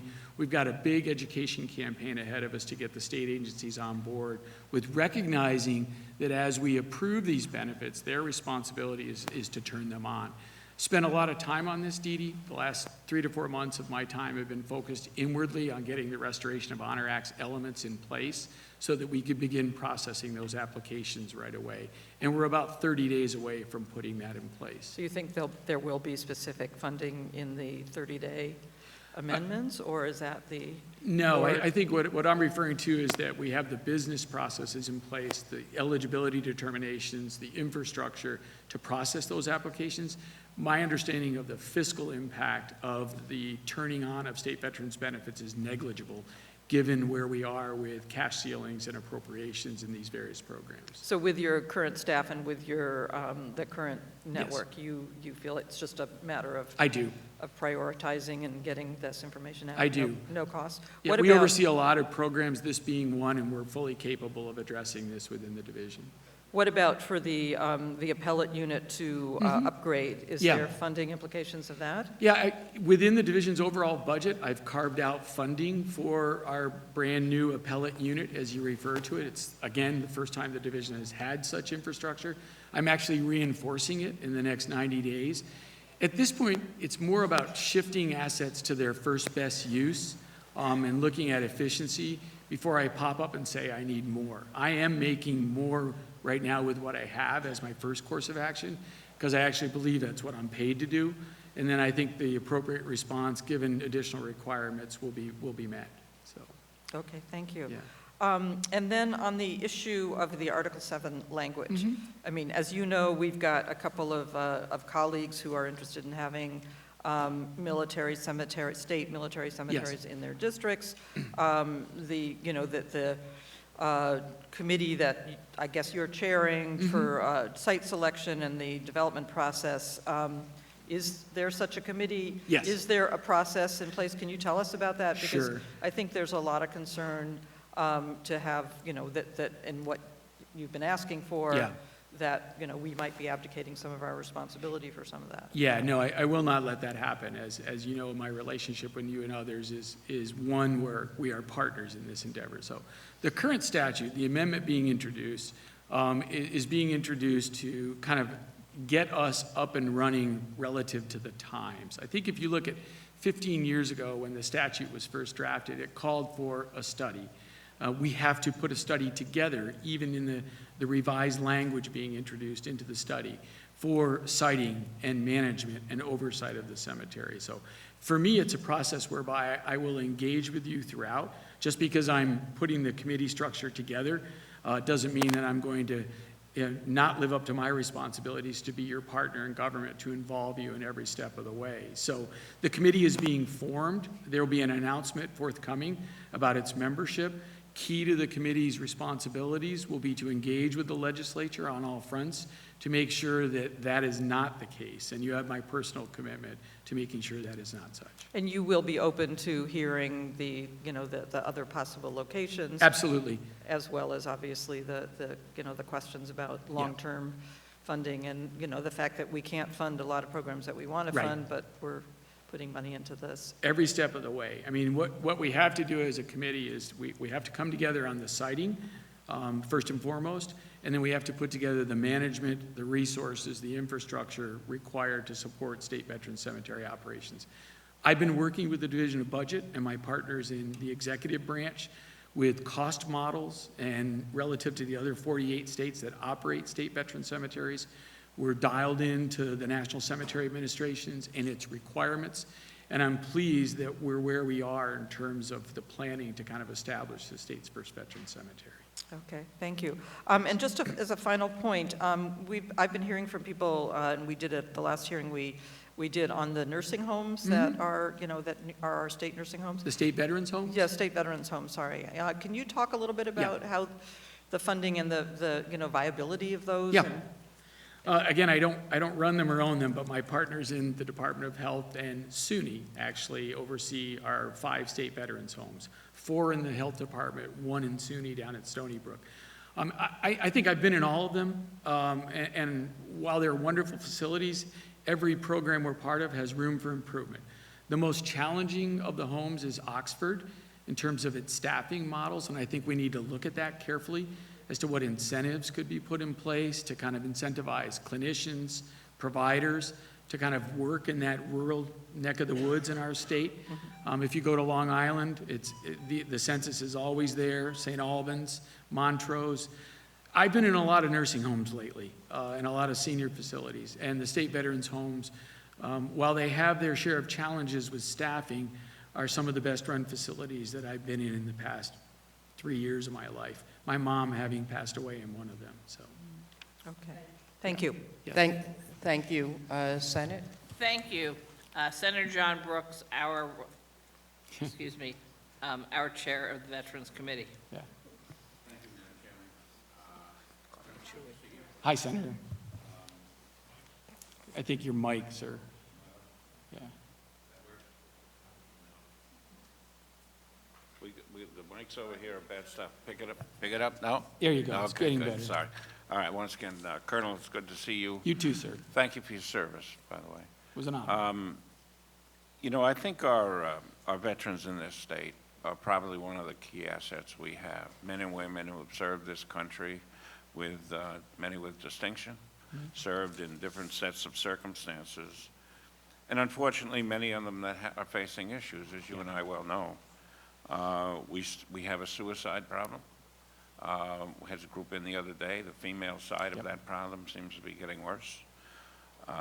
We've got many people homeless, people looking for food, people with mental health issues. Yeah. A lot of problems there. You know, I think we've done some good things. This particular budget, I'm very, very disappointed in one particular situation. You know, the budget, and you and I have talked about the cemetery a number of times, is in the budget, and that's good. But the legislative incentives, or initiatives rather, that we put in the budget last year, all of them were cut out. That's programs for the living. That's programs that respect the service that these men and women gave to this country. It addresses the needs and problems that they're dealing with today. We know, for example, with many of the Vietnam vets, the Agent Orange problems are only becoming worse. Yet, it's all cut from the budget. And these men and women who served this country, some in battle, are now, over the next couple of weeks, going to come back here and beg us to put that money back in the budget. They owe more respect from us as a state than to do that. Those programs work. Those programs should be expanded. The Dwyer program right now in Washington is being considered to be taking national. Mm-hmm. We shouldn't be in a situation of, in a way, disrespecting our veterans by telling them, you got to come ask for that again. We should be in a situation today where you're in a position to announce that because of the various programs, we've housed 5,000 more veterans, or the suicide rate has dropped by 30%. So I find the history of the way we've handled this budget in some ways very disappointing. And I don't direct that at you at all. And I compliment you for the approach you've been taking, the discussions that we've had, but I think we have to do better. And I think we have to recognize that these folks have some serious challenges. And it's unfortunate. You can go in many of the communities in this state and see somebody with a sign that says, veteran homeless. We can do better than that. So I appreciate what you're trying to do. I appreciate the initiatives you're taking. I think the cemetery program is a good program. But we have to be honest with ourselves. We have to be honest with ourselves that many veterans are facing significant challenges. And we should be proactive and recognize those programs, put the money in the budget at the front end, recognize what we're going to do, be in a position to report the information back. You know, we've talked a lot about communication with the veterans and programs to make them aware of and assistance, and it's all good stuff, and I want to work with you to make sure we accomplish that.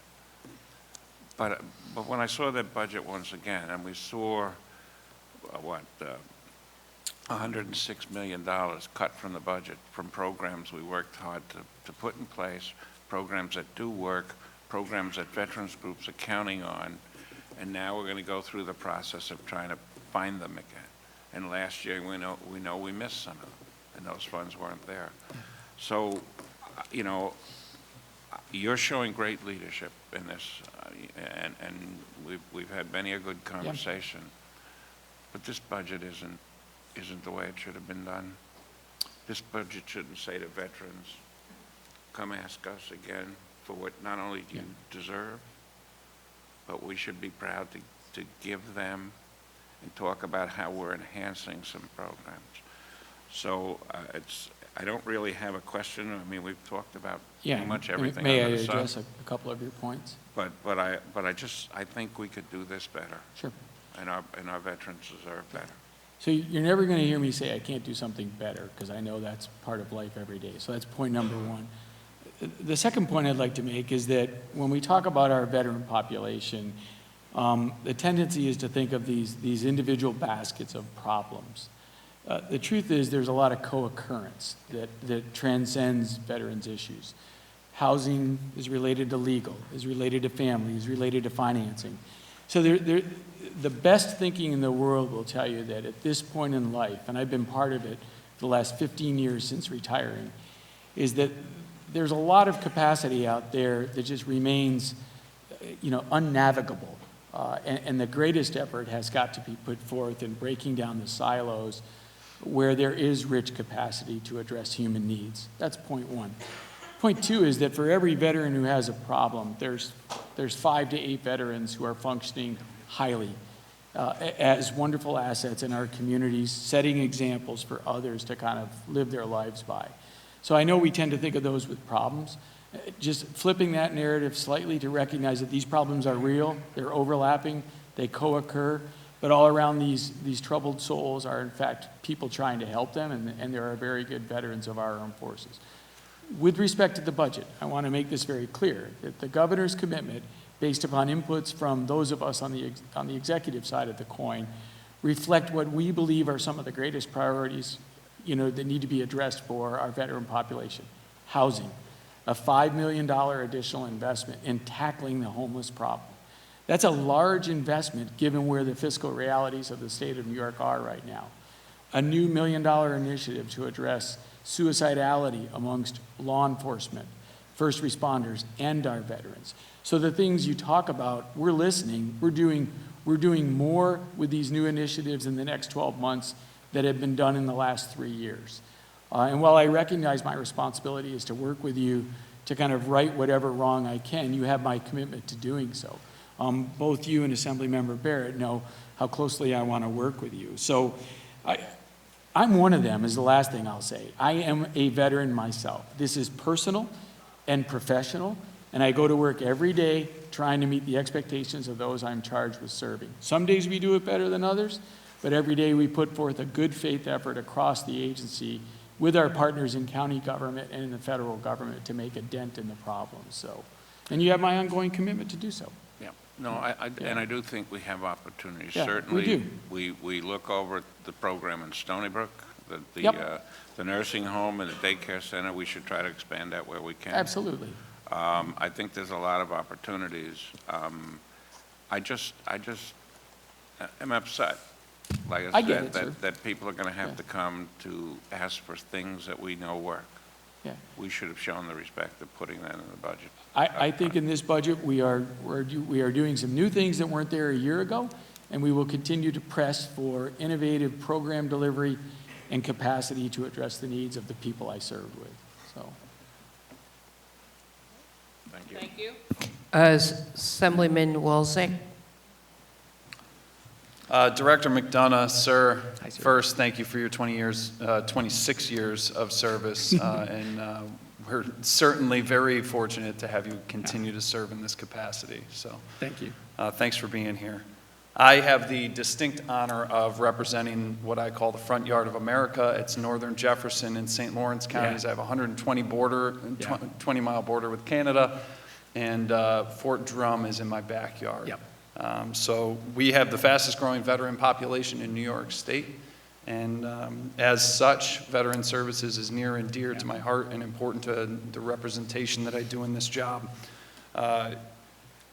You, as a young officer, I'm sure, were told to salute and execute at times, and that there's no real, in the same way that we do our business here in the legislature, there's no opportunity, many cases in the Army, for compromise or negotiation.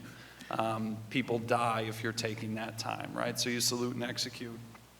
And something else, and I've also served, but you've talked a few times today already about doing more with less. And I can think of these training opportunities in the past where, all right, well, we didn't get all the equipment we got, but we'll figure it out because that's what's impressed on you as a leader. But I think when it comes to taking care of our veterans, doing more with less is not an acceptable thing. When you talk about the great work that the Private Joseph P. Dwyer program is doing, if you look at the Veterans Outreach Center in Watertown, New York, I mean, I've seen it firsthand, how important this funding is. When you talk about helmets to hard hats and the work that they're doing with our local IBEW to transition soldiers out of the military and hand them right into the workforce. And we're talking about retaining some of the best leaders and young minds and great workforce in New York State. I mean, that's an investment I can't compromise on. When you look at the great work that Clear Path for Veterans is doing in Central New York, the phenomenal things that they're doing with service animals to yoga, you can enter a yoga program there, Project Healing Waters. Even SAGE, I was surprised to see the governor, which is, addressed as a group that he usually says he's very friendly to, and can't be ignored, certainly in our veteran community. You were an OCS graduate, right? Correct. Me as well, and I don't know if you remember the call and response in OCS, but at Officer Candidate School, when you salute, one individual says standards, and do you remember what the response is, sir? All the way is what we said. Well, that's airborne all the way. I was an airborne soldier. Yeah, and airborne's right behind the OCS school, but the response is no compromise. And that's where I'm at on this. When it comes to zeroing out these important programs in this budget that the governor set forward, I don't think there's room for compromise here. I think they have to be restored, and I'd appreciate any comment. Sure. So let me take a swing at this. So first of all, I actually didn't say do more with less. So let's be clear on what I did say. What I did say is my first course of business is to make sure that I'm making the best use of the resources I have. And I have found inefficiency. I have found malpositioned veterans benefits advisors that I've moved. I have found the ability to kind of squeeze where resources weren't being put to their first best use. And I have shifted those responsibilities. So this is not a game of doing more with less. This is, first of all, a set of responsibilities that recognizes my responsibility is to run a good organization to the best of my ability first. And then if that's not possible, to seek the additional resources to do so. But I'll be honest with you, I found a lot of inefficiency. I found malpositioned resources. I found people where the demand wasn't there.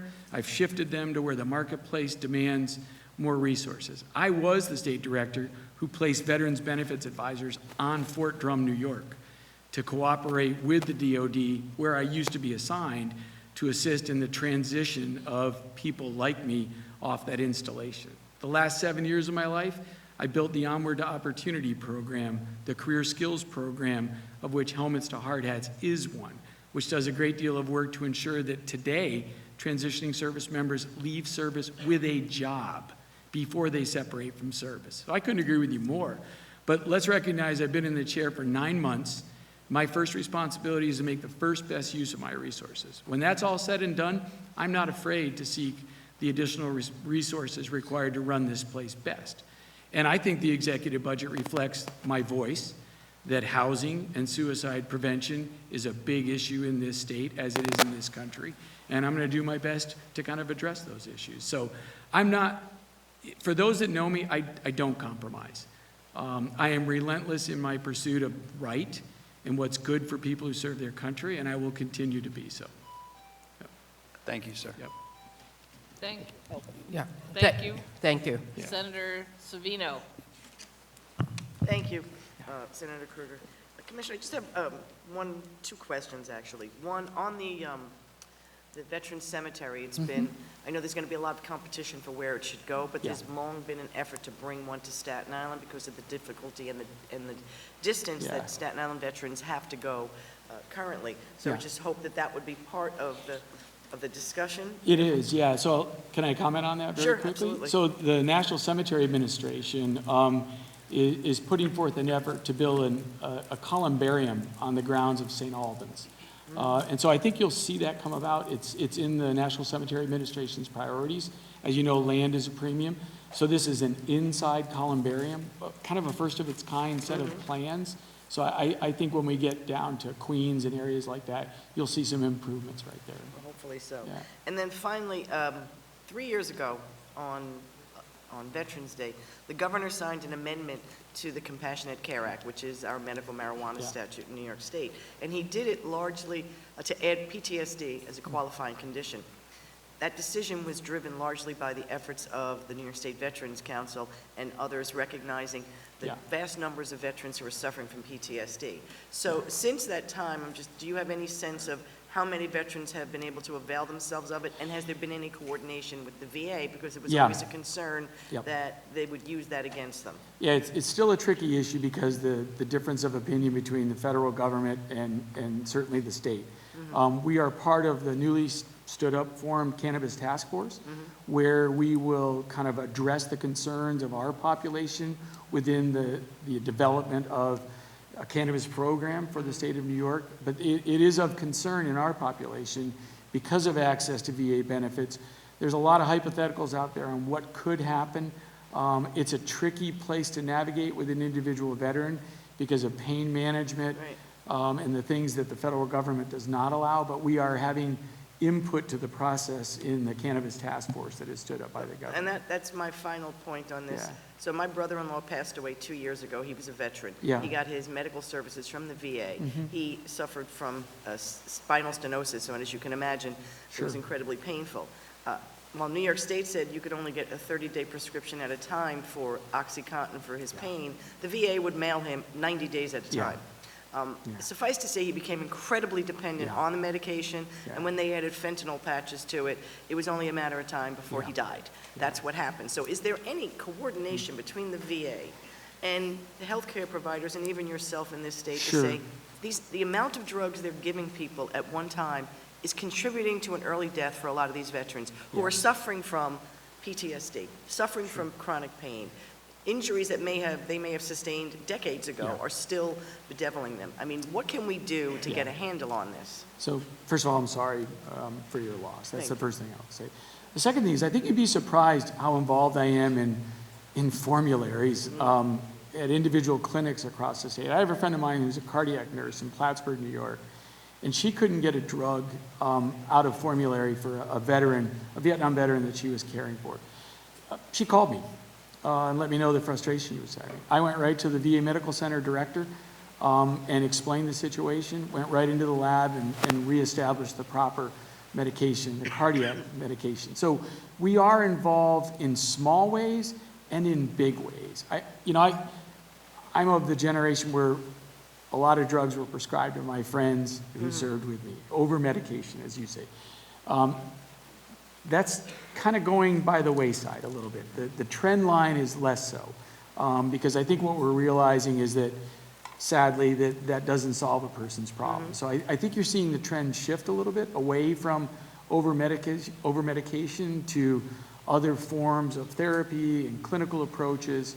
But certainly my population recognizes the danger of being prescribed too much in terms of the pain and the suffering that comes from war. So. Thank you. And finally, there are some local initiatives that are coming forward. In Brooklyn, a local veterans group is starting a mindful meditation program, and I think those are the types of things that the state veterans could be very helpful in establishing and coordinating with veterans organizations. Yeah, I mean, you mentioned ClearPath for Veterans and yoga. We fund ClearPath for Veterans. We fund Sage Vets. So we're investing in these, I would say, innovative approaches to dealing with pain management, trauma, and the impact of war. And we're big believers in whatever works for one person. Like, I'm not a judge. If someone tells me that these things work, I'm generally going to take a hard look at it. Can we develop the evidence around it and go from there? So, thank you. You're welcome. Thank you. We go to Assemblywoman Barrett for her second 5 minutes. Thank you again for being here. And I just wanted to clarify a couple of points and then ask for one additional subject that we haven't covered. We may in the enacted budget fund SAGE and ClearPath and helmets to hard hats and a lot of other things, but it's never in the executive budget. And to my colleagues' points here, it's very hard to explain to constituents when you get back or to the district or veterans in general that, well, no, it's not in the executive budget, but it's a legislative ad. What does that mean to, to most people? Nothing.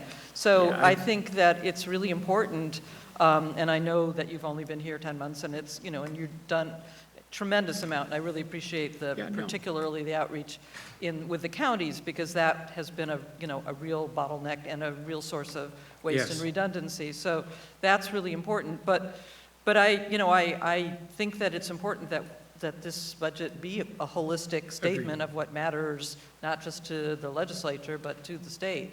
And I would love you to kind of look more seriously at that in the future.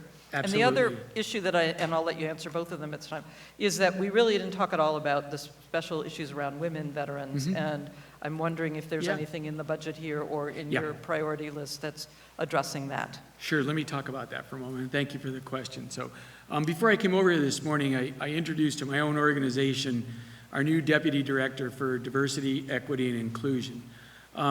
Kind of an elevated title, if you will, beyond Women Veterans Coordinator, which by statute I'm supposed to have. My approach to this is to kind of integrate our efforts across all lines of activities that I'm responsible for. The idea of marginalized subsets of the veteran population is highly disturbing to me. The nature of becoming a veteran of the armed forces in this country has been plagued by membership and identity with one group versus another.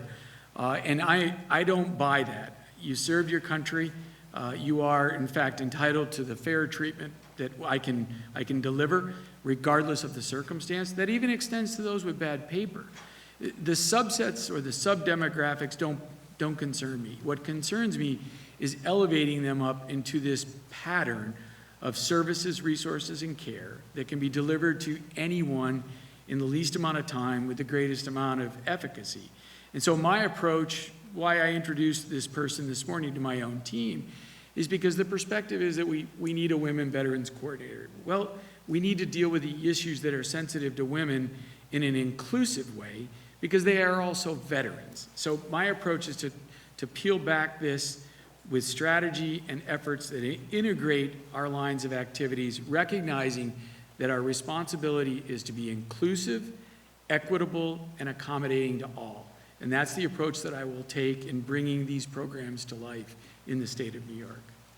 Well, and specifically issues that often, like childcare, just need to be kind of taken out of the mix and addressed. So I hope, that's part of it Things like too. expanding our hours. There's several ways to be accommodating to those who work, who are single parents, childcare.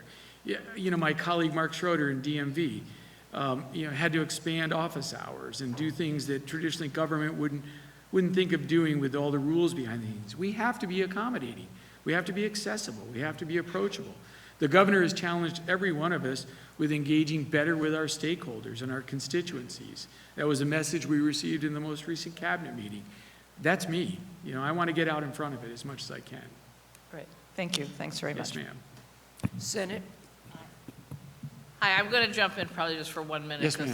Because Assemblymember Barrett just brought up an issue. So we're live streaming, so the people are watching, and they're texting. So they said, as of a few weeks from now, there will be no women counselors in your system in all of New York City. And I know what you said about wanting to make sure you have the broadest diversity and treating everybody equally, but there's got to be issues women veterans feel more comfortable talking to a woman counselor about. So could you please double check that for me? Oh, no, I have women veterans benefits advisors based in New York City. Okay, and so Long I'm being Island. told that that's not going to be true. I that run there the will place. be administrative staff left, but as of February, there will be no, because you closed one office and now you have just St. Albans? No, St. Albans, we moved that benefits counselor. We will, once her appointment's free up. She's moving out to Hicksville in Nassau County. We will be backfilling her. So that's underway right now, ma'am. So the young lady's name is Krista. She's a good veterans benefits advisor. We're moving her to a Hicksville office because we have no presence there. Again, my resources are somewhat malpositioned, but I will backfill that office. So how many counselors do you have in New York City? ma'am, I have about 80 veterans benefits advisors, the majority of which are in and around New York City and the lower Hudson Valley. So you don't know for specifically in the 5 boroughs? The 5 boroughs, I can get you that answer, ma'am. Okay. So I will. Because There's quite a few women veterans. Oh, yeah, in New no, York I know. City. I run into them all the time. Yeah, the person I just spoke of is based in Brooklyn. So the lion's share of my staff are located in and around New York City and Long Island. Thank you. I look forward to getting Yes, ma'am, more I'll get you follow-up the answer. information. But that Thank is you. not true. We do have women veterans advisors. Thank you. Yeah. More Senate, more Assembly? No. Okay, we'll keep going with the Senate. Senator Sue Serino. Good afternoon, Commissioner, and thank you so much for being here Yes, today. ma'am. Thank you. And I basically have more of a couple statements. Sure. I just wanted to say I agree wholeheartedly with Senator Brooks. I think we're sending the wrong message to our veterans. You know, they have to schlep up here to tell us what they want when we know what they need and want and what actually works. The Dwyer funding has been phenomenal, I know, in our district. And it goes through working with Mental Health America. When you think of all of the suicides and the increase, I'm someone who lost a brother to suicide. He wasn't a veteran, but I understand the mental health issue of it, and that's key. And to not have this in every single county and to not have it in the executive budget is like a slap in the face to these guys and gals that fought for us. The other concern that I have too is I spoke to Commissioner Hein earlier, very excited about the $5 million for the homeless veterans, but with the way it's written, if it's not, they're not getting the proposals in, that could be drawn back. And when you think about it, I think you said 26 counties have the Dwyer money, and That's I know correct. our guys and gals have the finger on the pulse of what they need. They know the homeless veterans, so those other counties could be missing out and not, not be involved as much, like to have this resource to be able to tell you guys what they need. So I'm just really worried about that. I would love to see that eliminated. I'd love to see your support on both of those counts. And you seem like somebody, you get it, you've I been do. there. Yeah, You've I got the do. heart for it, and now we just need the fight for it. So thank you. You're welcome. And both Senator Brooks and Assemblymember Barrett know my commitment to working with them in the Veterans Committees to kind of improve upon the service delivery. So thank you for Great. that. Thank you. Yes, ma'am. Thank you, Commissioner. To close, Senator Velman at Montgomery. Hello, ma'am. Thank you.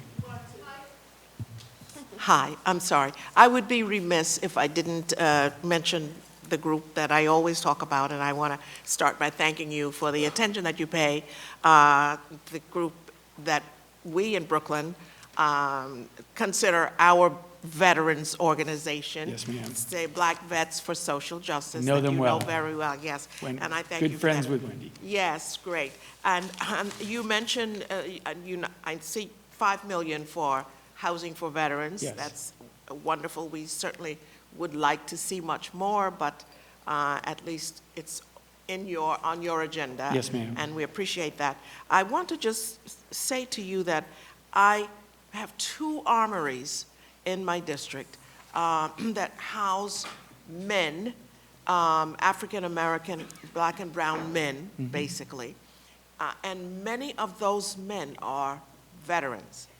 So the need for housing is just absolutely tremendous. And it seems to me that an organization like Black Vets would be ideal to partner and consider doing some housing around, veterans' needs. That would be housing and support services in a supportive housing fashion. So I just wanted to put that on your Thank you. your agenda, and hopefully we can talk about that I'd some welcome point. the conversation, and I'll get down there and speak with you, and they're good old friends of mine, so, Great. Thank you very much. yes, ma'am. Okay, Thank you. Thank you. That concludes questions. Thank you for Thank you being very here much. today with us. So now we begin the public portion of the non-governmental witness portion of our hearing. Just as the first witness will be Gail Myers from New York State Statewide Senior Action Council, to be followed by UJA Federation of New York, Association on Aging in New York. Just encourage people as you're getting close to speaking to make your way down.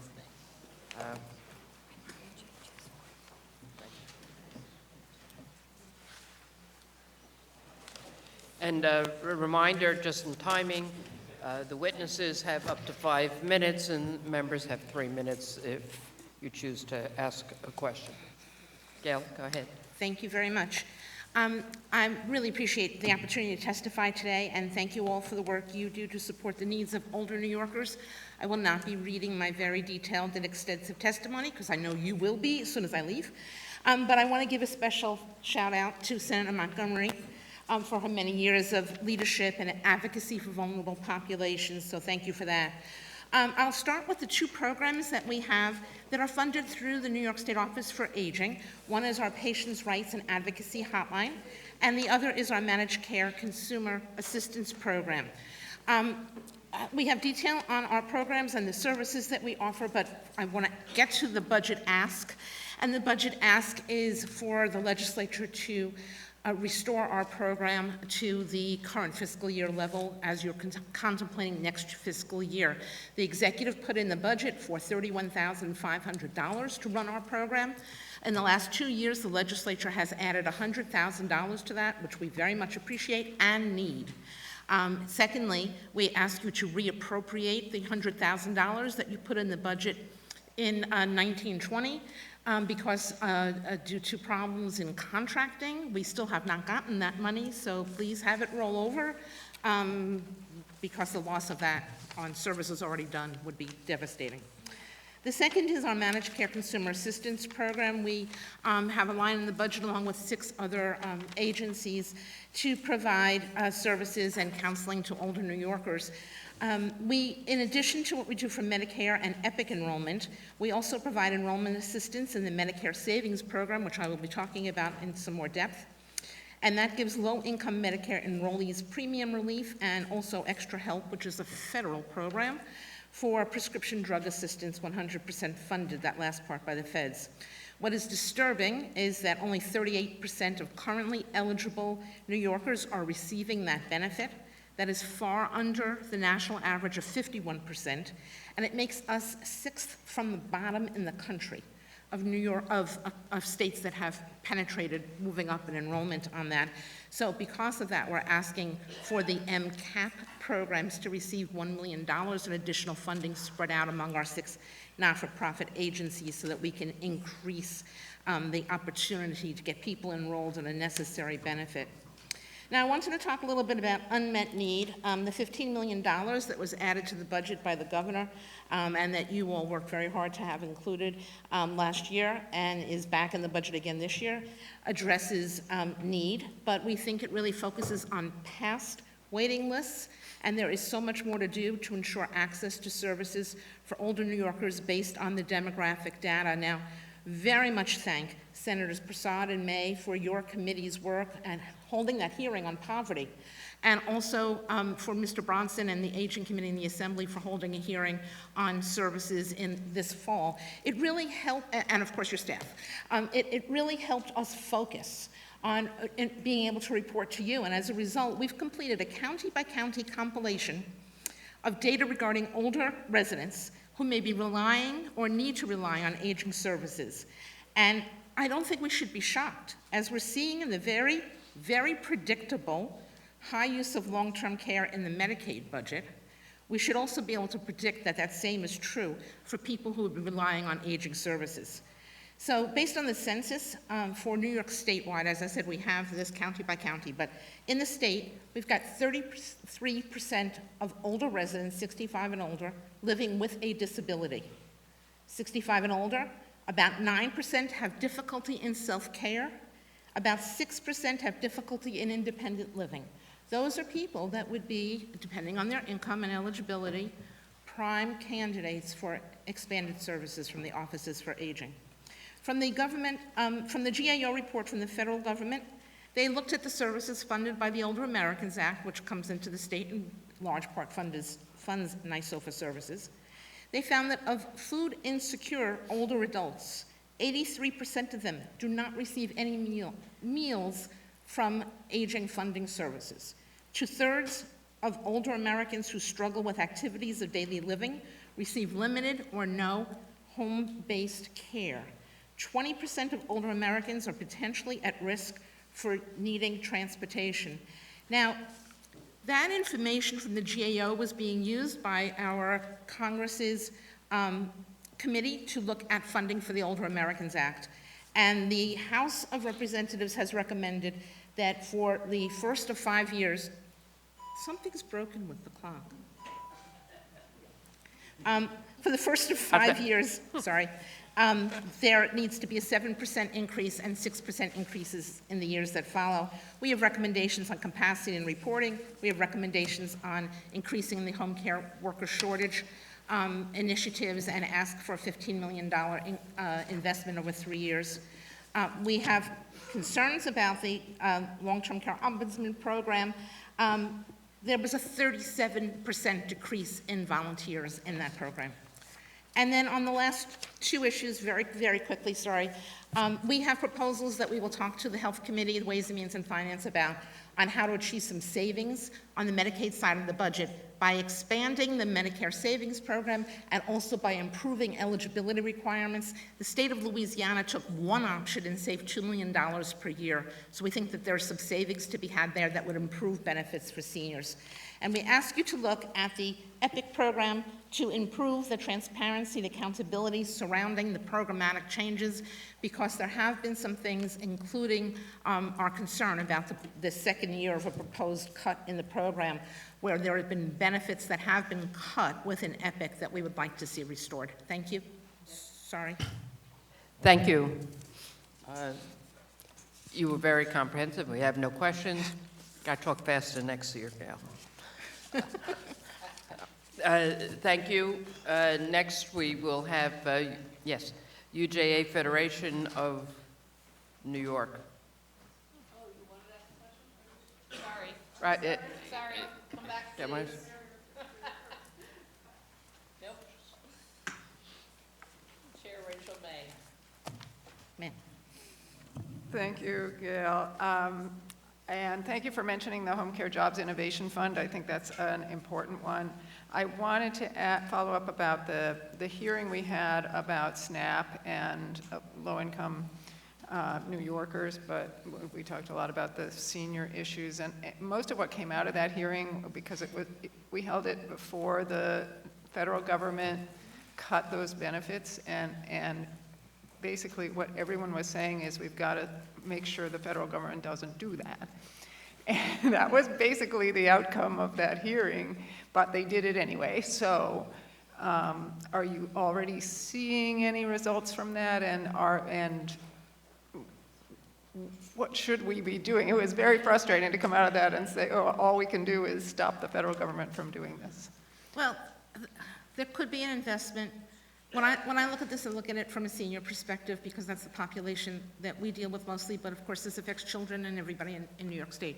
But from a senior perspective, I think that an investment increase in what's called the WIN program within aging, which is wellness and nutrition, would help to offset some of the food insecurity that we're seeing among seniors.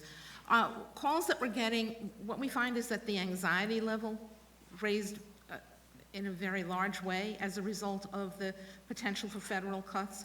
I haven't gotten calls recently about people saying, I don't have the benefit that I need. We do get calls to say, where can I go for food? Okay, thank you. And then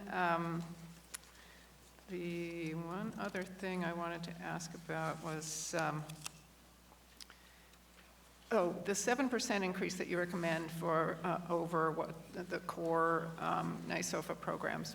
How was 7% arrived at? Why is that the amount you're asking? We felt that the GAO was a pretty good source, and that was what the U.S. House of Representatives used as their source for making a recommendation that the federal government should invest 7%, followed by 6% in each of the 4 consecutive years. So I guess I figured if it was good enough for the House of Representatives, it was good enough for statewide as an initial recommendation, knowing how tight money is. We think that should be a minimum, and that you should continue to grow these services across the board year after year. So we followed the federal recommendation of the House. Okay, great. Thank you very much. Assemblyman Bronson? Gail, you thought you were going to get away. In your materials, you have a couple of sections that talk about Medicaid. And as you know, one of the most serious issues we're going to face during the budget is the Medicaid situation. I use situation intentionally. Could you share with us how we in the area of serving older New Yorkers, how can we work toward Medicaid savings in particular? And, you know, and the connection between Medicaid and Medicare and your services of getting people on benefits. If you wouldn't mind, just outline for us how we can address Medicaid and how that benefit our system as we move forward. All right. Well, I think there's two areas that I would point to. One is the CMS has already made recommendations to the states on how they can improve their eligibility and processing of people who have the Medicare Savings Program that is funded in part by our state Medicaid and the local social services districts doing the work. So the first would be achieve all savings you can by streamlining and improving that process, which would also stop people from the churning off cycle by having to reapply and so on. First thing. And the second thing, we think that most people come to the offices for aging when they are beginning to enter a crisis situation. I need this, how do I get it? And there's a lot more that can be done, number one, to prevent moving into that crisis situation through programs that the offices offer, but also in terms of averting that crisis mentality. We need to let people know that the services are there. People don't know. They call our office, they call our hotline, and we're speaking to them, and we refer them back to their county offices for aging, who are doing great work. People just don't know, oh, that's available to me? Oh, that's how I would get that? And we need to educate people earlier on and do more outreach, which we think we need for all of our programs. That should delay, it should keep people healthier, and we hope should delay Medicaid eligibility or their crisis where they enter into a hospital and then never go home. Okay, and we have less than a minute, but on the EPIC program, what is your suggestion on how we expand EPIC so more seniors can take advantage of that? Well, there are two pieces that have happened this year. One is a new application, which requires a lot of detailed information that was not previously required. It is going to, we think, be a disincentive for people to enroll in EPIC, so we'd like you to fix that. The other thing is, rather than using the line of the governor's cut to restore that money, and then to start lowering the age of EPIC eligibility from 65 down, so that people, as they are entering seniorhood, are coming in with the resources that they need. Everyone on EPIC, everyone on Medicare, which is including the persons with disabilities population, should have the same benefit, and we'd like to see that expanded to everyone.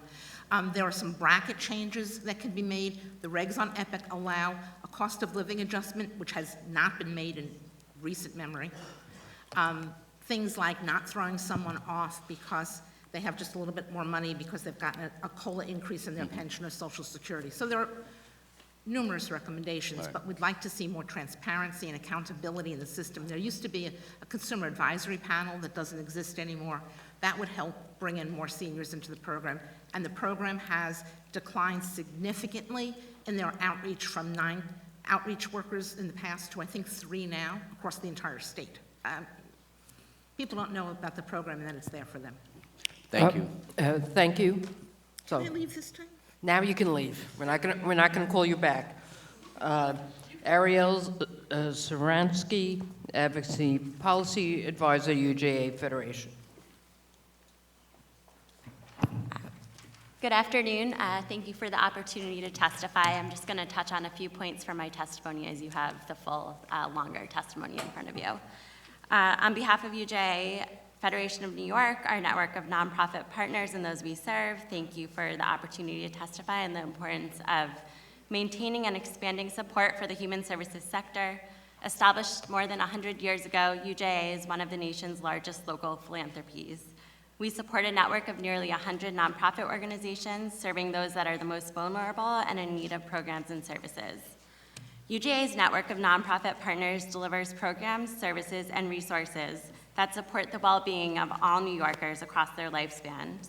However, while New York's economy has been growing steadily since 2008, state funding for the human services sector has been cut by 26%. This leaves a lot of our partners unable to provide the services that vulnerable individuals need. We make the following recommendations for investments in this year's state budget, including a 3% increase on all human services contracts and rates for the next 5 years, allocating $100 million in recurring funds to the Nonprofit Infrastructure Capital Investment Program, and expanding state and municipal facilities program eligibility guidelines to include nonprofit organizations. Additionally, Medicaid has been discussed a lot. While the Medicaid redesign team has been tasked with identifying $2.5 billion in savings to the state, should that not be achieved, it is critical that nonprofit providers are held harmless. I also want to touch on Holocaust survivors. New York State is home to nearly 40,000 Holocaust survivors. 40% of them live below the poverty level. As New York continues to support its immigrant communities and address the rise of anti-Semitism and hate crimes, it is imperative that we not leave Holocaust survivors behind. We appreciate the investment of $400,000 in last year's budget, but more must be done. We ask the state to invest $5 million to fund care, services, and resources for Holocaust survivors living in poverty. Along those same lines, we appreciate the inclusion of $25 million to support safety and security projects for at-risk facilities.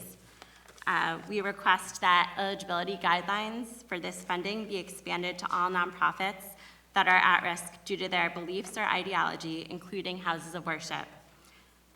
This will provide a broader understanding of statewide community vulnerabilities and ensure that all nonprofits are protected from hate-based attacks. Next, I want to talk about the Summer Youth Employment Program.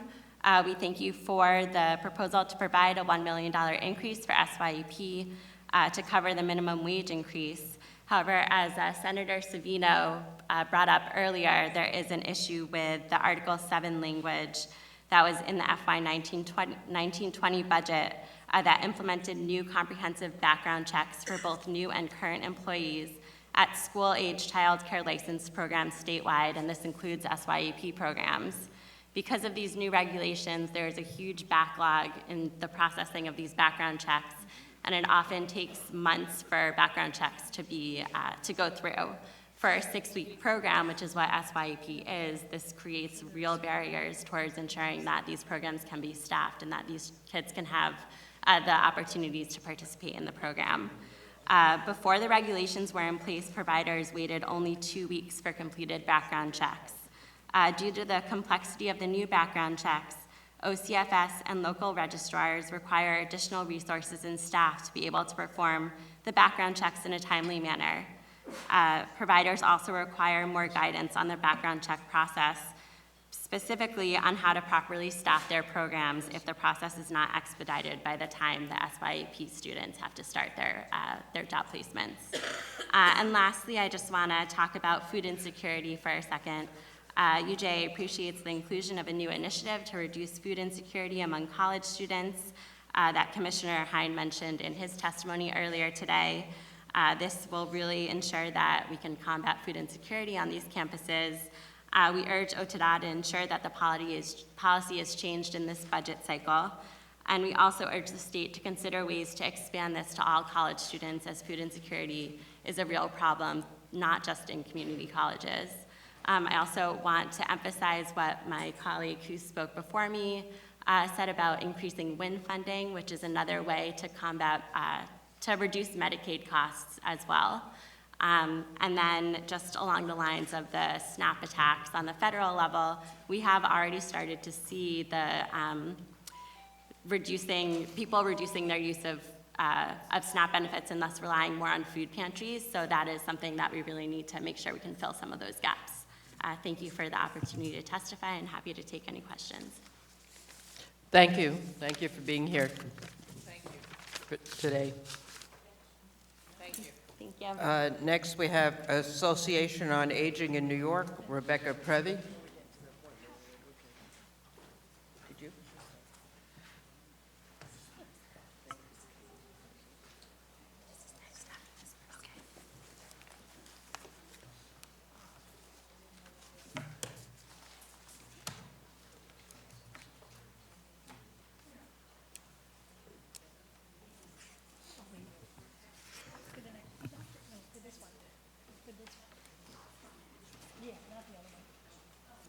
Okay, I'm sorry. Yes, please, go ahead. Good afternoon. I wanted to say thank you to members of the legislature for holding such an important hearing. My name is Becky Prevey, and I'm the Executive Director at the Association on Aging for New York State. Our membership contains the 59 local area agencies on aging, otherwise known to you as offices for the aging. I know there's at times confusion. Our mission is to support and enhance the offices for the aging to promote independence, preserve dignity, and advocate on behalf of older New Yorkers. We serve a large number of people, and we serve in 4 different categories. So our first category is really active older New Yorkers. We provide volunteer opportunities. They engage in our senior centers for health promotion activities. We also touch those with small needs, so individuals that may need help with their Medicare. They may need some counseling services. They might need to get enrolled in new plans, and they're kind of a soft touch in our community. We also serve the high-risk, frail elderly, and so Commissioner Olson spoke to this. Under our core programs and services, we're typically serving clients at very high needs, early 80s, single females that live alone, who have real deficits in being able to bathe, dress, go to the grocery store, et cetera. We also have a very strong caregiver support program and provide respite services. I want to kind of start the conversation by doing a level set on this aging population, and I think Commissioner Olson also spoke to this. So this population has a huge social, intellectual, and economic footprint in New York State. New York State is 4th in the nation as far as our aging population, and in 2015 we had 3.6 million people over the age of 60. By 2040 we're going to be looking at 5.6 million in that category. By 2025, 86% of counties in New York State will have a population that's 25% or more over the age of 60. Again, this population contributes enormously across our service spectrum. The 50-plus longevity economy indicates that the population of over 50 represents $9 trillion in economic and unpaid activities from 2018. That's going to triple to $28 trillion by 2050. What that means for New York State is that individuals over the age of 45 contribute $379 billion per year to our economic situation. That's 63% of the income in New York State from this population. Their volunteerism is worth over $13 billion per year, and their unpaid caregiving has a value of about $32 billion to the state. This kind of lays the framework for why New Yorkers really deserve the care and services that we're able to provide them, and it's also the reason that I'm here today to ask for an ongoing commitment to our aging network. The $15 million investment in last year's budget allowed my members to bring older adult services that were on waiting lists, some from 2 months to 3 years. That meant home-delivered meals, transportation, personal care services, and other vital services to our economic drivers in New York State. My membership also shared kind of a deep data dive, so we looked into actual case files, and out of the 2,200 case files that we looked at, 10% of those individuals went directly to a skilled nursing facility under the Medicaid benefit. Another 9% went to MLTC plans or traditional Medicaid coverage. Again, if you look at that from an economic standpoint, the state share of Medicaid on those people is over $60 million per year, so very, very significant statistics. What I'm asking for this year is the fact that my membership have reported to me ongoing waitlist issues. And so what that means is that the waitlist was a snapshot in time. We had that data from a few years back, but that doesn't mean our waitlists stop. So people continually come on our waitlist, and the membership reports that. And we currently have a large sum back on our waiting list. So the ask behind the $19.5 million in my testimony is directly tied to the 9,000 plus people we have identified on wait list, and the calculation is based on what a unit of service cost for that individual. So there's metrics behind the ask. I also took a deep look at our CSE budget, and I know that there's been asks for an increase in that. Again, I really feel that we have clients behind these numbers, and so we do ask for a $53 million investment in CSE, and that's for 2 things. Number 1 is targeted case management, so the people that receive our home care services and case management, those are exactly those very high-risk, frail individuals who qualify for a skilled nursing facility placement. Right now, on average, they get 1 hour of case management per month. And again, with the issues that we see with the older population, 1 hour really is not sufficient to meet the needs. So $10 million could bump that to 2 hours of case management. The additional funding, again, goes directly to our personal care programs. So that are the home health aides that assist with bathing, toileting, dressing, feeding. And our average client only gets 4.6 hours per week. The Medicaid system usually authorizes 20 plus. So the ask behind that investment would be directly for increasing our home care hours from the typical 4.6 to an average for 10 for New York State. Our services and supports are predicated on keeping people off Medicaid-covered services, and yet our funding has remained relatively stagnant. We provide services that keep people living in their homes and support the population that is the economic support New York State thrives on. I would like to thank all of you for your time, and I welcome any questions. Thank you. Any assembly? Assemblymember Bronson.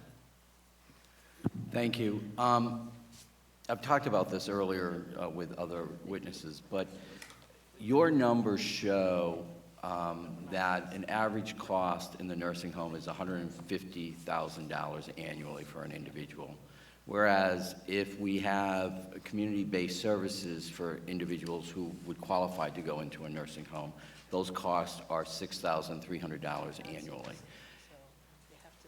Tie that to the fact that even though with the $15 million we addressed whatever, I can't remember what it was, 2017 or 2018 wait list, but now you have identified somewhere above 9,000 people on the wait list.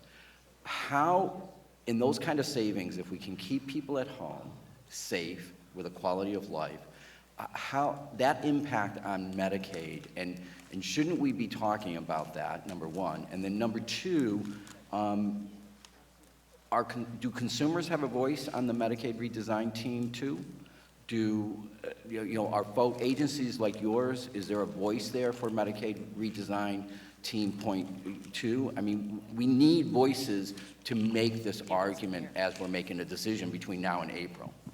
And absolutely, I couldn't agree more. And I can tell you, our population is traditionally non-Medicaid, and our services and supports, they don't last a month or two. So we're keeping people out of skilled nursing facilities for years.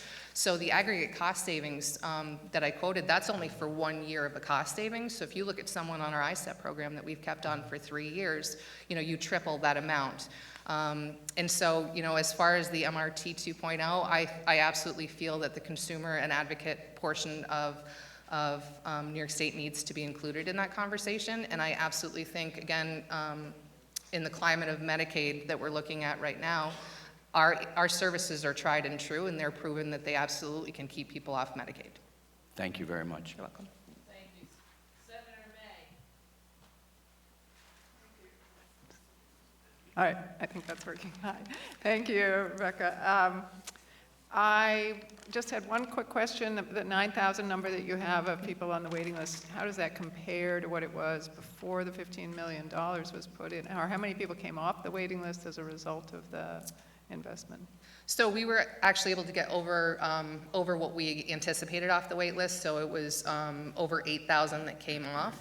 And I think the 9,000 that we now have on is a combination of numerous things. I think it's value-based payments. So people are really looking from a healthcare sector on getting people on services sooner. So our referrals from hospitals and the physician base have absolutely increased. And then our New York Connects program has grown enormously. We have a very large online presence now. So, people definitely are coming to our services at an earlier time. And I think, there was a lot of press involved with the historic investment that we received. And so people really were in tune to the fact that our services absolutely could help their loved ones. So, as the aging population continues to grow, our wait lists are going to continue to grow just because of the basis of the population that we're serving. Right. So Gail Myers testified that we're maybe not doing the best job of getting the word out about what the services are that are available. Can you say what you find is working and what is needed in order to make it work better? I definitely think that social media has played a huge role. My membership has absolutely started advertising their services on Facebook, tweeting, those types of things. So I think that we're catching maybe the younger caregivers that might not, use traditional ways of getting information.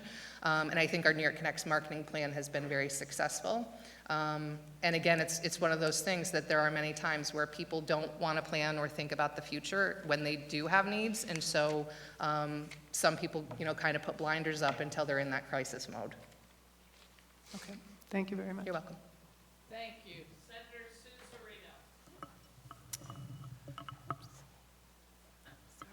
Suzzarino.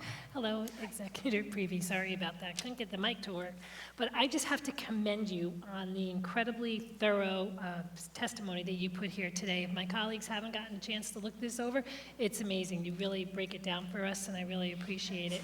And in here, you rightly point out that our senior population will virtually double in the next 20 years, and keeping our seniors here will be vital to our economic viability. I completely agree. So I want to start by talking about the CSE funds. We had a couple of people have mentioned it already, and we're excited to get the $15 million, but what do you see? Do you think that we're going to need more money? Like you talked about, you're doing more on social media and more, you're hitting other people, maybe a little bit younger too than notoriously would take the money. And if you think we do need more, do you have any idea of an amount or? On the CSE side? CSE, yeah. So the CSE, it's included in the testimony, it might just not be laid out. Oh, maybe I missed that, okay. But the CSE ask that we came up with of the $53 million, I felt it was really important to have data behind that number, to have a specific ask, because I think that's beneficial for you to make decisions. Right. And so that was directly tied to our highest risk customers. So those individuals that have 3 deficits in activities of daily living, 3 deficits in independent activities of daily living, and 4 or more chronic conditions. So that was based directly on this population, and the calculation was to double their case management and to essentially double their home care hours per week. Okay, and that's great. And then the other question I have, because I was really intrigued by your home care innovation fund that you're proposing in the testimony. So can you elaborate a little bit on your vision for that too?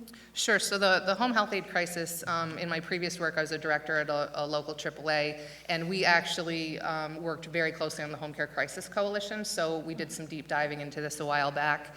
And what home health aides had shared with us were a couple things that could be an easy fix with a pilot project. So it was new tires for my car, or a lease, or I don't have anyone to care for my child if I have a case from 6 to 9 p.m. because my traditional daycare isn't open. So I think that there's a lot of work that could be done in that space. I think the other thing that was eye-opening for me personally is 2 of the members of my staff were previously home health aides and went back to school and came on as case managers. And I asked them, if you got paid the same amount of money to do case management or to provide direct care service in the home, which would you choose? And they both laughed at me and said that they would be direct care workers immediately if they could make the same money. So I think that was kind of eye-opening to me, that if we can look to pilot a higher wage in certain areas and then really prove that those cases didn't go unfilled, again, that's some data to have behind what we're doing. And I think looking at those failed discharged from acute care facilities or people that are readmitted would be a really good place to start. That's a great idea. I love it. Thank you. Thank you. Thank you. Thank you. You very much. Next, we have Schuyler Center for Analysis and Advocacy, Dee Dee Hill and Crystal Charles.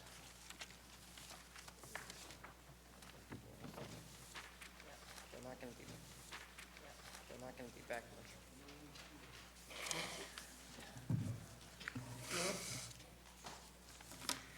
Hi, good afternoon. Thank you for this opportunity to testify.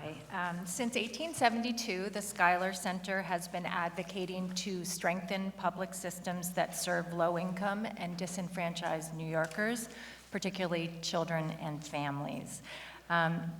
First, I'd like to just make some general observations and create some context around this executive budget.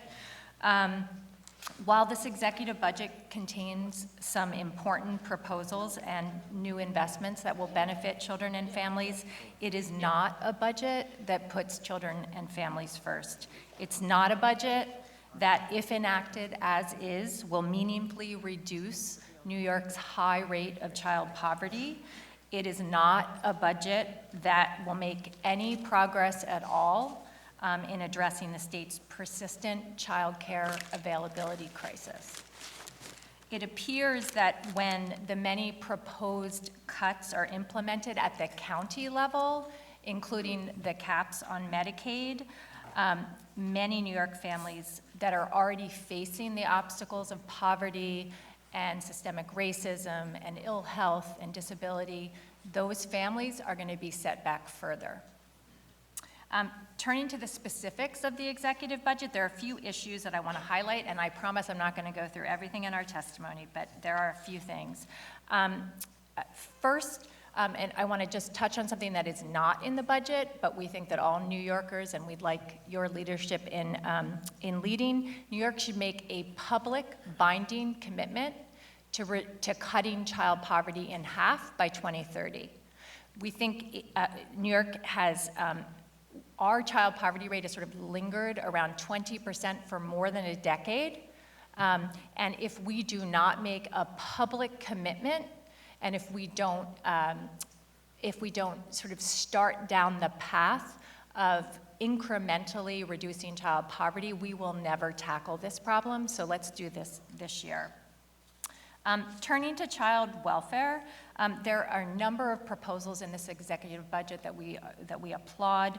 The kinship firewall is a really important step. Blind removals, this is really going to move the state towards addressing its overrepresentation of Black and brown children in the state's foster care system. These are important steps. But we do have some concerns. I want to turn your attention to an issue that Senator Prasad has raised in her questions about there are cuts to the preventive protective funding stream. They're kind of hard to discern in the budget, but what it looks like is done is there is a proposed $40 million cut to the TANF Flexible Fund for Family Services.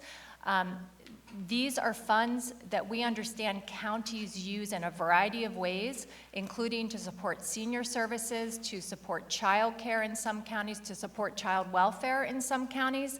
So this is a $40 million cut that will deliver a $25 million savings to the state. It has to be transferred over to preventive services. We're also concerned that this may mean that counties utilize their preventative services a little bit less because they have to draw down more county funds before they can access those preventive services. We really, we want to draw attention to this. I don't think it's on a lot of people's radars, and it's a deep concern to us. And it reminds us of something that happened in 2017. There was a proposal to shift $20 million in Title 20 funds and move them to child care. We raised the alarm about that, and we actually reversed that. We hope you will do that again this year. In the area of foster care, we're very excited and pleased that there is continued support for the Family First Transition Fund, but we want to see some more investment this year. One other thing, my time is running out. There is no new funding in this budget for child care.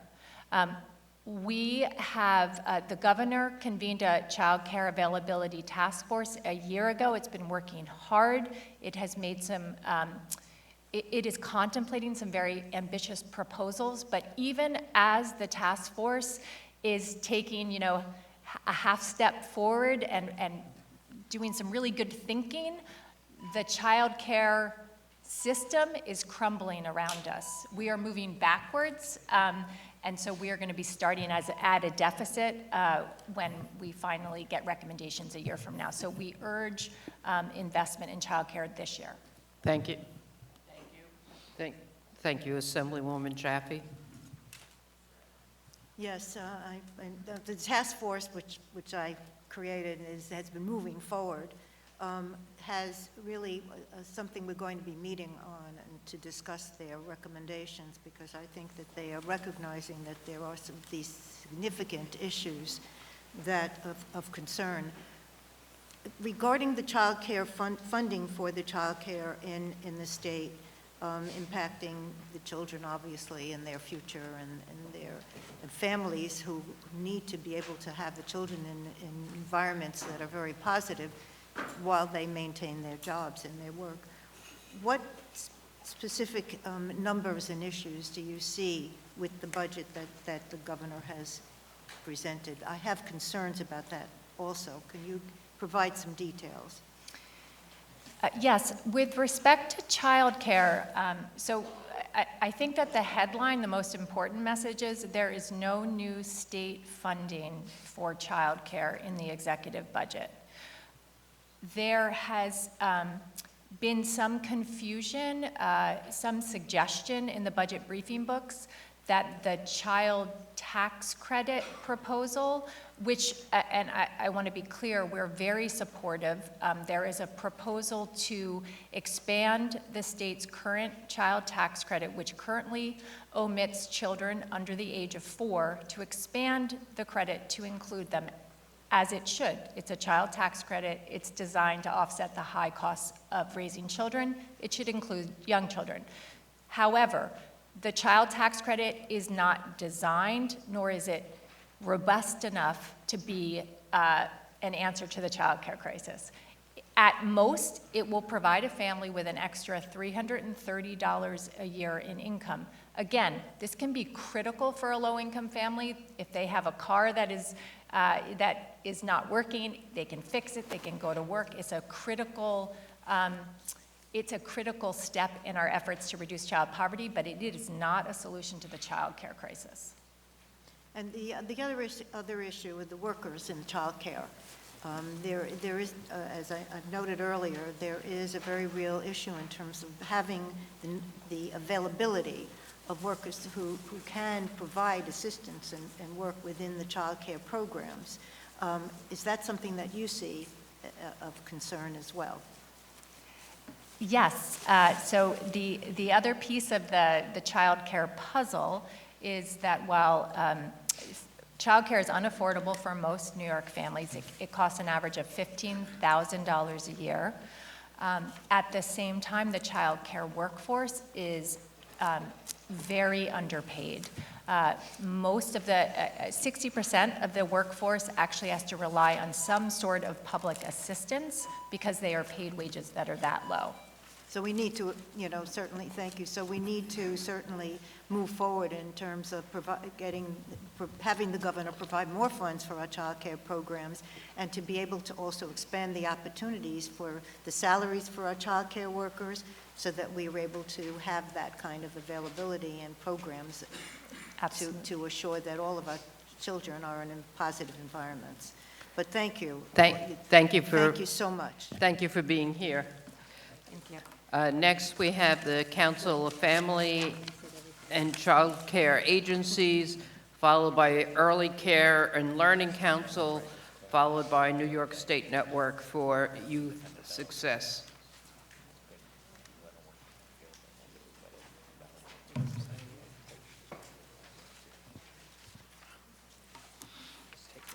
Good afternoon. Thank you for the opportunity to testify. My name is Kathleen Brady-Stepien. I'm the Associate Executive Director of the Council of Family and Child Caring Agencies, or CAFCA. We represent the more than 100 child welfare organizations around the state. We were very disappointed not to see more of a commitment to our human services programs in this executive budget proposal. We are proud to partner with our fellow human services organizations around the state to bring one single unified ask before you this year, and it's called 3 for 5. It's a request for a 3% increase in our rates and funding for our human services programs over the next 5 years. We believe that this would go a long way towards acknowledging a sector that has been ignored in our state budget for far too long. And we believe this would also go a long way towards allowing us to recruit and retain the best possible workforce for New York State human services programs. What is our New York State budget, after all, if not a statement of New Yorkers' values and priorities? And human services programs around the state are very important for the New Yorkers should they need them to access them. Turning to the foster care workforce now specifically, we have just updated our turnover and our salary information in a survey we do of all of our agencies. And we know that our salaries remain far too low to be competitive. We're competing with fast food establishments for our frontline staff, and we have a 41% turnover in our frontline child care workers. We have a 38% turnover for our caseworkers around the state. This is unacceptable because, as was brought up earlier, every time one of our workers departs a program, it is the loss of a relationship that a young person in foster care has built with a caring adult that they've come to rely on every day, that they go to with their challenges and with their successes. And we simply must do better on behalf of our kids to stabilize our workforce. And we will be coming around to all of you for your help in driving an increase to the foster care rate, which is set post-budget administratively between DOB and OCFS. Your partnership has been completely invaluable the last couple of years in helping us to make sure that we have an increase in our main mechanism to provide salary increases to our foster care staff. We're also asking for your help in growing 2 programs that are actually higher ed programs for our child welfare staff. There is one that is focused on loan forgiveness for our child welfare workers and another one focused on tuition support for our child welfare staff. Those programs are in the executive budget at $50,000 each. We are appreciative of that, but we are asking for $1 million for each one of those programs. HESC just made the first round of these awards this past fall, and we understand that there was just enough funding to hand out 4 awards around the state. And so while that's a handful of child care workers and child care staff around the state that are benefiting from those programs, we know that the need is far greater, and we ask for your help on that. We are going to be implementing the Federal Family First Act this next fall in our child welfare field, and it's hard to understate how much change that's going to bring to our field. There's also a lot of opportunity in it, and we are really excited about the opportunity to work together with OCFS and with our other partners in the counties on making sure that kids in foster care are in family-based settings whenever possible. It's just that there is some very ambitious Article 7 language that has been included on the independent assessor, and we have some serious concerns that if this particular part of the language, which has the independent assessor ultimately making the placement decision, there are some safety concerns that brings up. What if the local district is actually unable to find another placement within the 30 days as is written in the ALPHA language? And we don't understand why this independent assessor has been given so much power to, it seems, override the judgment of a judge and of the local district commissioner, who at the end of the day is ultimately responsible for the safety of the young people in his or her care. And also, there have been no details established on this independent assessor role yet, which is a brand new invention of the federal act. And so we think that this is really asking the legislature to, sign off on this before we have all of the details needed to understand the proposal in full.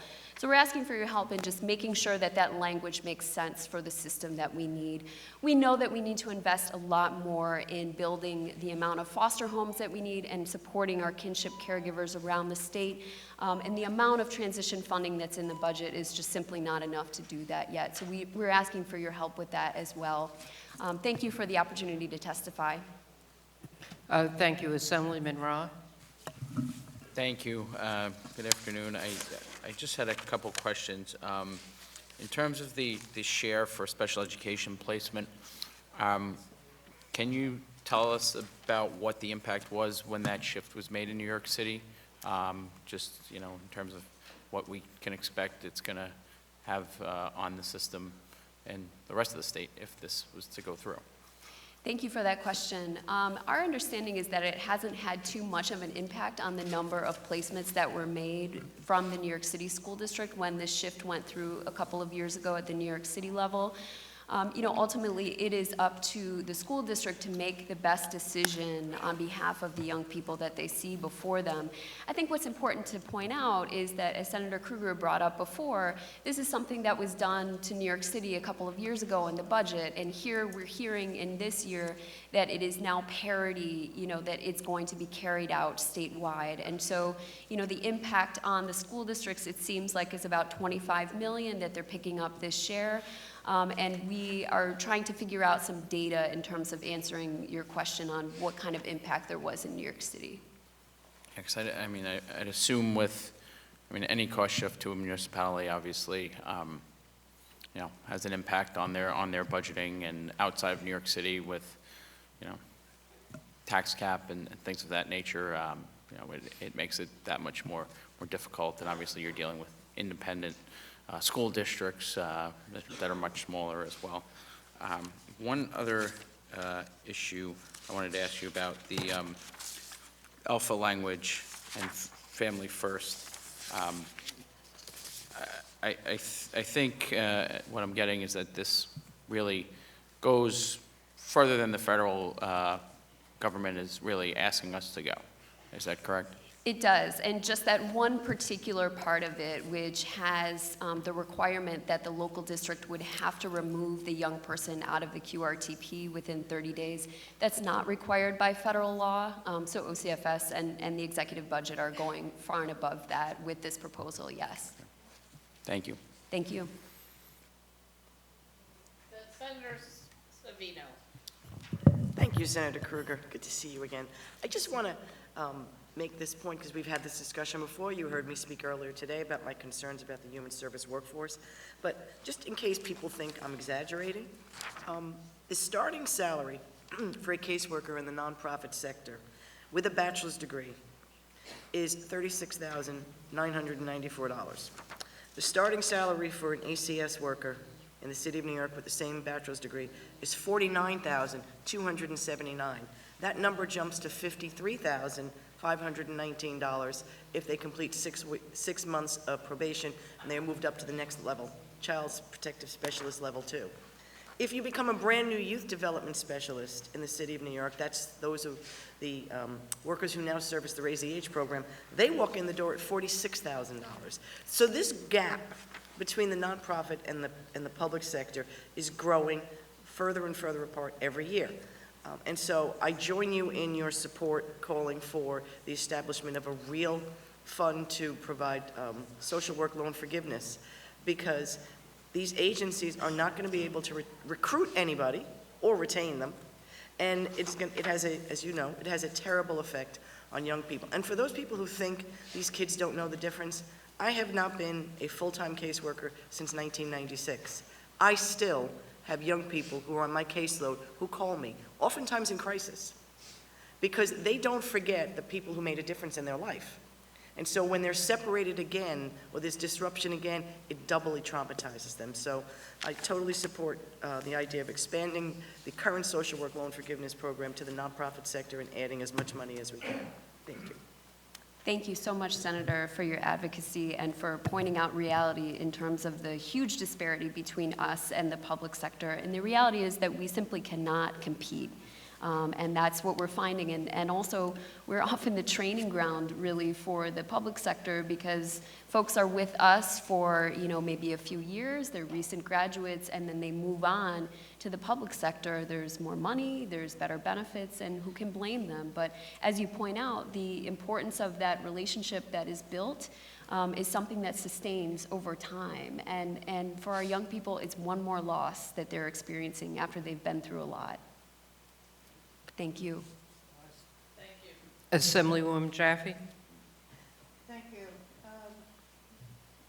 There's no question that you also recognize the difficulty with childcare and the affordability, in terms of the workers as well, and their limited. Is your mic on, or just pull it closer if it is? There you go. Is it on now? Yes. Okay, I'm sorry.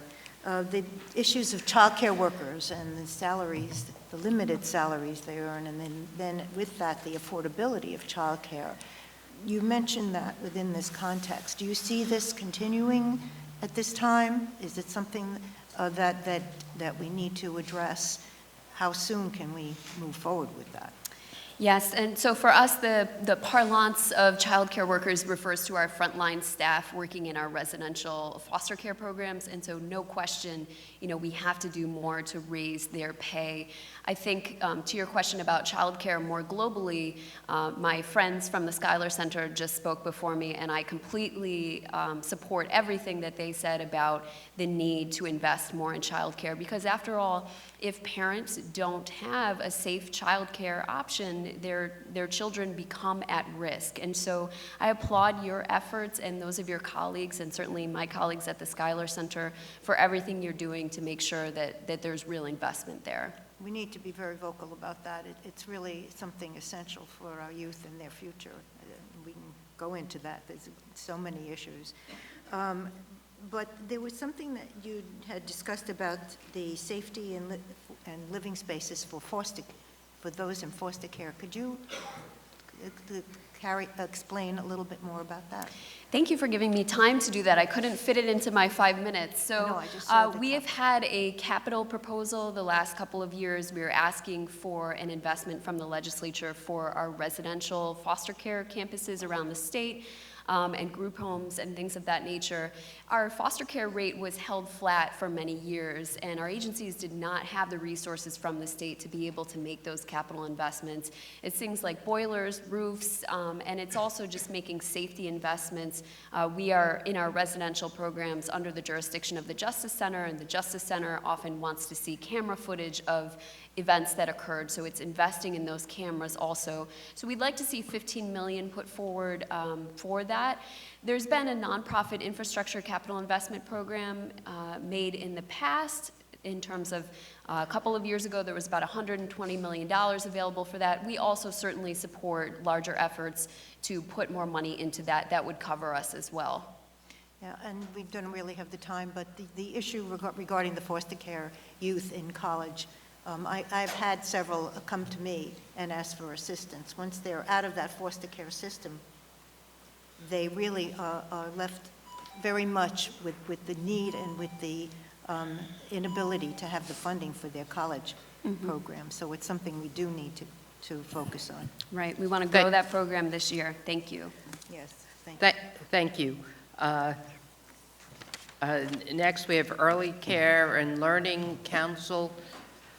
Meredith Chimento, followed by New York State Network for Youth Success, followed by New York State Kinship Navigator, Catholic Family Centers. Those folks should start to make their way down. Thank you. Thank you. Good afternoon. I think that one of the hot topics today is the availability of quality, affordable childcare in New York State. And I'd like to speak specifically to the role that the child care resource and referral agencies play in developing quality and affordable child care. 10 years ago, the Early Care and Learning Council and 35 CCR&R agencies were awarded a continuation of a longstanding contract to serve child care providers, parents, businesses, and their communities. In 2012, that contract, or those contracts, received a cut. It has remained untouched since then. Yet, the work of the CCR&Rs continues. A CCR&R's role in the community is multifaceted. It helps parents locate quality child care. It helps businesses stay in the community by assisting employees in finding quality care for their children. CCR&Rs also provide a variety of trainings and intensive technical assistance to assist child care providers in exceeding standards of quality, best practice, and meeting regulations. This year, as you all know, has been almost the perfect convergence of national and local attention regarding the child care crisis. Its exceedingly high cost and the underpaid wages that the predominantly women-based workforce earn. At the same time, the Child Care Development Block Grant afforded many CCR&Rs and my organization, the Early Care and Learning Council, an opportunity to expand its services toward increasing the quality of infant-toddler care in New York State. Mental health consultants, infant-toddler specialists have been hired and trainings have been developed, all working toward meeting children and their individuals that care for them at a time in their lives where neurons are firing, brain cells are developing, and the foundation for an exceptional education is being formed. Yet the workforce responsible for the development of these centers, of the family members and providers who care for our youngest and most vulnerable citizens, are vastly underpaid. We are losing staff to programs where the pay is higher, to state jobs, and to different fields. Over the past 3 months, at least 3 long-term, highly qualified, and valued CCR&R staff have left due to insufficient pay. Last year, the CCRs in New York State fielded over 40,000 referral calls, delivered 37,000 hours of basic technical assistance, and 19,000 hours of intensive technical assistance, which helps parents locate care, helped providers increase their skills, knowledge, and behavior. What these figures don't show is the challenges that each of the 35 CCR&Rs face. With flat funding for 10 years and the cut to the contracts in 2012, the staff at the CCR&Rs suffer. Many have master's degrees, and many just earn just over minimum wage. The stress that these employees feel and the choices that CCR&Rs have to make are devastating. Next week, over 250 childcare advocates will come here to Albany to carry the ask of the Early Care and Learning Council, Winning Beginning, Empire State Campaign, which you'll hear about more from my fellow advocates. But many CCR&Rs will not be able to attend. They have lost grants, travel and professional development budgets have been cut, and one CCR&R even called us last night so disappointed that they lost another grant, that they aren't able to join their sisters in the Capitol and rally to meet with each of you to tell the successes of our field and the challenges. 60% of New York State has been classified as a child care desert, which means there's not care within reasonable proximity to a person's home. To address this issue, the Child Care Availability Task Force has been working diligently for the past year to make recommendations at the conclusion of 2020.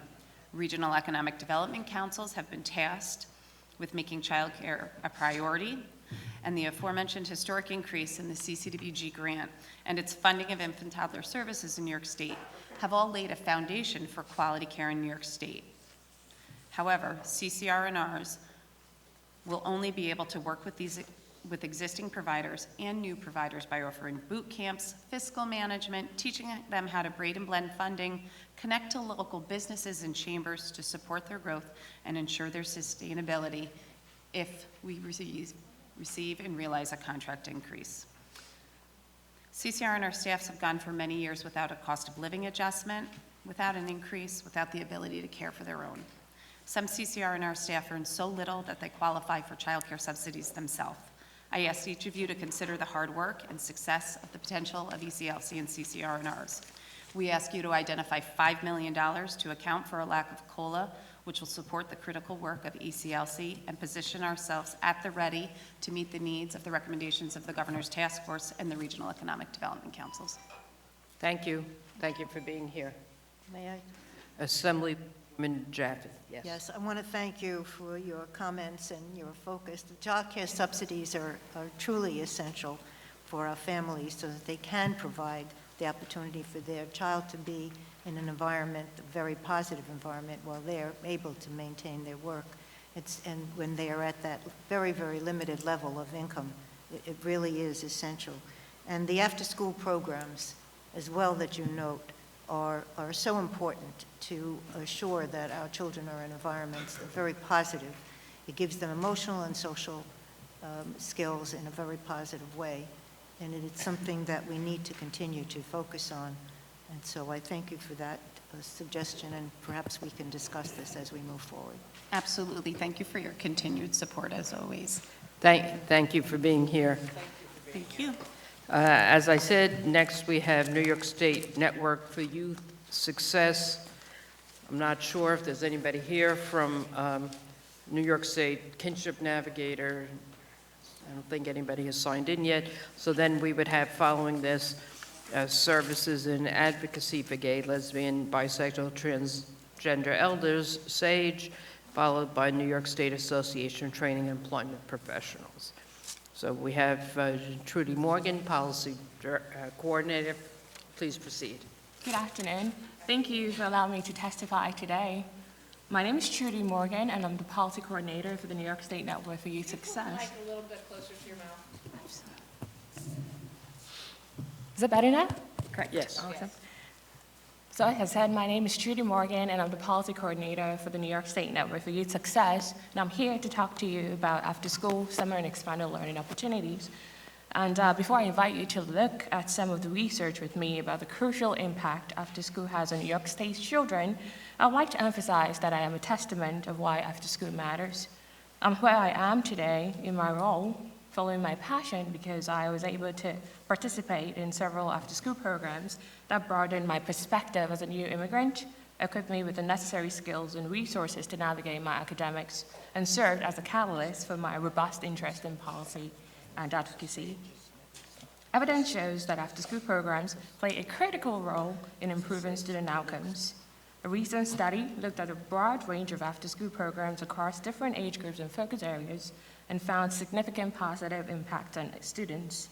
These quality after-school programs supported students to pursue their passions and learn how to take chances and make calculated risk and healthy choices. We also know that after-school programs do not only help working families build bridges to their children's school day by offering academic and social supports, but they also help working families maintain their own economic stability at work while knowing their children are safe and engaged. We are pleased that the state has shown an interest in after-school by increasing investments through the Governor's Empire State After-School Program. While we support additional investments in after-school programs from the state, we must ensure that existing funding streams that support currently operating after-school programs are adequately funded as well. Therefore, we urge the legislature to restore funding for Advantage After-School Program. The governor's budget proposal of $28 million is a reduction from last year's enacted budget of $33 million. We thank the legislature for restoring the $5 million cut last year and ask you to graciously do so again. At least 2,500 students currently enrolled in Advantage programs will be at risk of losing access to their programs if funding is not restored. We also asked the legislature to increase Advantage funding by $5.1 million to increase the per pupil rate to $2,320. This $2,320 would account for the minimum wage increase while holding all other factors related to after-school programming constant, including the number of children served. We also urge the state to restore $1.5 million in the funding for youth development program that was cut from the executive budget this year, and also maintain the governor's proposal to increase funding for summer youth employment by additional $1 million. On childcare, we also asked the state to invest $40 million to create a fund to increase workforce compensation and improve childcare quality, and at least $60 million in the state's childcare subsidy program to expand access to more working families.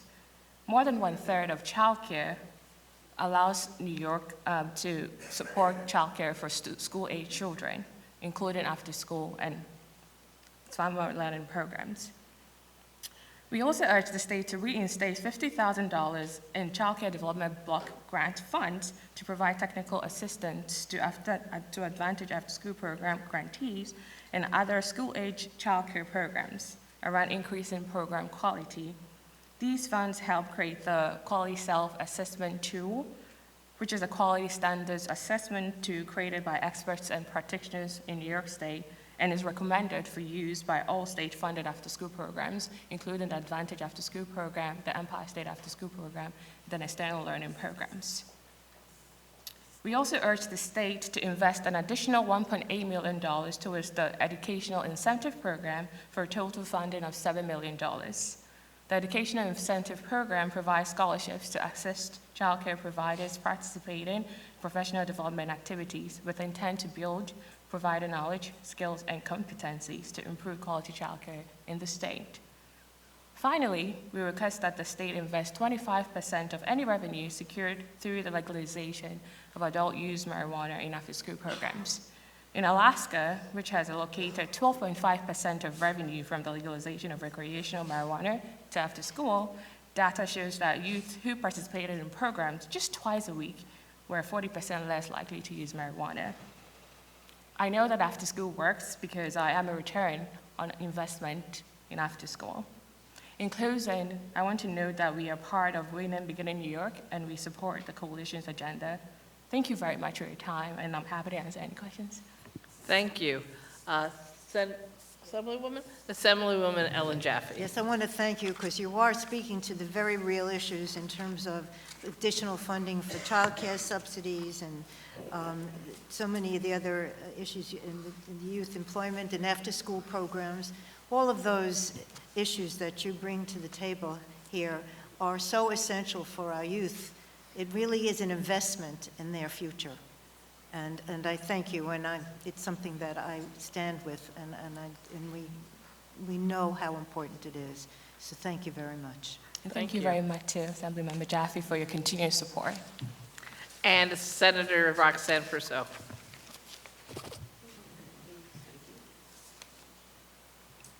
Good afternoon. Thank you very much for your advocacy. I just have one question for you. On the summer youth program, you indicate here that the funding, the additional $1 million funding, will support the additional staff and increase the number of youth that the staff will serve by 750. That's not what our analysis shows. Yes, that's actually correct. So this was something we confirmed as of last night, that this will go towards the minimum wage increase while holding the number of students served in the summer youth employment constant. Okay, so I just wanted to clarify that this is not. Yes. Thank you very much. Good for catching the error. Thank you. Thank you very much for being here today. Our next testifier, we believe, is not here, New York Kinship Navigator. Anybody want to argue differently? Okay. Then, Melissa Sklarz, Services and Advocacy for Gay, Lesbian, Bisexual, Transgender Elders, or as we call you, SAGE. Much simpler. And for people lining up, next, the New York Association of Training and Employment Professionals, followed by New York State DA Veterans Defense Program. Hi, Melissa. Great.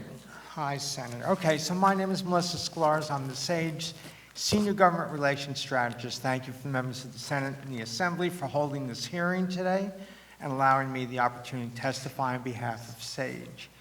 SAGE is the country's first and largest organization dedicated to improving the lives of LGBT elders.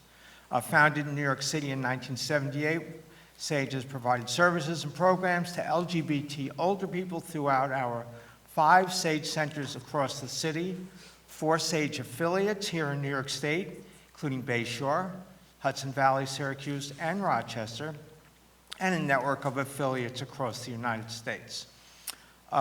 Because of thin support networks, LGBT older people need to rely more heavily on community service providers for care as they age. LGBT older people are more likely to face discrimination when accessing health care, social services, and other programs. For so many LGBT elders is their safety net. I wanted to speak briefly today about 3 programs here. Of course, housing, but that will be next week. But within our SAGE housing, we have our SAGE centers. As you may or may not know, this year we've opened our first LGBT-friendly housing in Brooklyn called Stonewall House in the Fort Greene area in Senator Montgomery's district. We had the ribbon cutting last month. It's 145 units, 25% are formerly homeless elders. 77% are people of color, and that will mesh well with the neighborhood.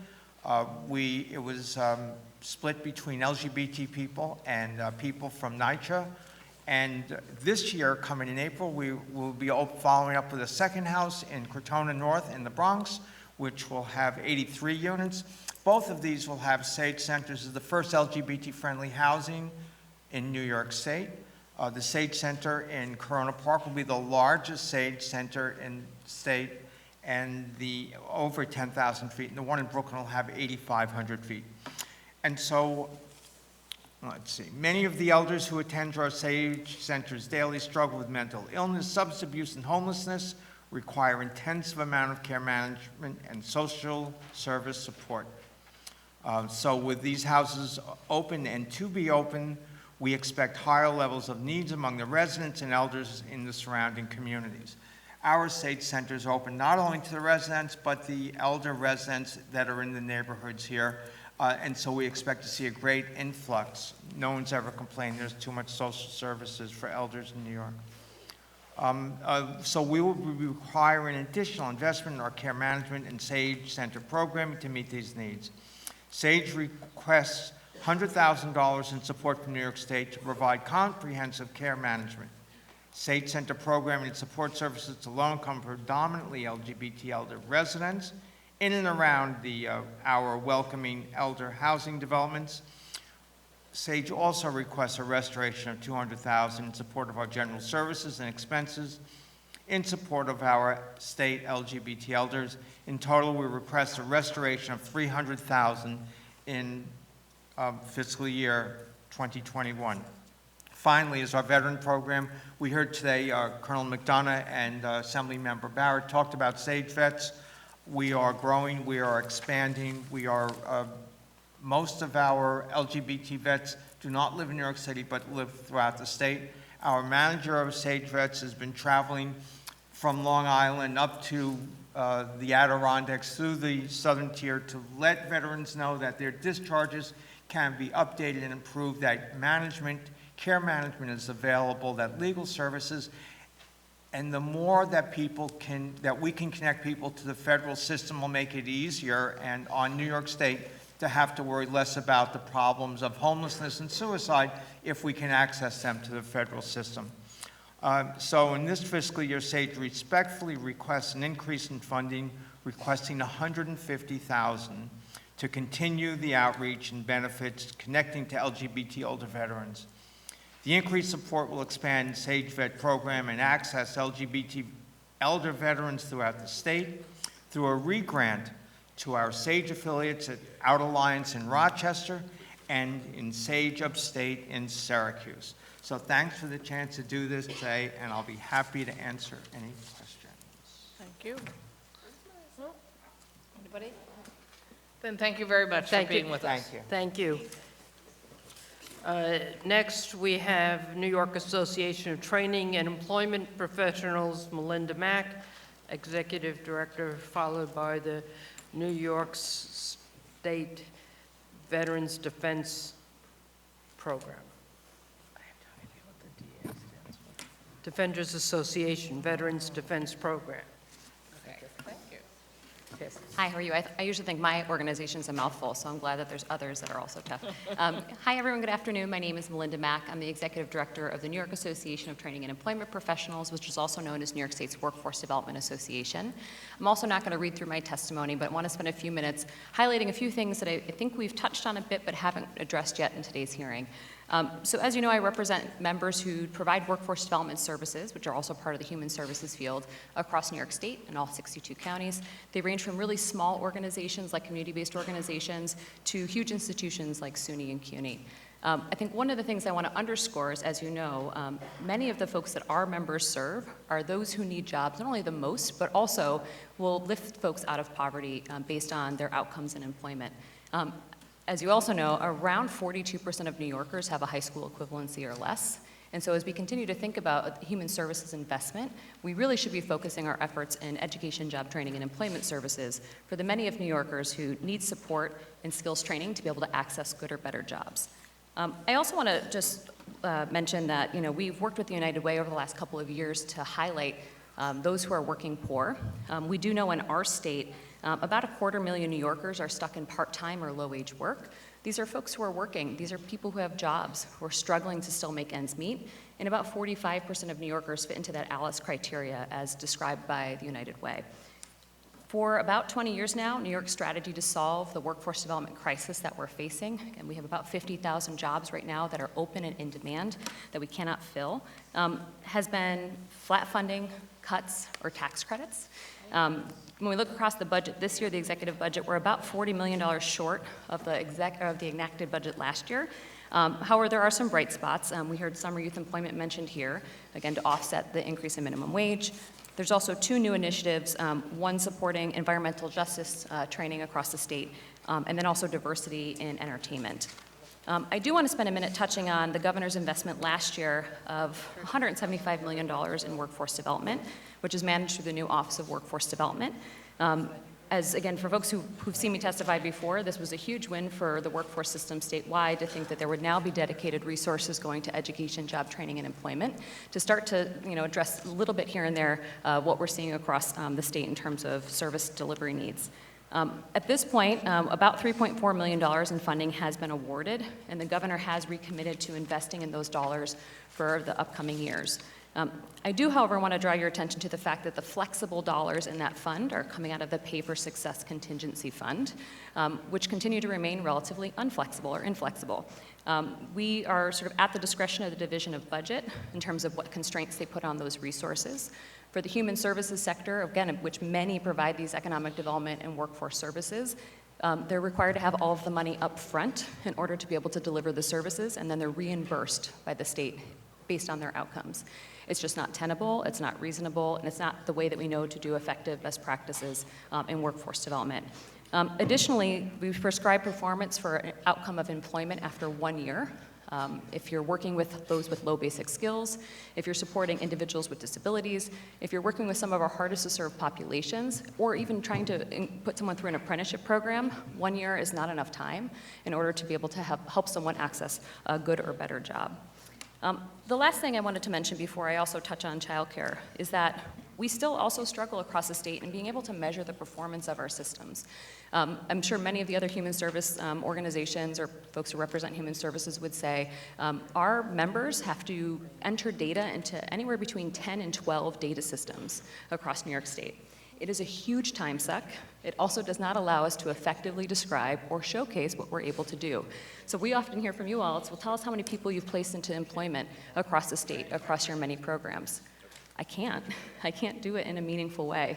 And so we also ask and encourage you to continue to focus. I know Assemblymember Bronson has talked about this for years, a way to better articulate and communicate the success of the workforce system and our investments in education, job training, and employment.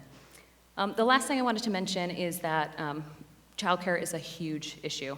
Everywhere we go across the state, when we talk to employers, people are missing work, they're having to call in, they cannot find access to affordable, reasonable childcare. This will continue to be a major impact on our economic development investment. You can deliver jobs, we can have jobs numbers, as many as you'd like, but if you cannot find affordable childcare for people to be able to actually take those jobs, we're going to continue to struggle. Thank you, I'm happy to answer your questions. Thank you. Senator Bronson. Thank you. I just want to follow up on the $175 million. What was the dollar amount that you've said has already been dispersed or authorized? Sure, so we've seen a press release 2 weeks ago of $3.4 million in funding. Okay. And are you aware of applications that have been submitted and pending and what that dollar amount translates into?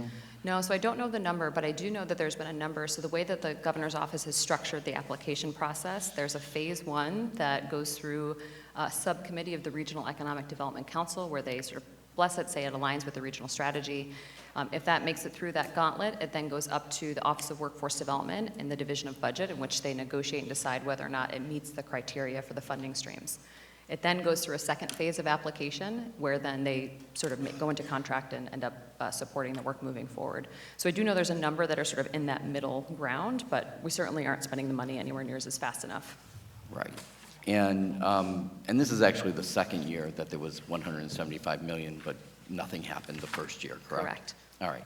And are you aware of or can you issue some kind of idea on what's happening in connection with these $175 million that are available and how we're addressing the home care workforce? Yeah, so there is not a direct connection in terms of how it's stated. Again, I think we see across all caregiving occupations a consistent challenge around wages and ability to recruit based on wages and educational requirements. So whether you're a direct support professional, home health aide, or a child care worker, we're seeing very similar challenges in the workforce field. Of course, the 175 can certainly be used for education, training, and placement of those workers. It cannot be paid to replace wages. And so that's, I think, one of the struggles we're seeing.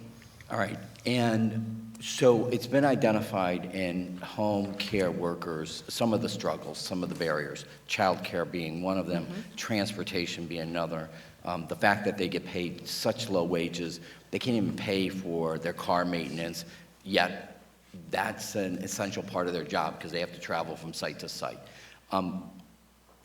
Your understanding of the parameters of these funds, could that offset any of those costs in possibly a pilot program or something else as we're looking at developing that workforce? Again, we're hopeful that the Division of Budget sees those as opportunities of innovation, right? There's also something called the Employer Resource Network that happens across many regions where it's a coordination of community-based services and human services to support low-wage workers. Right now, the way that it stands, it needs to end in employment. So any of those retention supports that are necessary to get low-wage workers the skills and, more importantly, the work experience necessary to move up, right now it doesn't look like those can be invested in unless there's an employment outcome. Okay, and just a quick shout out to the Empire State Apprenticeship Tax Credit Program. Yep. So we need to make sure that gets renewed in this budget. Thank you. Thank you. Thank you. Thank Next, you. we have, thank you, New York State Defenders Association Veterans Defense Program, Lieutenant Colonel Roy Deal, to be followed by the New York State Veterans Council, to be followed by Prevent Child Abuse New York. Yes, thank you. I see you're enjoying acronyms, which is, for anyone in uniform, something that you both live by all the time, trip over, and use to abuse your friends and family. So, my name is Roy Deal. I'm here as the Deputy Director of the Veterans Defense Program, a statewide program of the New York State Defenders Association. So I'm also one of the 718,000 veterans who call New York home. I enlisted in the U.S. Army in 1984 at the height of the Cold War and served in West Germany at the Iron Curtain. I graduated from Albany Law School in 92 and was commissioned as a judge advocate in the New York Army National Guard in 98. I served with so many of my fellow New Yorkers in the 42nd Infantry Division in Lower Manhattan after 9/11 and in Iraq when we deployed there in 2005. I retired from the Army Reserve as a lieutenant colonel in 2015, and I'm now very proud to serve with the New York State, to continue serving our New York State veterans through the Veterans Defense Program. So the VDP, a three-letter acronym for Veterans Defense Program, provides training, support, and legal assistance to promote trauma-informed, effective representation of veterans in criminal and family courts. I ask for your support for a legislative add to the budget, legislative adds, a total of $720,000. So state funding has allowed us to help justice-involved wounded warriors suffering from mental health conditions to receive treatment and probation and avoid incarceration with a cost savings to the state of up to $77 million over the past 4 years. This year, we request $500,000 renewal, matched evenly by the Assembly and the Senate, for our statewide program, and a $220,000 renewal by the Senate for our Long Island office, where the highest concentration of our veterans are located. So, in brief, that's what I have to say. You have a lot of good things about the way we do our program in the written materials that go with the testimony. So, subject to your questions. No, thank you, and we have the remainder of your submitted testimony. Oh. Senator Savino. Thank you, thank you. I just have one question for you, because on the back page of your presentation, you have a graph that shows of the 718,000 veterans in New York State, an estimated 30%, or 215,670, have PTSD, TBI, or depression. So I just wanted, as I mentioned to the Director of Veteran Services, when we added PTSD to a qualified condition, it was largely driven by veterans. Do you have any indication of the number of vets who are suffering, are trying to avail themselves of the Compassionate Care Act? Are they running into obstacles? Are you hearing from them? This is part of the joy of being a veteran. We internalize so much. We self-medicate, we self-treat because we were taught to be self-reliant. If you've got a problem, you just need to overcome. So how many people have issues that they're dealing with that have not manifested at this time? This is the best guess from the professionals who study these things. We know when people commit suicide, they went really, really deep. We know when they have gotten themselves arrested because of drug or substance abuse issues or some kind of violence acting out. We know they're manifesting these things. But there are other people who can be going along for years and years and you don't notice until all of a sudden something snaps. So you just never know. It's not like we're all Rambos out there waiting to blow up in people's faces. But the ability to get in and kind of reach out and touch people to say, hey, we got your back, come on in, we can help. You could use some help. That's part of this whole thing of the Dwyer program, as I understand it, with the mentors, to reach out and just drag people in so that they don't feel alone, they're not isolated, and they can get the help that is out there for them. Again, with our program, we're only getting them when they get in the court system one way or another, when, we need to make sure that the government is not adding to the abuse and the pain. So that's where I feel really good in helping my clients. Thank you. Thank you for being here. Thank you. Next, New York State Veterans Council, Kirby Hannon and Barb Becker, followed by Prevent Child Abuse, followed by Coalition for the Homeless. Bob had I was going to say, actually wound up with a VA appointment that he bequeathed the testimony to me. And I just want to say that you folks have given a whole new definition to hard ass. I thought I knew what it meant in the military. My hats are off to you. Thanks for your dedication. Thanks for listening. Everybody here feels the same way. thank you, thank you. Quickly, I'm going to run through things that I think work together, and I'm hoping that you guys can understand that. So here goes. Veteran Service Officer funding, there's a couple of kinds. One's at the county level, and one's employed by a congressionally recognized organization such as mine, the VFW, or the American Legion, all right? Having said that, you're funding the VFW, for example, to the tune of, they have 3 VSOs, to the tune of about $125,000, total, not each, total, all right? For that, you get back about $1.5 million a month in federal benefits in claims going to New York veterans. So we're getting our money's worth out of that, and by the way, the county veteran service officers are doing the same thing. The investment that we make, it's about $30 for every dollar that we put out there. And the counties don't get much at all, by the way, and should really be looked at again, because typically they'll get about $10,000 for every 100,000 vets that they serve. And then there's a formula that goes up from there. All right, so having said that, we don't need to have more money there necessarily. If it happens, good, all right? What we really need to do is to have them, the Veteran Service Officer, way more engaged in the Dwyer program in terms of accountability. You're funding the Dwyer program to the tune of $3.5 million. We're always concerned about how OMH handles it. I want you folks to take a peek at 2 bills. One is the Veteran-to-Veteran Peer Certification Program. It's one bill, excuse me. It's Ortiz-Parker. And then down below with the Women Vet Peer-to-Peer Programs, again, Ortiz-Parker, it's in the same bill. We thought we could split it out, but it didn't work. But the bottom line is the accreditation, I could take an accreditation course through OMH right now, or I could audit it, have them recognize me. I could learn more about peer-to-peer techniques as a VSO, and I could manage the program better as OMH distributes the funds. All right, and that, I don't need to paint a different picture from that. And OMH could recognize me for having audited it. Doesn't have to be a requirement, it could be, for getting the funds, for that matter. All right, moving to women veteran, because we are concerned about that, and I heard that numerous times today. All right, the women veteran peer-to-peer is kind of left out. The men, Dwyer's an AA program, all right?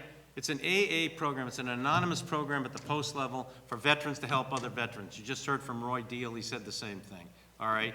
It's ongoing at the grassroots level. Having said that, if women don't go to the post as much. I'm going to say men go to the post, women not so much, all right? So having said that, Marlene Roll, an past commander of the VFW, about once a year, calls the women together in Erie County. She gets 200 women every time she sends the invite out.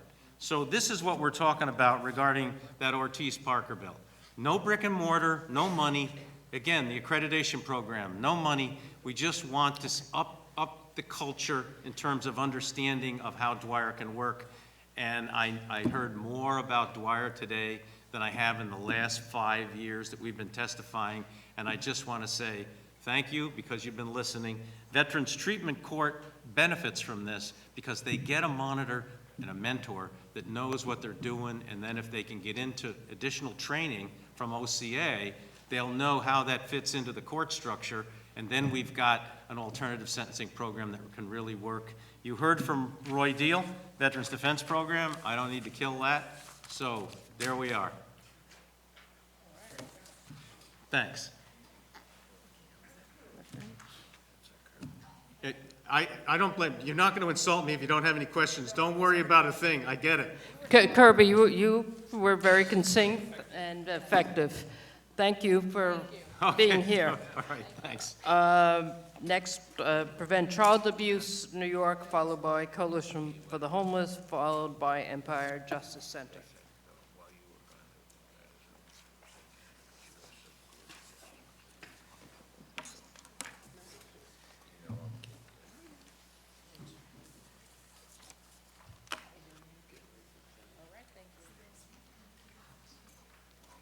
Thank you. Good afternoon. You have my testimony in front of you. My name is Tim Hathaway. I'm the Executive Director with Prevent Child Abuse New York. I'm not going to read through this entire presentation, but instead pick out a couple of important points. Bring the mic a little closer. Absolutely. Thank you. Prevent Child Abuse is a statewide organization, not for profit.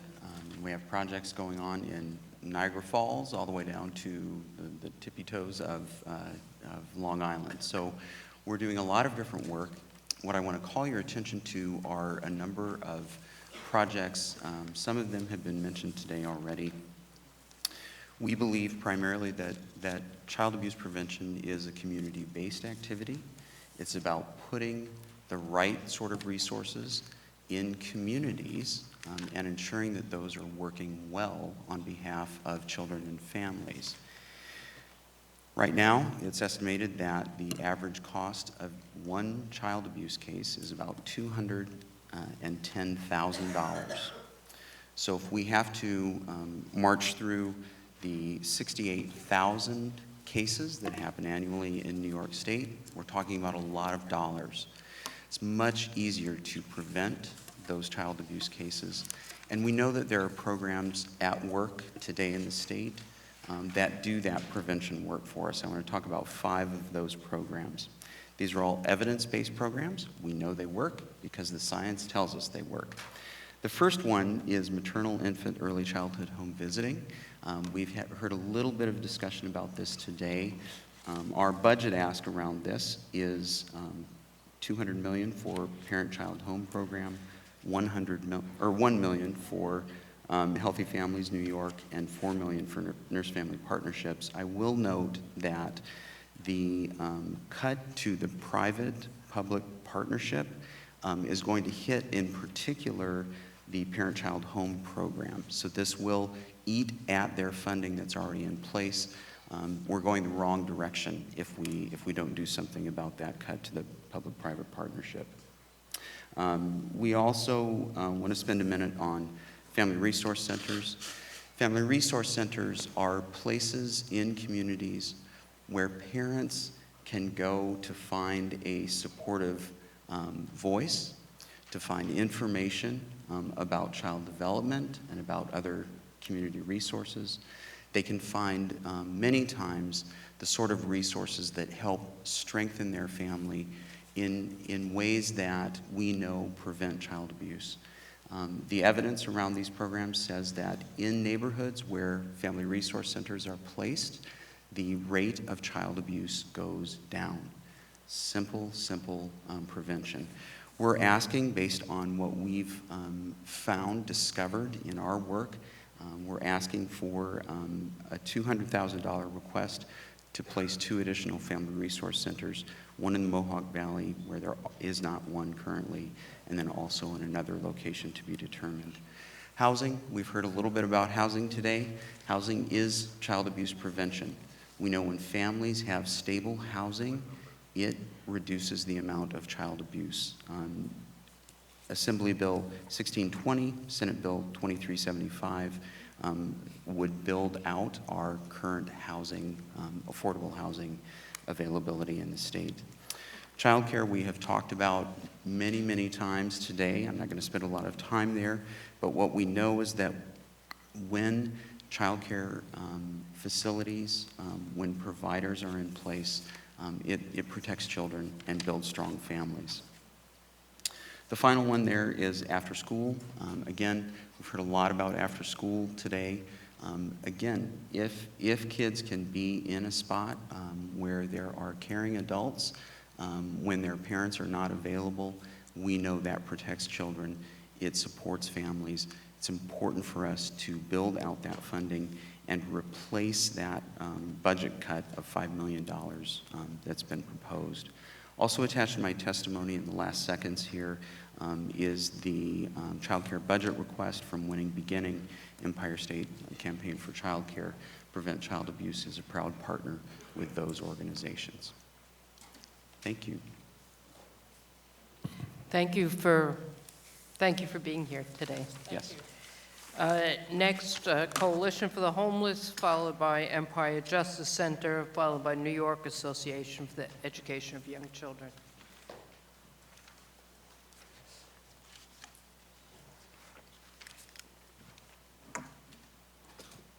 Good afternoon. My name is Shelley Nortz. I'm the Deputy Executive Director for Policy with the Coalition for the Homeless. Senator Krueger, Assemblymember Weinstein, thank you for your endurance. Other members, I appreciate your being here and willingness to listen.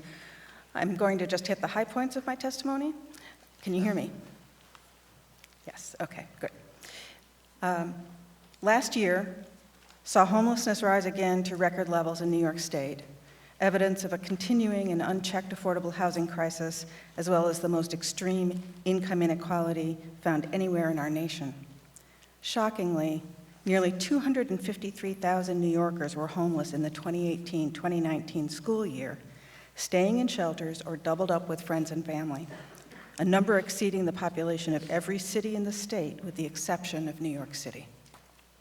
This consists of 133,000 unduplicated children and adults sleeping in New York City shelters, 79,000 homeless students in New York City not sleeping in shelters, including those doubled up, 34,000 homeless students outside New York City, including those doubled up, and 5,944 homeless adults sleeping in shelters outside New York City. As we know, thousands more sleep on the streets every night on steam grates, cardboard boxes, and in the transit system. New York City, where 85% of the state's undomiciled population lives, remains the epicenter of the worst homelessness crisis since the Great Depression. The number of children and adults sleeping in shelters each night was 63,000 in November of 2019, including more than 22,000 children, and an all-time record 18,681 single adults. The New York City shelter census rose sharply in the first several years of Governor Cuomo's tenure in the executive chamber and remains at unsustainably high levels due in large part to the withdrawal of state resources for a housing subsidy program that was never replaced and a years-long delay in funding and initiating a new state supportive housing program. Thousands more adults have entered New York City shelters directly from state prisons, as we heard earlier, thanks to inadequate discharge planning and the lack of sufficient reentry housing options for people trying to get back on their feet. Indeed, the number of people staying in New York City shelters each night rose by 60% between January of 2011 and November of 2019, an increase of more than 23,000 children and adults. There are far more single individuals seeking shelter in New York City today than during the terms of any other governor since modern mass homelessness began, as you can see from the table. The reasons for this are clear. Governor Cuomo not only eliminated state funds for a mediocre rent subsidy program without replacing it with a better one, but he also dragged out the process of starting a new state supportive housing program for years and has released increasing numbers of people from state prisons directly to New York City shelters. The number who moved into supportive housing units in fiscal year 2018 reached a 14-year low, even as the number of single adults sleeping in shelters reached an all-time high. Fewer than 1,450 adults were placed in supportive housing in 2018, or just 3.5% of all individuals who spent time in shelters that year, down from 7% a decade prior. Further, New York State prisons released directly to New York City shelters contributed to record homelessness for single adults, representing over half of all New York City releases and 50% of all institutional releases directly to New York City shelters. We have two imperatives for 2020: home stability support, as we've talked about earlier today, and additional capital funds to spur supportive housing development. Thank you, Senator Krueger, for asking the Commissioner those questions. First and foremost, the time has come to enact home stability support. Legislation introduced by Senator Krueger and Assemblymember Hevesi and co-sponsored by 35 senators and 125 members of the Assembly. A 2016 analysis used to help design HSS found that 2/3 of the 171,000 households receiving public assistance shelter allowances have rents that exceed their allowances, placing them at risk of homelessness. Of those, more than 80,000 households were then on the brink of homelessness. Surely their number has grown and their circumstances have become more acute since. I'm going to skip to the next section of my recommendations because I'm running low on time. And let me just say that we are pleased that Governor Cuomo provided additional funds for more supportive housing in his executive budget proposal, but honestly, it is far too little, too late for the dire circumstance that we see on the ground. And so we ask that the legislature fund the 14,000 remaining units in this year's budget and enact home stability support without delay, notwithstanding the fact that there's a pilot program out there. Thank you. Thank you for your years of hard work coming before us. Thank you so much. Thank you. Next, Empire Justice Center, Samina Akhtar, followed by New York Association for the Education of Young Children, followed by New York State Community Mobilization Housing Works.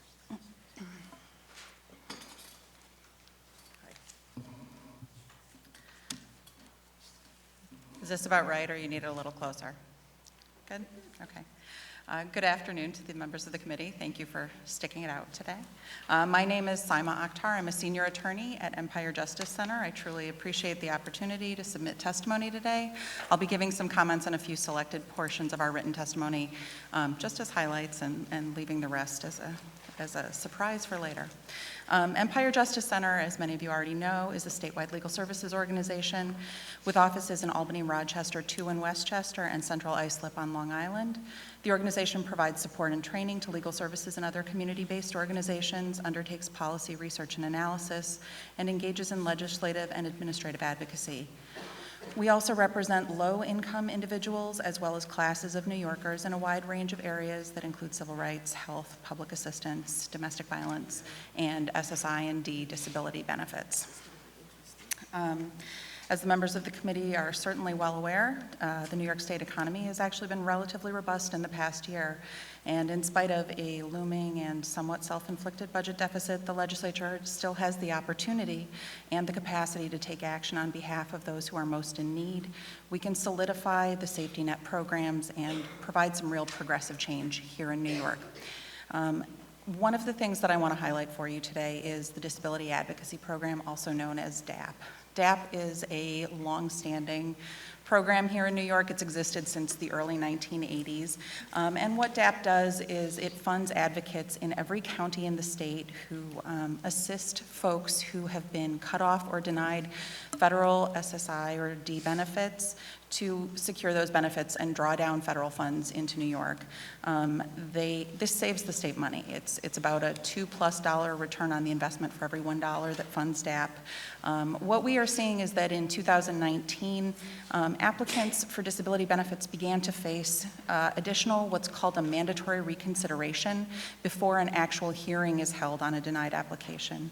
This process, this desk review process, places an additional hurdle along the path of folks who have disabilities being able to actually get their application reviewed.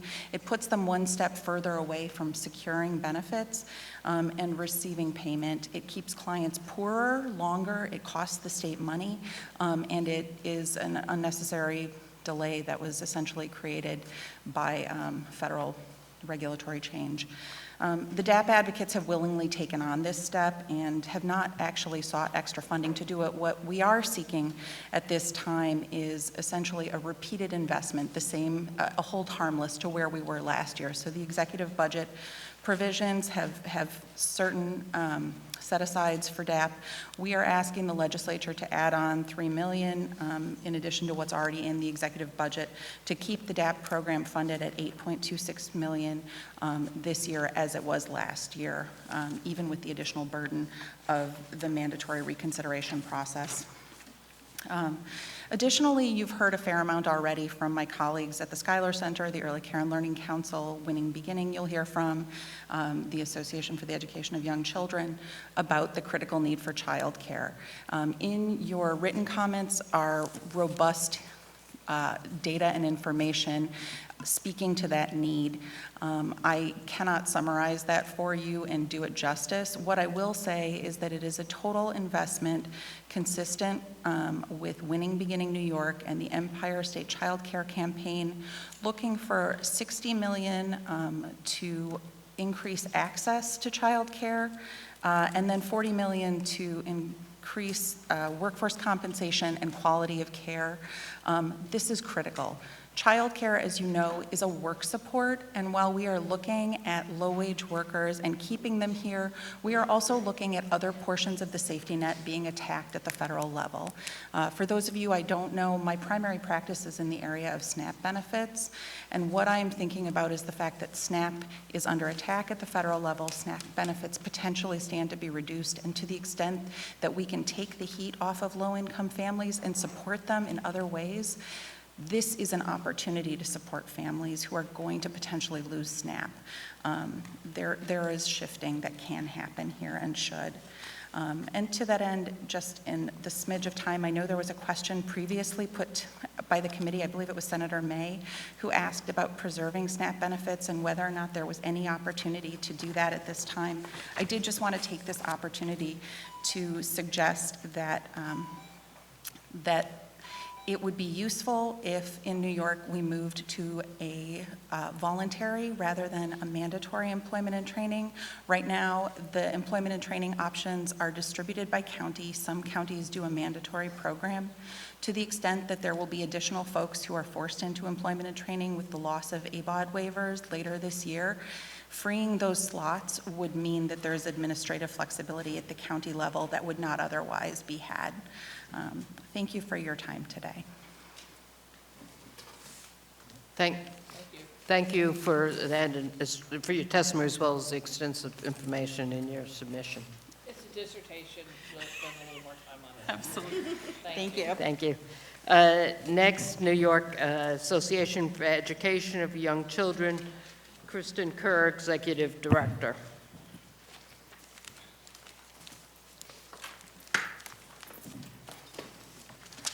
Good afternoon, and thank you for this opportunity to provide testimony today.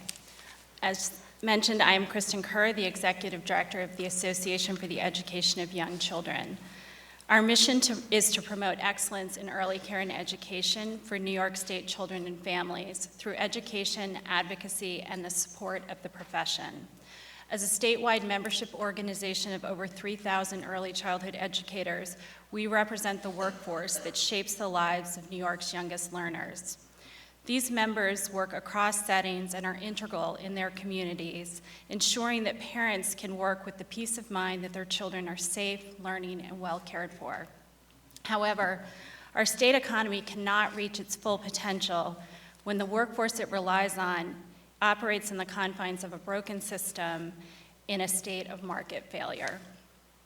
After decades of asking whether high-quality early education works for young children, it is time to shift our focus to what works best and how we can support it.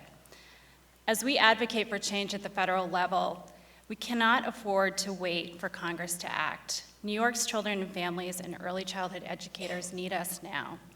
Today, we join with Winning Beginning New York and the Empire State Campaign for Childcare to ask the legislature to commit to achieving universal access to quality, affordable childcare by 2025. Our educators are passionate and committed professionals. They often remain in our field for decades because caring for and teaching young children is what they love, but many do it at a great personal cost. An alarming 65% of New York's early educators in childcare settings rely on supports such as SNAP, Medicaid, TANF, and the Earned Income Tax Credit. Nationally, rates of participation of early educators are double the rates of workers across all occupations. Critical to quality early childhood programs are highly educated teachers and caregivers with a deep understanding of child development and that are well supported and fairly compensated. Foundational to excellent early learning experiences for children are stable relationships with these educators. High levels of turnover undermine those relationships, creating unease in children and a burden on administrators. A recent study of early childhood educator turnover rates by the Buffett Early Childhood Initiative found that nationally, turnover ranges between 26 and 40% of staff per year. This rate is highest in childcare settings, with 58% of childcare administrators identifying salary as the primary reason teachers leave.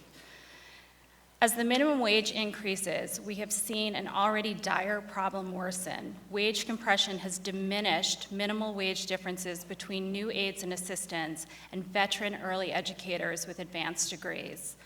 All workers deserve an adequate living wage, and early educators who dedicate years to pursuing higher education and remain in the field deserve a wage ladder that compensates them fairly in addition to this living wage. A recent Raising New York survey also found that many programs are running on a deficit, and child care providers who enroll at least one child with a subsidy are more likely to have a deficit than those that do not. The current market rate for subsidy is too low to provide high-quality care for families who need it most. In fact, it is too low for programs who accept subsidy to remain fiscally solvent. High-quality early learning and childcare experiences must occur in a system that values early childhood educators and childcare providers as the workforce that prepares children for bright futures while their parents work. As a member of both the Empire State Campaign for Childcare and the Winning Beginning Steering Committee, we share in the deep concern that Governor Cuomo included no new state investments for childcare in his executive budget. We urge the legislator to work with the executive to ensure the following commitments and investments are included in the 2021 final enacted budget. New York commits to achieving universal access to quality, affordable childcare by 2025, and to set New York on a path of meeting this goal of universal access and to curb the exodus of educators from the field while working towards it.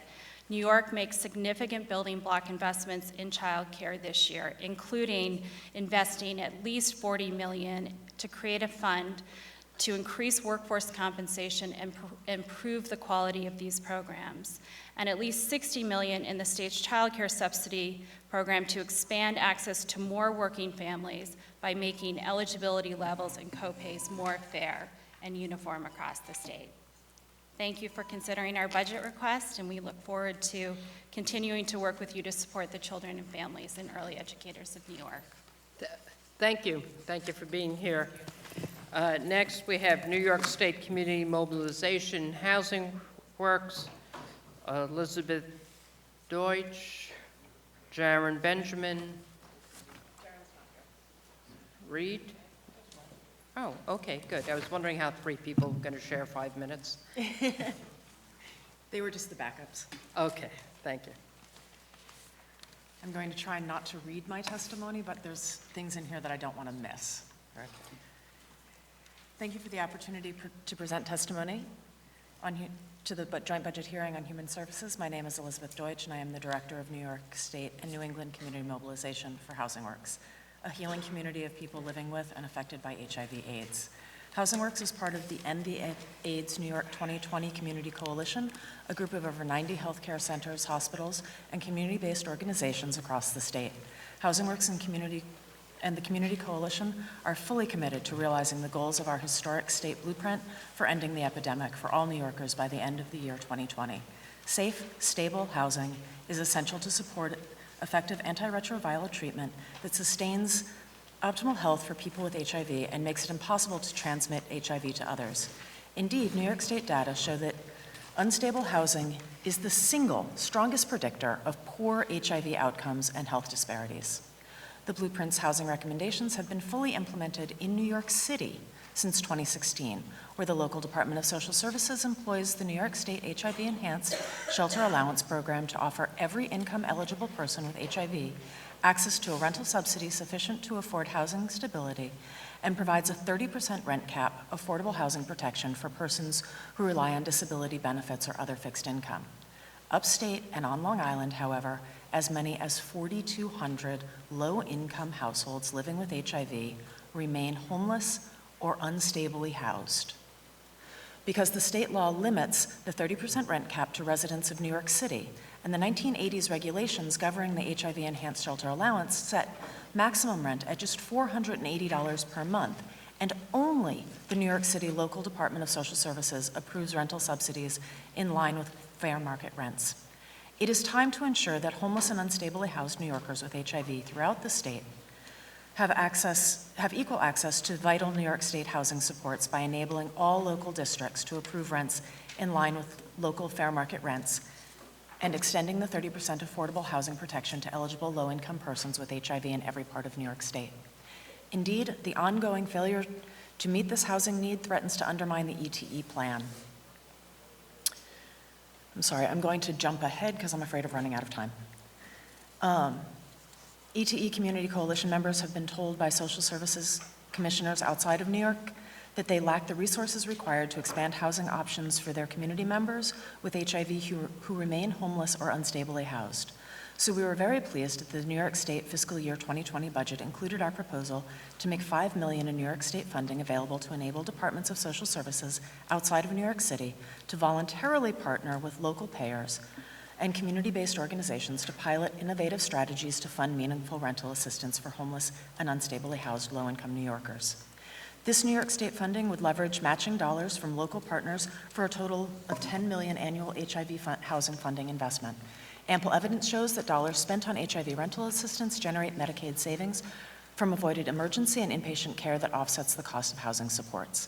However, the fiscal year 2020 budget language included a poison pill that undermined the ability of local districts to secure the local partners and propose successful plans. The aid to localities language required that any savings realized through improved housing stability be recaptured to reduce the state investment, while still requiring the local partner providing the matching funds to continue to pay 100% of the costs for housed participants in perpetuity.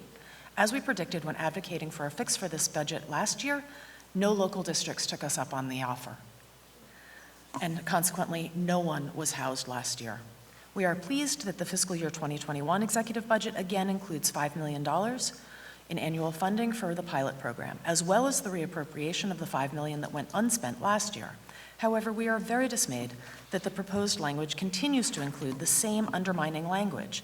It is critical to the success of the pilot program that this language be changed to allow local partners to propose the best use of healthcare savings realized through the improved housing status, including sharing savings among the local social services district and the health payer to support programs and administrative costs and provide ongoing HIV housing subsidies. Housing Works and the ETE Community Coalition urge the governor and the legislature to fully support this $5 million rest of state HIV housing pilot by including the revised initiative language enacted in the FY 2021 budget and passing Education, Labor, and Family Assistance Article 7 language to authorize the use of funds. We believe that this $10 million investment will support sufficient housing subsidies to finally afford equal access to safe, stable housing for households living with HIV in every part of New York State.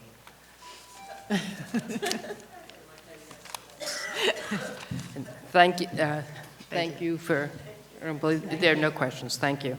Next, Citizens Committee for Children of New York, Daryl Hornick Becker. To be followed, the next three witnesses are the New Pride Agenda, Winning Beginning New York, and New York Immigration Coalition. Good afternoon.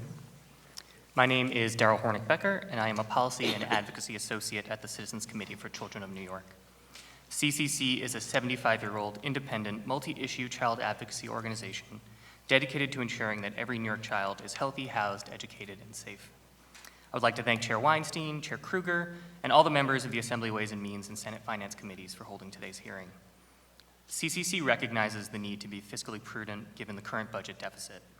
That said, we are very disappointed that the state budget is being balanced by cutting and curtailing services for the most vulnerable children and families. We're also worried that proposed caps on Medicaid spending and caps to TANF-funded initiatives would result in significant cost shifts to New York City. We urge the legislature to negotiate a budget that is balanced in a manner that improves the well-being of children, youth, and families.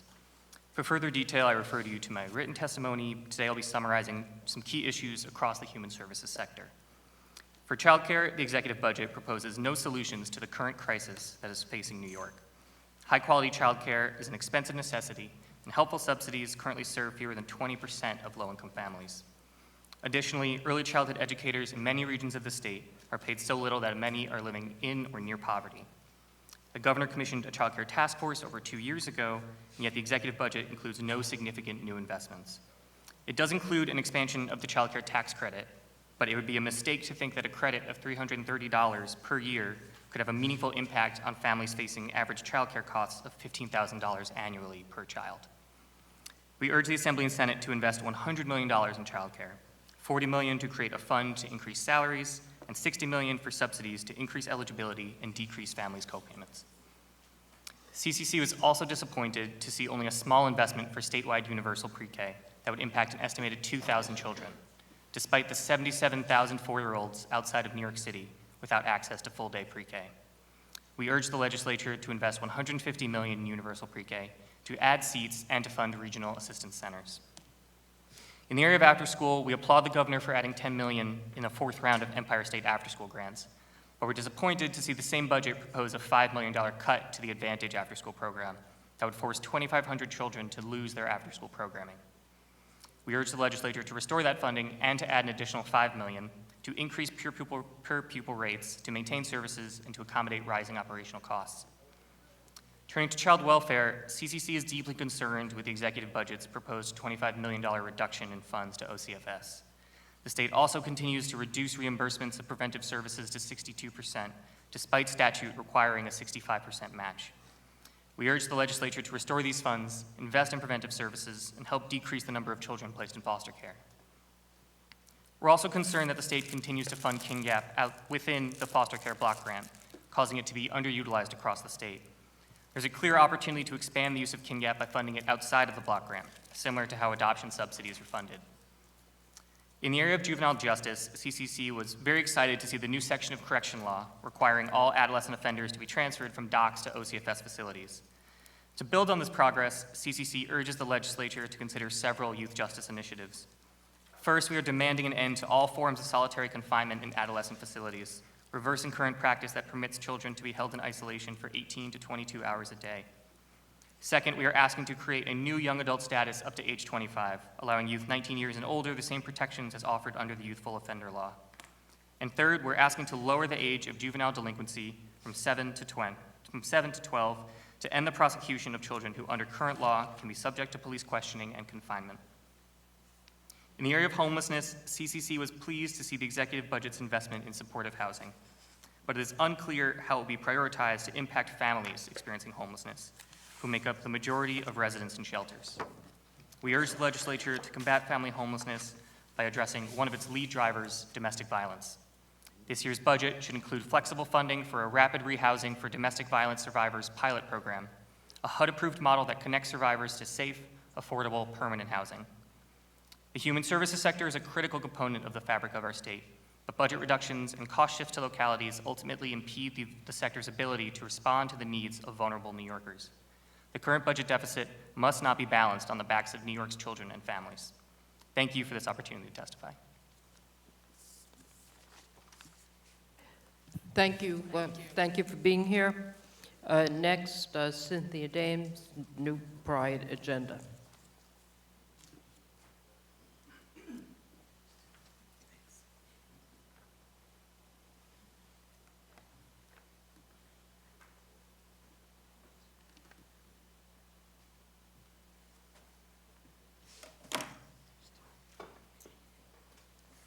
Thank you very much, Cynthia Demise.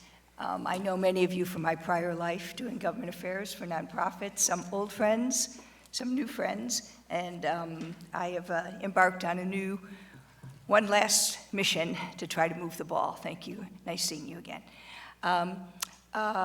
Many of you know the history. I'm going to just speak from my separate notes. Many of you, of course, know the long history regarding Empire State Pride Agenda. I had the privilege of working for them as a lobbyist in early years under Ellen Van Capel.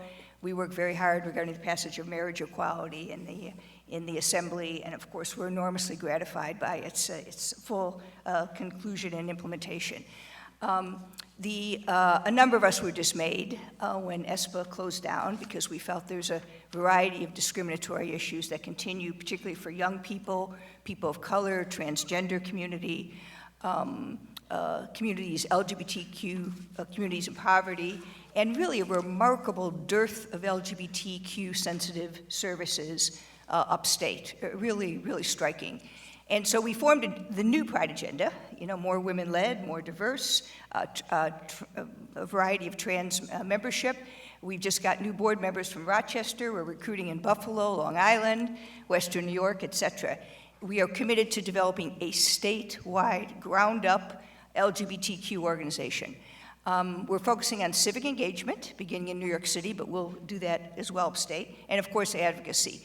So one of our major issues this fall that we worked on, probably as a prior lobbyist, knowing and sensitive to the need for implementation of law when the law is a little trickier or a little more challenging. And so we had a variety of meetings all fall about ideas regarding implementation of GENDA, and we very much encourage the governor to think about mandating state employees have an understanding of it. We're very gratified he included that in the State of the State. We're very gratified that Department of Human Rights is going to start a public education campaign to understand GENDA, and the companion to that, in our judgment, would be a training program, trans-led, in different areas of the state, particularly with those that are responsible for implementing the law, whether you're in education or housing, employment, and certainly medical facilities, perhaps in a phased-in approach. So we're suggesting, starting in a modest way, $1.5 million that would be distributed in 4 or 5 different areas throughout the state, different regions, all for you to be decided. But trans-led training, and I just want to do a separate comment. When marriage happened, we all understand marriage. Marriage has gone on for hundreds and thousands of years. There wasn't a huge educational component needed. But when you talk about individuals having a disconnect between mind and heart and body and going through transitions and becoming transgender, that's something very hard for many people to understand. And we are sympathetic to that. I'm learning about it myself. I'm in trans training. My 22-year-old daughter has more trans friends, I'm sure, than I do. It's generational. It's different. And so we know the need sometimes to really get behind the wheel and help laws become real. And so we're asking your indulgence to consider trans training statewide that would help employers and others understand the differences and how to be respectful and how to respond. We ourselves at New Pride Agenda did a statewide survey, and the overwhelming response was not that people weren't well-meaning when one went for a job or medical facilities, but they were just ignorant. They didn't have knowledge about it. They didn't know what to do about it. So this is not about blame. This is not about punishment. This is like, consider, please, putting some money forward to help this continuation of really implementing GENDA in a way that it needs to be implemented for people to understand it better. We thank you also for some discretionary support we got for a new Pride agenda, for downstate organizing. We hope to get some for upstate as well. And thank you for your consideration. It's nice seeing you all again. Any questions? Okay, thank you very much. Thank you, Cynthia. Winning Beginning New York, is anybody here? Okay. Did you submit testimony at the desk? As we see. Okay. Kind of. Okay. Gregory Brender? Yes. Okay. You're Thank you so on. much for the opportunity to testify and for sticking it out on a long day. Winning Beginning New York is New York statewide early care and learning coalition. We work on issues from prenatal to 8 years old, and we bring together many groups throughout the state. So a lot of what is in my testimony you actually heard from many of our colleagues. Just to sort of say who we are, we work with different groups throughout the state. Our steering committee includes Advocates for Children, the Chautauqua Lake Child Care Center, Early Care and Learning Council, Center for Children's Initiatives, Network for Youth Success, New York State Association for the Education of Young Children, Prevent Child Abuse New York, United Neighborhood Houses, where I serve as the Director of Children and Youth Services, and the Western New York Women's Foundation. I want to highlight two key pieces where we see this budget really falling short of serving children and families and their communities.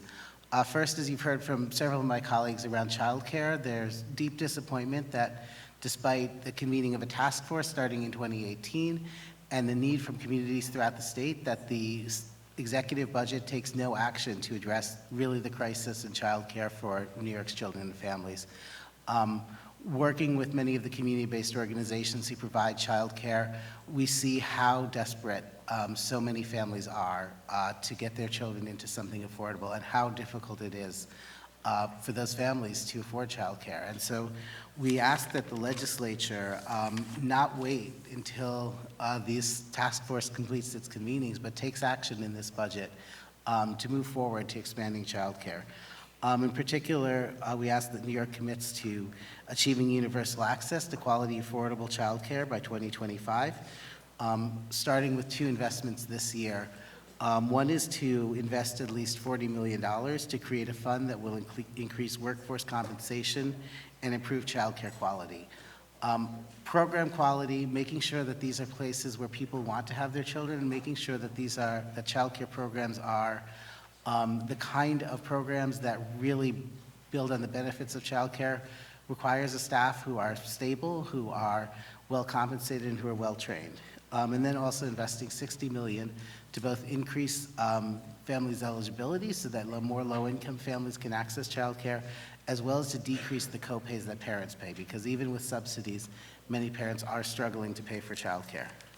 I also want to quickly address after school.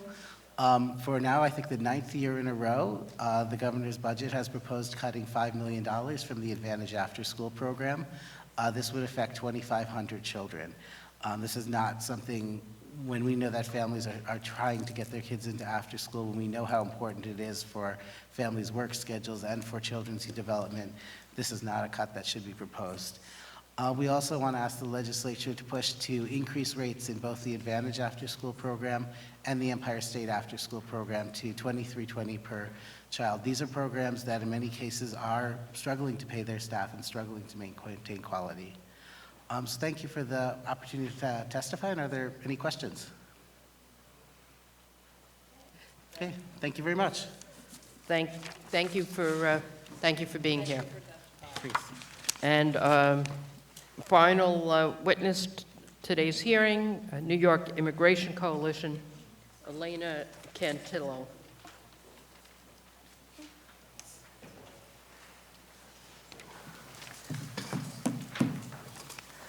Hi, good afternoon, and thank you for convening this hearing. My name is Alana Pilar Cantillo, and I'm the Senior Director of Advocacy for the New York Immigration Coalition. On behalf of the NYIC and its 200 nonprofit organizations that make up our membership, I'm here to urge the inclusion and renewal and increase of funding to the New York State Enhanced Services for Refugees program, also known as NYSERP, in the FY 2021 budget. The Enhanced Services for Refugees program is administered among the refugee services programs in the Office of Temporary and Disability Assistance. It began in 2017 as a remarkable response to the federal government's retreat from refugee resettlement. New York State did what no other state would, provide flexible state funds to support the state's strong network of resettlement agencies through a difficult time and help them reframe their focus on integration. The New York State allocated $2 million for NYSERP in fiscal years 18, 19, and 20. Because of the continued federal cuts in support of refugee integration, the NYAC is part of New York for Refugees, a coalition of 16 agencies resettling refugees along with the Fiscal Policy Institute. Together, we are requesting $5 million in FY 2021. NYSERP delivers measurable impact. In the past year alone, the program has provided nearly 8,000 unique services for refugees, including almost 5,000 case management/integration services, 1,000 employment training services, and 600 connections to English language courses. The NYSERP allows agencies to concentrate on long-term integration in a way that addresses the needs of each client, unlike existing federal programs, which focus merely on the first 90 days after arrival. This flexible funding and extended case management opportunities allows agencies to provide deeper and broader support benefiting refugees and communities. In challenging times, this program is continuing to establish best practices. NYSERP is a model for other states around the country. New York State was the first. Oregon followed suit last year, and advocates from California and states across the country have repeatedly reached out and inquired about New York State's programs in order for advocates and service providers around the state to receive the sort of best practices that have been established here in New York. The state's $2 million investment shows that New York is committed to refugees and agencies that serve them. This is critical for 50 refugee-serving organizations in the United States that have closed permanently and over 40 that have ceased resettling refugees since 2017. I'm going to jump ahead to just note that refugee resettlement population is on the decline and supports populations that are aging across upstate New York, and in some cases even tipping cities toward population rebound. The majority of primary resettlement in New York is in upstate communities at over 90%. Resettlement agencies also play a key role downstate, helping individuals reach their full potential in economic and social integration. NYSERP attracts secondary migrants to New York as well. Because of the state's support, New York's resettlement agencies and communities welcome people from Bhutan, Somalia, Burma, Afghanistan, Congo, and other countries from across the United States to be settled in New York. When refugee and immigrant communities are more prominent, it also attracts young people who want to live in vibrant and diverse areas. A strong network of services that support the success of secondary migrants is critical to positive outcomes for the communities they choose to live in. With the state's NYSERP program, without the state's NYSERP program, there's no statewide network. This is a critical moment for New York State to take action. The federal government has put the refugee resettlement program under even further strain as years have gone by, setting the presidential determination that governs the maximum number of refugees to be resettled at a 40-year low, around 8,000 arrivals. Because that represents another devastating cut to our agency's sustainability, NYSERP is asking that the governor and the legislature increase support to the state's budget from $2 million to $5 million. Thank you so much for your time. Thank you. Thank you for being here today. Thank you very much. We have no questions. So this concludes the joint legislative hearing on human services. The joint committees will reconvene for a budget hearing on Monday, February 3rd at 11 o'clock on the subject of mental hygiene.